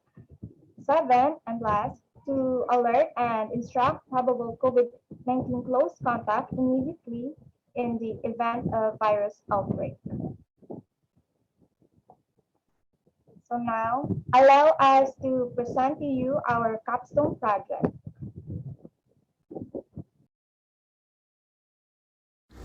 Once again, let me briefly present to you our project system, COVID-19 contact tracing system using QR code. So first, the login. The login interface of the system acts as the security to prevent unwanted access, so only registered user accounts can gain access. So the system contains a total of 7 menus: dashboard, records, reports, activity log, user account, generate UR, and API code or API key. First is the dashboard. The dashboard allows the user to visually track and analyze system information status for better analysis and inspection. For example, records as of today, overall number of records, individual inside the premises and number of time in and time out, and a lot more. Let's proceed to the record module. So the record module or menu holds a total of 3 sub-menu: add record, view record, and backup and recovery. So first is add record. The system has two methods of inputting contact tracing data: manual data entry and the use of QR code ID. So using QR code ID scanner, individual can scan their registered QR code ID for quick data entry. This QR code ID holds personal and contact information of an individual such as full name, sex, address, and contact number. The system can automatically recognize time in and time out. Now, let's proceed to manual entry. Manual data entry has been made easier by this search bar, where the admin only need to search and fetch for names and the form will be automatically filled, and it has crude operation features as you can see here. Now, let's proceed to view records.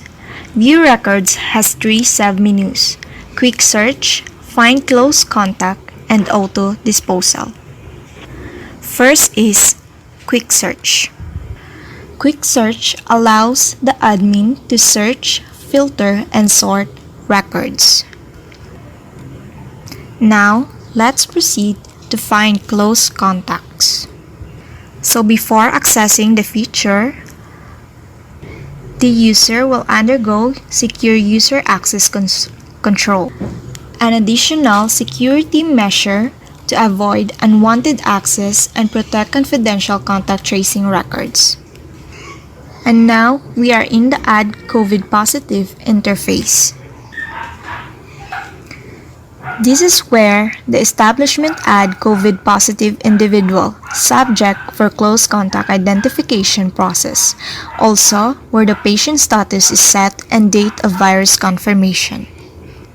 This feature is not only capable of identifying all probable close contacts, but is also capable of identifying all probable hosts with no level of exposure limitation.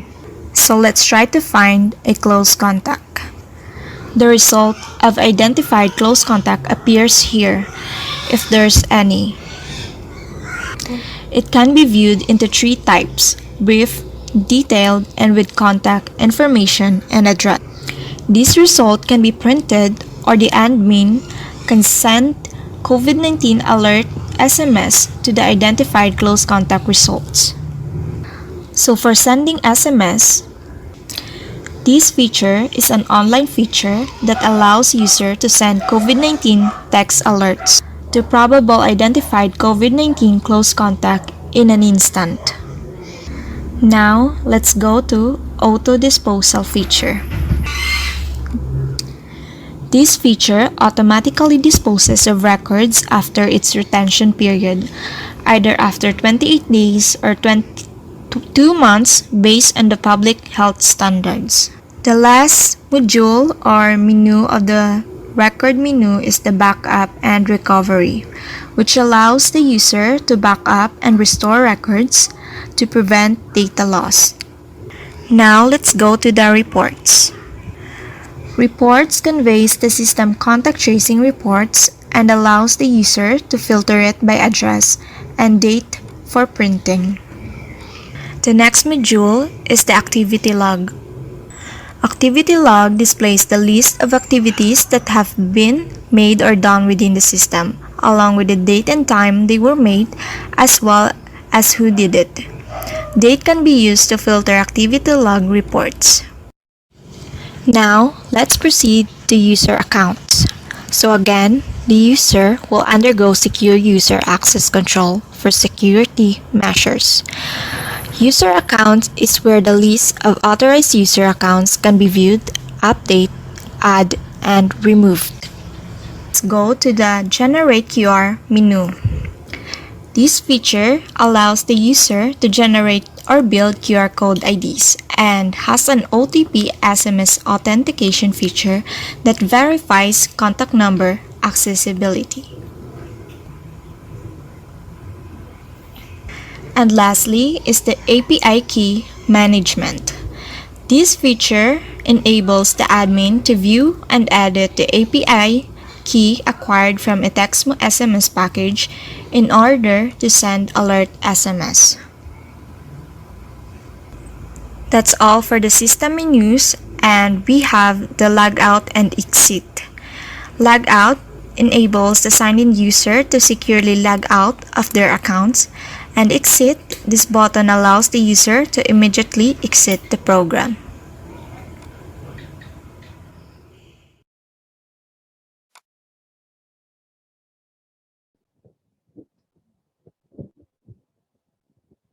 So going back to our system PowerPoint presentation, these are the screenshots of successfully sent COVID-19 SMS alerts and OTP code. And for our conclusion, the implementation of public health solutions and tools to control a fatal and infectious disease such as COVID-19 is crucial to guarantee that they truly serve the purpose and not their consequences, implicitly backfiring on us. And overall, COVID-19 contact tracing using QR code for DAO copies was a successful development that accomplished all of its objectives as a implementation and utilization of the system throughout the COVID-19 pandemic will immensely benefit the people, communities, health organization, and the country. That's all, and thank you.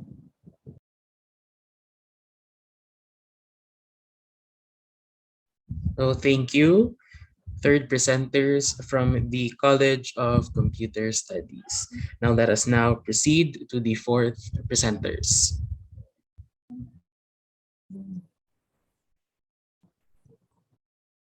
Good day, everyone. We are delighted to present you with our capstone project, Surveillance Camera with Facial Recognition and SMS Notification. These are research developers and presenters, Riel Casugbo, Maria Tercia C. Pagnamitan. Surveillance camera with facial recognition and SMS notification aim to create a system that would improve the security of the home and its residents. We enhance standard CCTV with features such as facial recognition and SMS notification. If the CCTV detects an unregistered face entering your home, the system will send an SMS alert to the homeowners to notify them that someone has entered their home. Statement of the problem. Standard CCTV camera cannot recognize individuals. The house owners are irritated by misleading notifications from CCTV cameras with motion detection. House owners have no means of knowing whether someone entered their house while they are away. When it comes to our homes, the majority of us do not have tight and reliable security.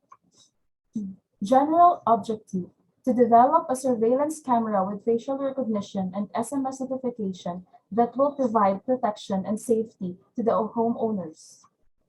Specific objective: create a system that uses CCTV camera using artificial intelligence to reduce misleading notification by ensuring that it only detects faces, to notify the house owners if someone enters their home by sending SMS alert, to install a surveillance camera with facial recognition and SMS notification to ensure security for the house owners. The system.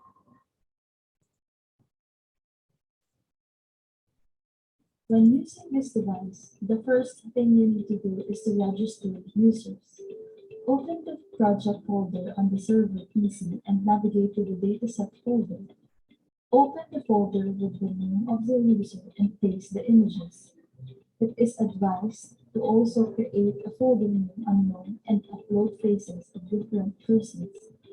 Then, open script file encode faces.python using any text editor.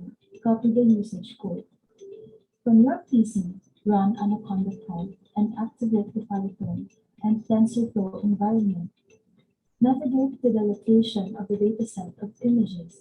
Then, paste the script you copied earlier to execute.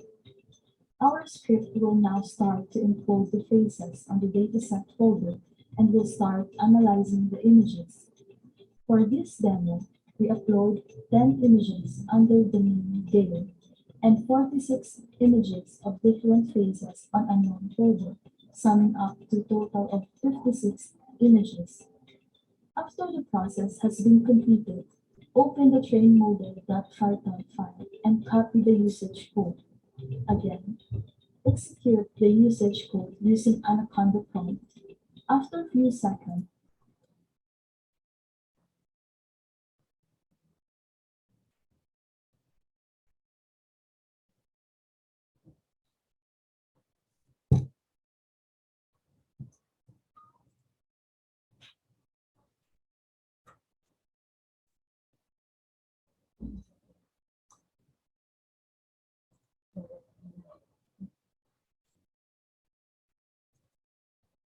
when using this device, the first thing you need to do is to register users. Open the project folder on the server PC and navigate to the dataset folder. Open the folder with the name of the user and paste the images. It is advised to also create a folder name unknown and upload faces of different persons. Then, open script file encode faces.python using any text editor. Copy the usage code. From your PC, run Anaconda prompt and activate the Python and TensorFlow environment. Navigate to the location of the dataset of images. Then, paste the script you copied earlier to execute. Our script will now start to encode the faces on the dataset folder and will start analyzing the images. For this demo, we upload 10 images under the name Gale and 46 images of different faces on unknown folder, summing up to a total of 56 images. After the process has been completed, open the train model.python file and copy the usage code. Again, execute the usage code using Anaconda prompt. After a few seconds, the system will create 3 files containing the computation and label of images ready for use with our AI CCTV project. We need to upload these files now to Raspberry Pi device using FileZilla program by logging in the Raspberry Pi IP address, username, password, and port number. Navigate to the desktop section of Raspberry Pi. Go to the project folder, open the output folder, and overwrite the files with our newly created computation images files we just did earlier. The device is now ready. For actual demonstration, we will be accessing the Raspberry Pi via VNC application so we can actually see what is happening behind the scenes. Before we begin, we need to restart the Raspberry Pi device so that our newly uploaded files will take into effect. After the Raspberry Pi boots up, it will automatically execute our program and will start analyzing faces via the attached camera on its USB port. On the right side of the screen is the actual device, and on the left side is the GUI of Raspberry Pi showing the viewport of its camera. We will test the device now by showing a registered person. It's correct. Next, we will test it now with a person not registered to the system. It did analyze the unknown person. And let's observe the phone as it will now receive a text message and a call from a device informing the owner that there is an unknown person detected. And that completes the functionality of our surveillance camera with facial recognition and SMS notification capstone project. Thank you. When using this device, conclusion, surveillance camera with facial recognition and SMS notification can be of great help to homeowners who are not at home the majority of the time. Homeowners do not usually review their CCTV footage on a regular basis. They usually check it only after a crime has occurred. However, most of the time, the police or crime investigators benefit the most from CCTV by reviewing the footage. Homeowners benefit the most from surveillance camera with facial recognition and SMS notification because it increases the security of their home and notifies them if someone enters their home while they are not present. In this manner, the homeowners can take immediate action to apprehend the intruders. Recommendation. The surveillance camera with facial recognition and SMS notification is recommended for homeowners who are not at home the majority of the time is in order to increase the security of their home. This system is recommended to be turned off when the homeowners are present, but the CCTV camera continues to function as a standard CCTV camera that records footage. It is also recommended that it be turned on if no one is at home or if everyone is sleeping. That would be all. Thank you. Thank you to the presenters from the College of Computer Studies. And that ends the parallel session for the College of Arts and Sciences and for the College of Computer Studies. Thank you so much to the students from the College of Arts and Sciences and College of Computer Studies for presenting your research studies. You may now leave the breakout room and go back to the main room to watch other research presentations and for further announcements. Once again, thank you. Thank you.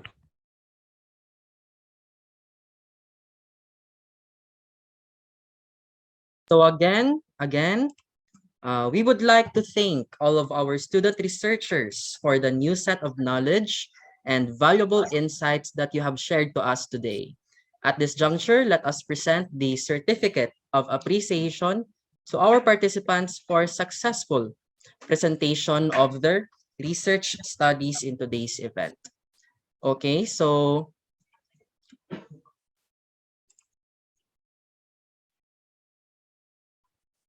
we stand corrected. On the certificate that we will flash, it should be 2022 and not 2021. Anyways, we will email to you the signed certificates, and also we will make some edits to it.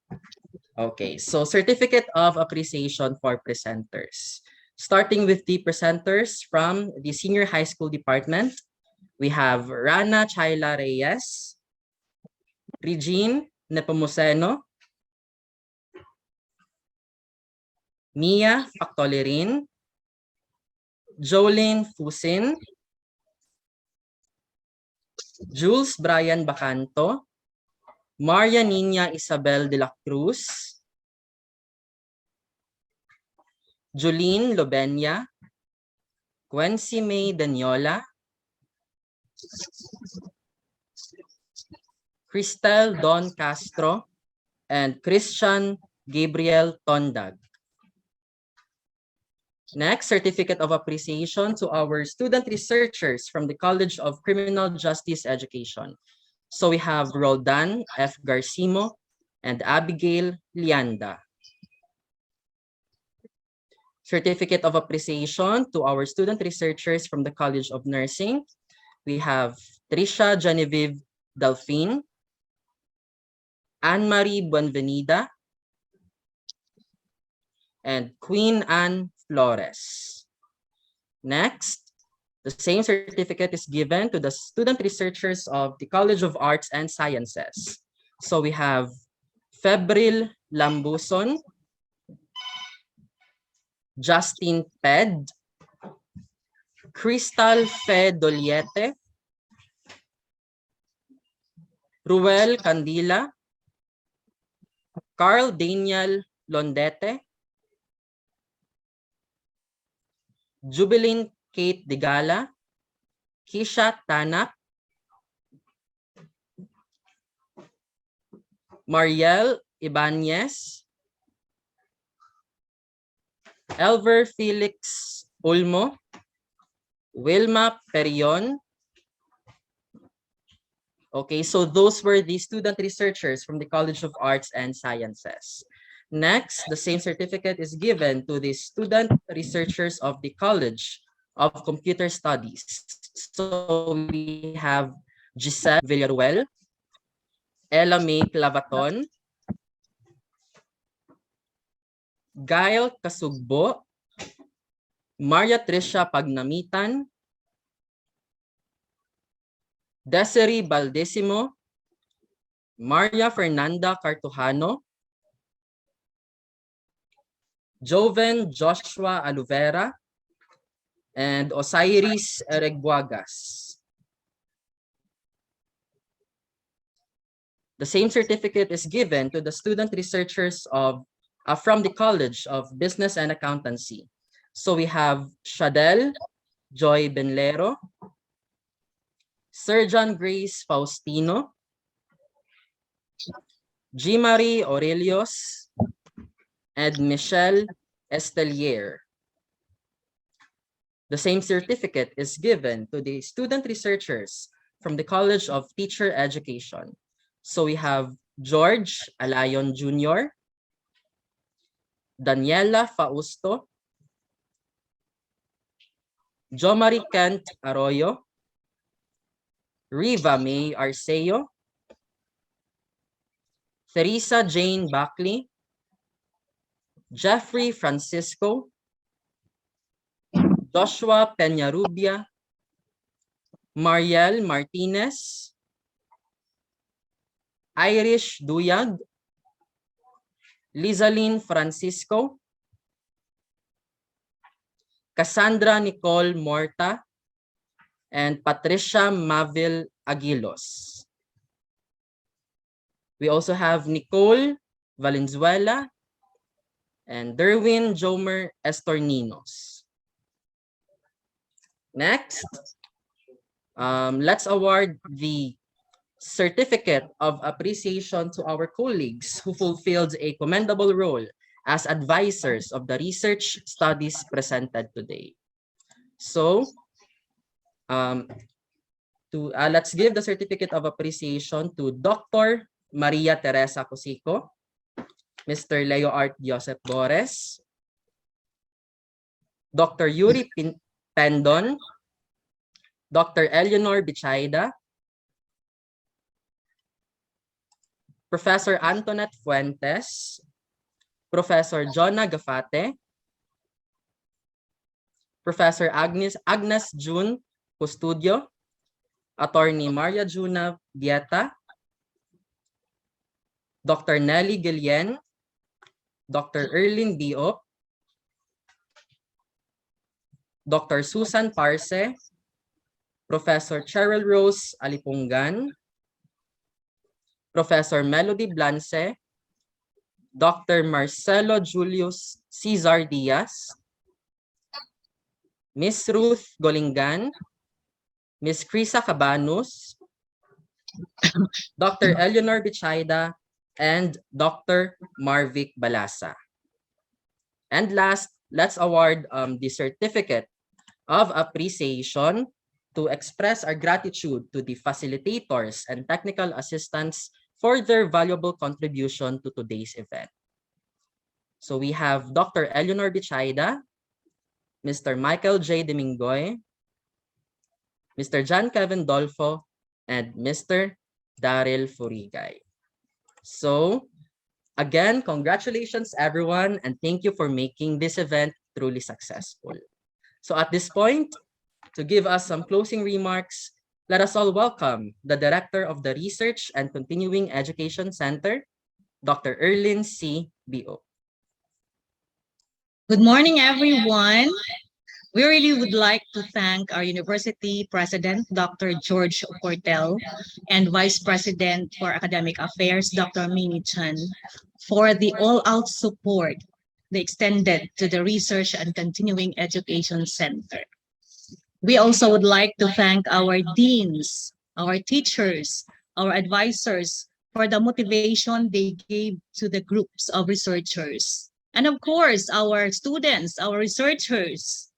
Thank you for the effort and time you spent today with us. Congratulations, we have from the results of your research studies. The main vision of this office is to uphold a highly visible research tradition here at Filamerian Christian University. And I'm so glad this morning for the encouragement I heard from Dr. Cortel and Dr. Chan to continue this activity. Now, I am assured that we can continue to produce a culture of research among our students, our faculty and staff, and be known as the source of competent researchers. And before I end, I would like to express my gratitude and appreciation to Sir Leo Art Joseph Bores for his expertise in facilitating this activity. Sir Leo, thank you so much. And of course, to his technical team, we have Dr. Eleanor Bichayda, Dr. Michael J. Dimingoy, Ms. Erica May Kitalig, Sir Darrell Furigay, and Mr. John Kevin Dolfo. Thank you for helping us today. And to all of you, thank you so much. You are happy today in the research office. And I'm glad, and I will be glad to see you next year. Thank you so much. Thank you very much, Dr. Let us Gio. pray. You are ever at our side, gracious Father, and you have blessed us with many gifts and abilities. We thank you for giving us this opportunity, and especially for the ability to participate in this activity, the Filamerian Research Colloquium. We thank you for everything that you have done and for the knowledge shared and all the presentations. Let all these things that we have learned and shared becomes a catalyst for us to move forward, to be inspired and enhance our services as you have called us to serve you and one another in particular ways. Reminds us always to do the very best we can, sharing our knowledge, our talents, our skills and abilities to serve you and the humanity, and above all, to give glory to your name. Help us always to embrace your wisdom and values instead of the world's wisdom and standards, for we want to grow and we want to build our lives in the sure foundation who is Jesus Christ. May we learn to live, to be gentle, to be humble, to grow in perfect love and harmony with you. We pray in the Spirit of Christ, our Master. Amen.